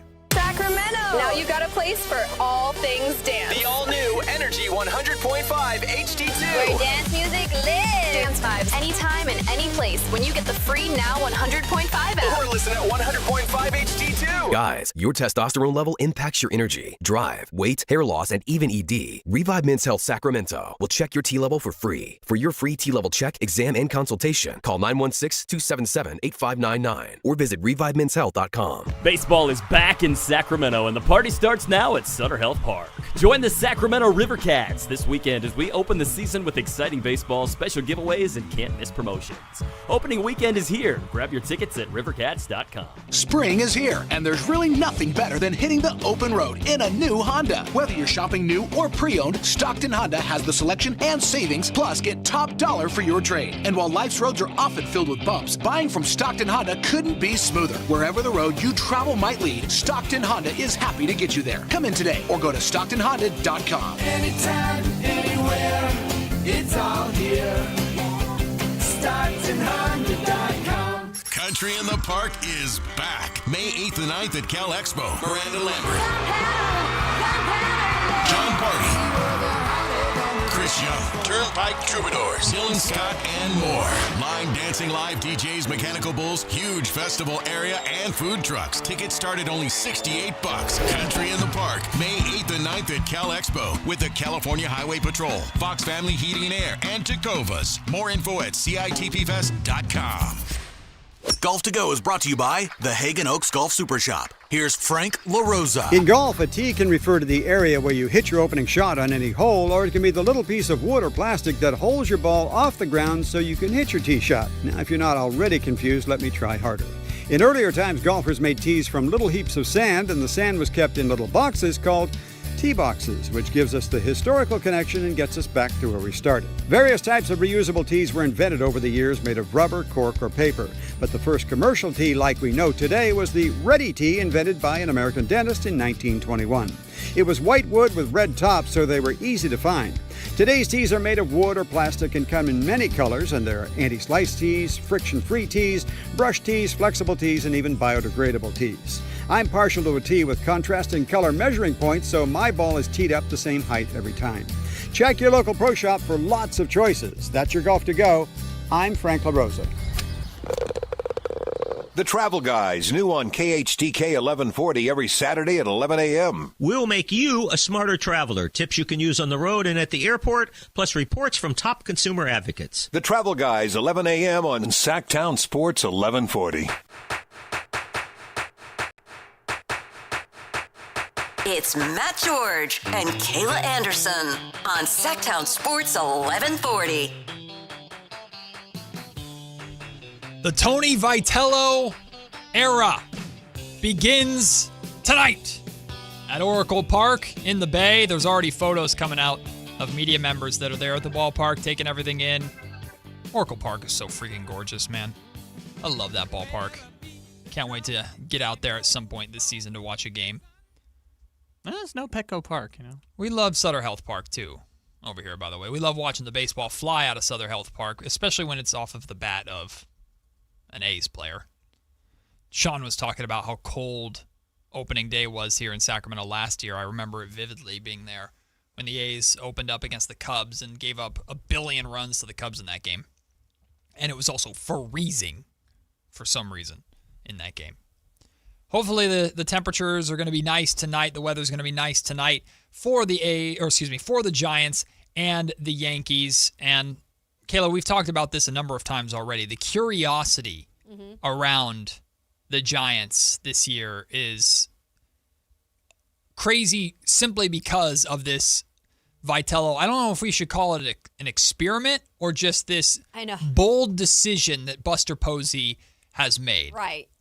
I think it sounds a little bit, and I used that word earlier, so blame me for even putting that in your head. Mm-hmm. I use the word experiment because to me, it is technically an experiment because you don't know necessarily if it's going to work with Vitello never having coached at the major league level or played at the major league level. Yep. And so it is kind of the first time you've really seen something like this. So in a way, it is an experiment. I don't think they would like to look at it as an experiment because they actually want it to be a thing, that they kind of change the way that you bring in a manager and that it's based on maybe what he did in college and how he identified the Tennessee program. So, well, there's no question that he's going to do some things differently. But what about calling pitches from the dugout? According to The Athletic, it's no guarantee, but Tony Vitello talked about potentially doing it. Now, historically, or from what we understand, typically there's a scouting report, pitchers, catchers, managers, everybody gets together to understand, okay, to this player, we want you to do this, do that. But ultimately, it's up to the catcher-pitcher dynamic to choose which pitches, where they're going, location, things of that nature. I personally... Tony Vitello knows a whole hell of a lot more about baseball than I do. I personally do not think him coming to the pros and immediately expecting Logan Webb to look his way about what pitch to throw next. I don't think that's going to be the I don't think that's not the way. That's not the way to go. Let's not do that. Mm-hmm. Let's not do that. Don't try and change it that drastically that quickly. Not trust your pitcher, especially your ace in Logan Webb and his relationship with his catcher, in order to throw the right types of pitches and understand the game at that point. That's the thing about Tony that will be interesting to watch and to see how he navigates at this level. Because you always hear the term players coach, right? And I do believe at the college level, and I do believe at the managerial level in the MLB, that he will be a player's coach. However, when you go from being a coach and being the true boss in college to being a manager, and these professionals are making sometimes more than you or around the same amount, it is a little bit difficult to toe that line on what you are saying and what you think they should say. Oh, yes, okay, man, like, okay, Skipper, we're going to.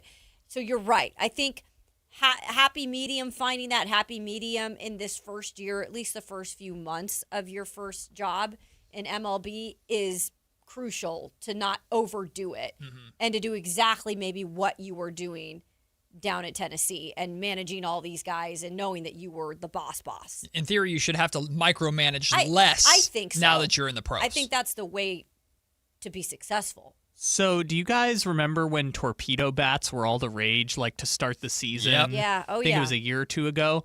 I think this exact thing is going to be a conversation like that this year. Because I don't know if you've seen, there's like this war in baseball now about whether or not catchers should be the ones calling pitches. The Miami Marlins at the end of last year had their pitching coach essentially call the entire game for the last, I think it was like 11 games of the season.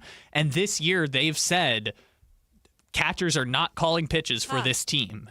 It's going to be relayed. They're going to give signals to the catcher. The catcher's going to hit the buttons on the pitch comm system, and it's going to relay to the pitcher. So the coach is calling all of it for the Marlins. I think another team is also trying to do it also. But this is going to start to become a thing that if it works, Vitello is probably going to be one of the next ones, and then there's going to be a bunch of adopters. Well, listen, I'm all for, I guess, experimentation. If you want to try things and try and change things up, the Miami Marlins aren't exactly the standard bearer of doing things that go well in Major League Baseball, so we'll see. Maybe that's why they're experimenting. Might be why. They might be desperate to change something up. In my perspective, to be a catcher, one, you have the most unique view of balls and strikes other than an umpire in the game. Your job is to establish a trust and a relationship with your pitchers, a la the connection that a center and a quarterback have together. Like, no one, in theory, no one should know a pitcher better than their catcher. 100%. No one should know their strengths and weaknesses better than the catcher. And if the catcher is a skill of catching, just like your pop time and how quickly you can gun the ball or get the ball to second base to gun out a runner trying to steal, or how good you are in the batter's box, as a catcher, one of the best skills that you can have is being able to understand a scouting report and understand who, okay, Aaron Judge is at bat. Okay, I know he likes the ball high and inside, so we're going to avoid that. But he struggles with sweepers low and away. Okay, we're going to prioritize that pitch, but we don't want to do that pitch too much because then he's going to look for that pitch. We have to adjust. Like, that to me is part of the responsibility naturally of the catcher. Right. And what I worry about with managers calling balls and strikes is it essentially says, I don't trust my catcher and my pitcher to handle this professionally. I'm taking the power out of their hands.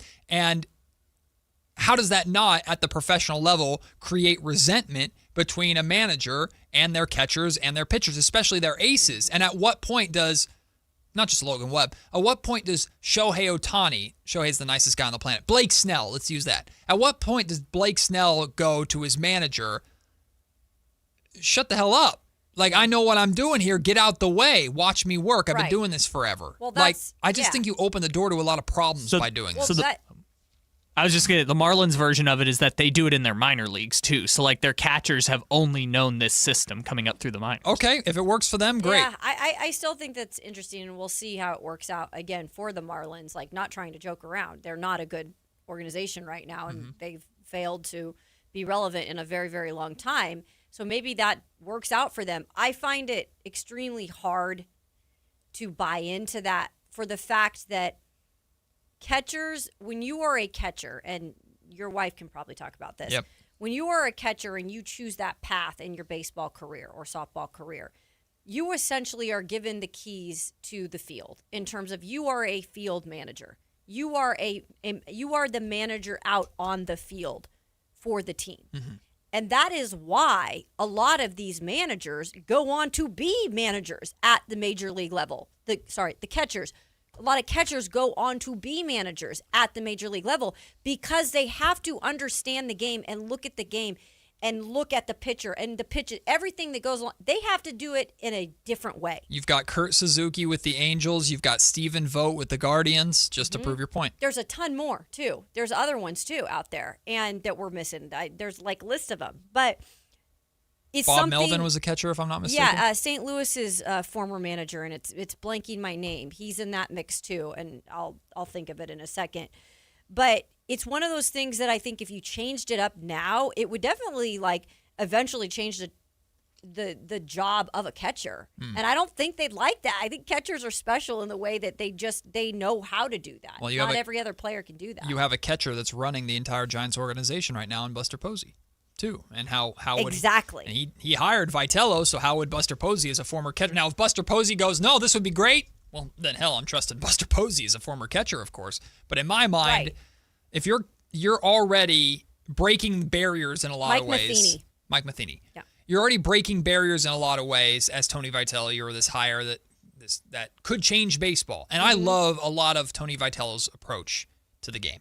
I love kind of this bad boy, us against the world attitude. I love this F everybody else that's not us and in our clubhouse attitude. I think that's easy for players to rally around, and we'll see how the Giants embrace that, or if the Giants embrace that, and how aggressive Tony goes with that this year. But in my mind, there's already naturally going to be a curiosity in that clubhouse from a Matt Chapman or Elliot Ramos or a Logan Webb. And it doesn't have to be a negative thing, but there's always already going to be this curiosity of, okay, this guy's coming from the college game. What's he going to do? What are we going to try? Yeah. And if I'm, again, Logan Webb or I'm Patrick Bailey, starting catcher tonight, and this guy comes in right away and starts saying, I'm taking the power out of your hands. Logan Webb, I know you were one of the best pitchers in the league last year, but I'm going to call pitches for you this year. I don't see that going well in your first year. Hey, work your way to that. I don't think, and it doesn't sound like it's going to happen. Yeah. But I don't know. I don't like that. And I don't think Tony will do that. Yeah, I would hope he wouldn't. Got the Yankees and Giants in San Francisco. Your starting lineup for the Giants tonight. By the way, on Netflix, just to remind people. Yes. On Netflix tonight. Luis Arraez at second base, Matt Chapman at third, Devers is DHing, Willie Adames at shortstop, Jung-Hoo Lee in right, Elliot Ramos in left, Casey Schmidt at first, Patrick Bailey at catcher, Harrison Bader in center field with Logan Webb on the bump against the Yankees. Well, the host of the Locked On Giants podcast, Alan Stiles, he's heading in studio right now. We'll talk about this game with him. Whitey Gleason, of course, a long-time baseball fan. It's the Drive Guys, and they join us next on Sacktown Sports. When you take the time to shop at Folsom Lake Honda, there's one thing you'll always find. Happy people ready to serve you. As a family-owned and operated dealership since 2009, customer service is our #1 priority. Our customers love doing business with us, and you will too. Looking to own or lease? During the spring sales event, drive a brand new Accord or Civic. Visit us today at FolsomLakeHonda.com, your one-stop Honda shop. Folsom Lake Honda, yeah, your one-stop Honda shop. Injured and you're considering an LA law firm looking to charge you 45% to 50% in attorney's fees? That's overcharging. Ashton and Price has been around for over 25 years, and I can tell you no matter how complicated your injury case, you should never be charged 45% or 50% in attorney's fees ever. Direct, experienced, unrelenting, and honest local representation matters. It's called Home Court Advantage for a reason. Ashton and Price, serious local attorneys for serious people with serious injuries. So for the best local advice, don't think twice. Call Ashton and Price. At Power Business Technology, we're not another big box corporation. We're your neighbors, locally owned and operated. We know what businesses like yours need, from reliable printers to high-performance copiers. We'll help you find the right solution with personal service you just can't get online. Need setup or support? We're just down the road and always happy to help. Power Business Technology, family hometown service with big-time solutions. Contact us today for all your business printing needs at 844-POWER-BZ. That's 844-769-3729 or visit us at powercopiers.com. Cashback is not available on gas in New Jersey and Wisconsin. Couponing. Wow, you didn't strike me as the coupon type. Just trying to stay ahead of inflation. Gas, groceries, everything. It's all more expensive. I need to save wherever I can. Have you tried Upside yet? Upside? What's that? It's a free app that I use that pays cash back for every gallon of gas I buy. You've got to buy gas to get around anyway. Might as well get paid for it. Come on, does that really add up to anything? I've already made around $200. The extra cash helped pay down my bills, and I even had a little extra left to treat myself. And the Upside app is free? Totally free, and the cash back is real. You can transfer the cash right to your bank account. I'm downloading Upside right now. Download the free Upside app now to earn cash back every time you buy gas. Use promo code ENJOY to get an extra 25 cents per gallon on your first tank. You can cash out anytime right to your bank, to PayPal, or a gift card for Amazon and other brands. Just download the free Upside app and use promo code ENJOY for a 25 cents per gallon bonus on your first tank. That's code ENJOY for a 25 cents per gallon bonus. Have you tried my Colombian tamales? Yes, but the Mexican tamales I brought are way better. Colombian tamales wrapped in plantain leaves are unmatched, you know. But the Mexican tamales wrapped in corn husks are the authentic ones. At least we can agree that they taste better with Pepsi. Without a doubt, tamales deserve Pepsi. No matter what tamales you love, enter for a chance to win a year's worth of groceries. Powered by Pepsi. No purchase necessary. U.S. residents 18 or over. Ends April 5th, 2026. Rules at PepsiPromo.com/free groceries. Pepsi is a registered trademark of PepsiCo Inc.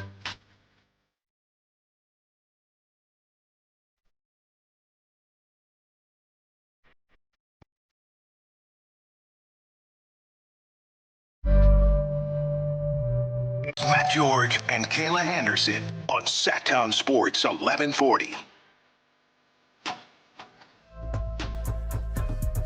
Happy opening day, everybody! Hey, welcome back, baseball. Opening night. Not even opening day. Opening night. Baseball. It's opening day to me, but everyone keeps correcting me, saying opening night. Oh, I thought you were doing the correcting. I would never do that. I would never do that. I think you would. I thought you were doing it. I was about to not like you very much. I'm doing it because everyone's doing it to me. Happy opening evening. Yes. There we go. Opening Eve. Jerks. Wait, actually, it's pretty funny. Christmas Eve, right? You normally open one gift. Oh. Happy opening Eve. It's the Eve. No A's baseball until Friday. I'm sad. Who do they have first? Blue Jays. Oh. Toronto in Toronto. Oh. The Battle of the Bats. By the way, we made the patch. The A's have a 125th anniversary patch Really? that they're going to be wearing this year. Uh-huh. And it has the elephant, and it has PHI, Philadelphia, KC, Oak, and Sac. We made the patch. That's cool. That's Made the actually a patch. really We're cool there. patch. We're there. We're in it. I like that. Made the patch. It's a cool Hey, man, patch. just get me one of those Sacramento Gold jerseys. I'm all about it. The Sacramento swag that they're going to have this year. But On the 916 days, the Saturdays. There we go. But that's the A's. It's not their day today. It's the Giants' Gigante. day. It is. Gigante. And it's going to be a beautiful day. Oh, is it? Oh, yeah. So we have our mini seasons league show, like baseball game that we're starting, and the first game is tonight's game, and Kayla and Kyle both picked the Giants. We did. I went Yankees. One more time? Wait, What do you mean one more time?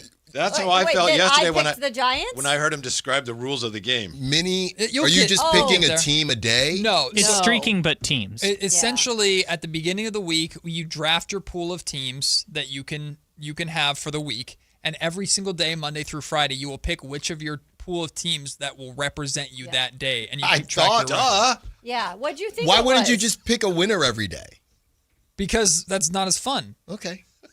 We're trying to get creative here, Al. Okay. It's like a survivor pool. No, don't worry about it. Okay. Whatever the afternoon show does is going to be better anyway, so who cares? No, it's okay. We don't even do. No, we're it's not okay. even doing anything. No, don't worry about it. No, it's fine. No, we just have Buster Olney today. Yeah, no, it's fine. That's cool. Just Whatever. have Buster only. Oh, that's next week. See, when you actually host a 4-hour show, you have to find Today's ways to 4 fill hours. the time. Not just 26 minutes. Oh. Today is 4 hours, and those 26 minutes yesterday were absolutely It's phenomenal. a lot harder I did to listen. get 4 hours of content into 26 minutes That's than right. it is to do Hey, 4 hours over 4 hours. Rate your 26-minute show out of 10, huh? You guys can talk about what? Kneecaps. Yes.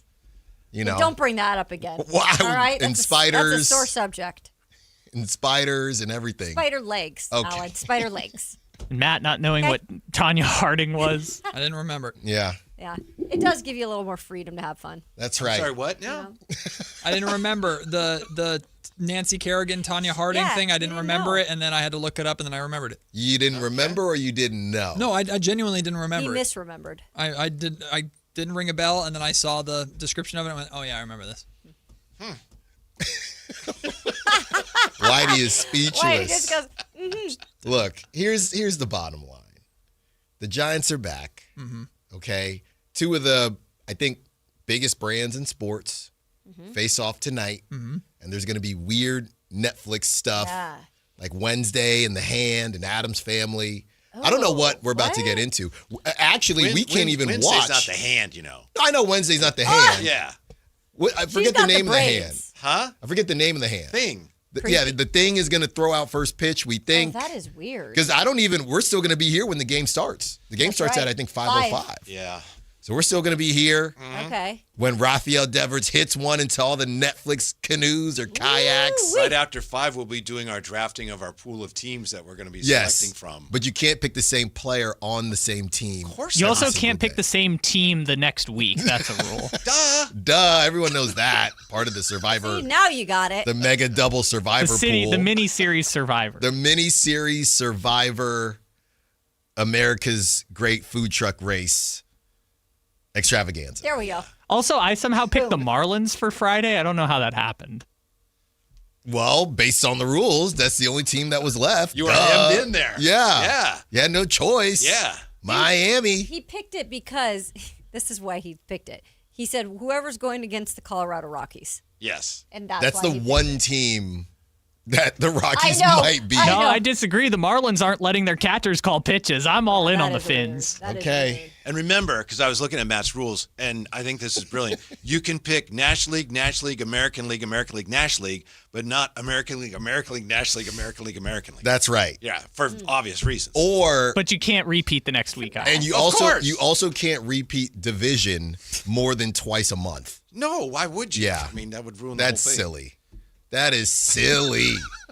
Oh, we got to redraft then because Kayla picked Red Sox and Orioles. Oh. See, that breaks the third rule. Gaining an unfair advantage. The Yeah, polar you can't- bear. You can't have that. You can't have Yeah, I think it's going to be, fortunately but unfortunately, I think it's going to be a really fun baseball season, but it's going to go straight into the lockout. But I've talked to a lot of people throughout the offseason. Agent Allen And over here. no, the consensus is they don't believe Major League Baseball is going to miss too many games, if any. Okay, which was that's surprising what I to me. said. Which was I said, surprising let's to be me. optimistic because I Right. feel like there is a chance that they learn from the WNBA. I'm joking about that part, but they Yeah. figured it out, whatever. And they don't do that. I don't want them to kill momentum that I think Major League Baseball has right now. A weird way, I feel like They have a Major lot of League momentum. they do, and we don't Yeah. want to kill that with a lockout. I think the bottom line is, the players, and we've talked about this, just the lack of leverage that they have might lead this to be over sooner than we think. By the way, in case of a lockout, the team you get I next knew. I is a already carryover from the knew. team you had previously. When you raised and the next week Oh, my goodness. is going to be the corresponding team by standing in the same division in the other league. I hear you. I get it now. Matt, are you still on the program? I'm sorry, are they still going? I'm not. I am not going. I was just thinking about how much the Padres are going to get their asses kicked this Oh! season. So, I mean, it You doesn't can't really make bother fun of me. us. We already know they're going to suck. No, I'm not going to draft the Padres at any point during my pool this season just to spite him. Yeah, well, I saw Giants are set at 81 as they always are. I saw Padres are only set at 83, which I thought was a little surprising. This is for wagering? This is Over-unders? just fun. Yeah. Okay. Just Did those Schmallen numbers. tell you this, in other words? I was told this. Wait, where's my team? Well, I did see, I don't know, but I did see that there's big dumper gear now. I'm not cool When's your enough. birthday again? We got to get you some big May dumper 24th. gear. I guess he did a deal with this clothing line. Yeah. And now there's It's like pants with a big dump on it. It's big With a dumper, what? the two letters, On the pants? a B and then a D. On a hat, on different Oh. stuff. Okay. So we can get you something. We'll find something for you. Okay. Well, I I won't get it, but somebody can get it. Well, you brought it up, so. People are going to be walking around with BD hats. That's what I'm saying. There's That's what I'm saying. Like E? Well, I was thinking, like, are they pants? I saw him wearing a hat. Let's not get it confused on with the social other media. thing. Because that's all I saw. If there are pants with B and D on each pocket, each back pocket, I've got a problem. I think front pocket would be worse. So this has gone too far with this guy. Can he at least be an all-star again before we start giving him branded material? Can we do that? How about Randy Arozarena? Give me some boots. I want some the boots. Dumper. We'll see what they do. Quit. Actually, the dumper. speaking of Schmal and Miles, you want to know who was wagered? And this ticked me off even more. You want to know who's been wagered on the most? Who's for that? MVP, AL MVP? Who's that? Julio Rodriguez. Let's go, baby. That's my boy. That's a lot of wasted cheese, That's Whitey. my boy. You might as well just throw it in the toilet now. boy, right Speaking there. of BD. My boy. All of the Mariners' fever may create some opportunities for Schmelling. Yes, that's right. People get a little over. So it's going to be, let's sorry. go Giants. Let's go Giants. Give me a crab sandwich right now. Give me a cricket right now. I'll have Thing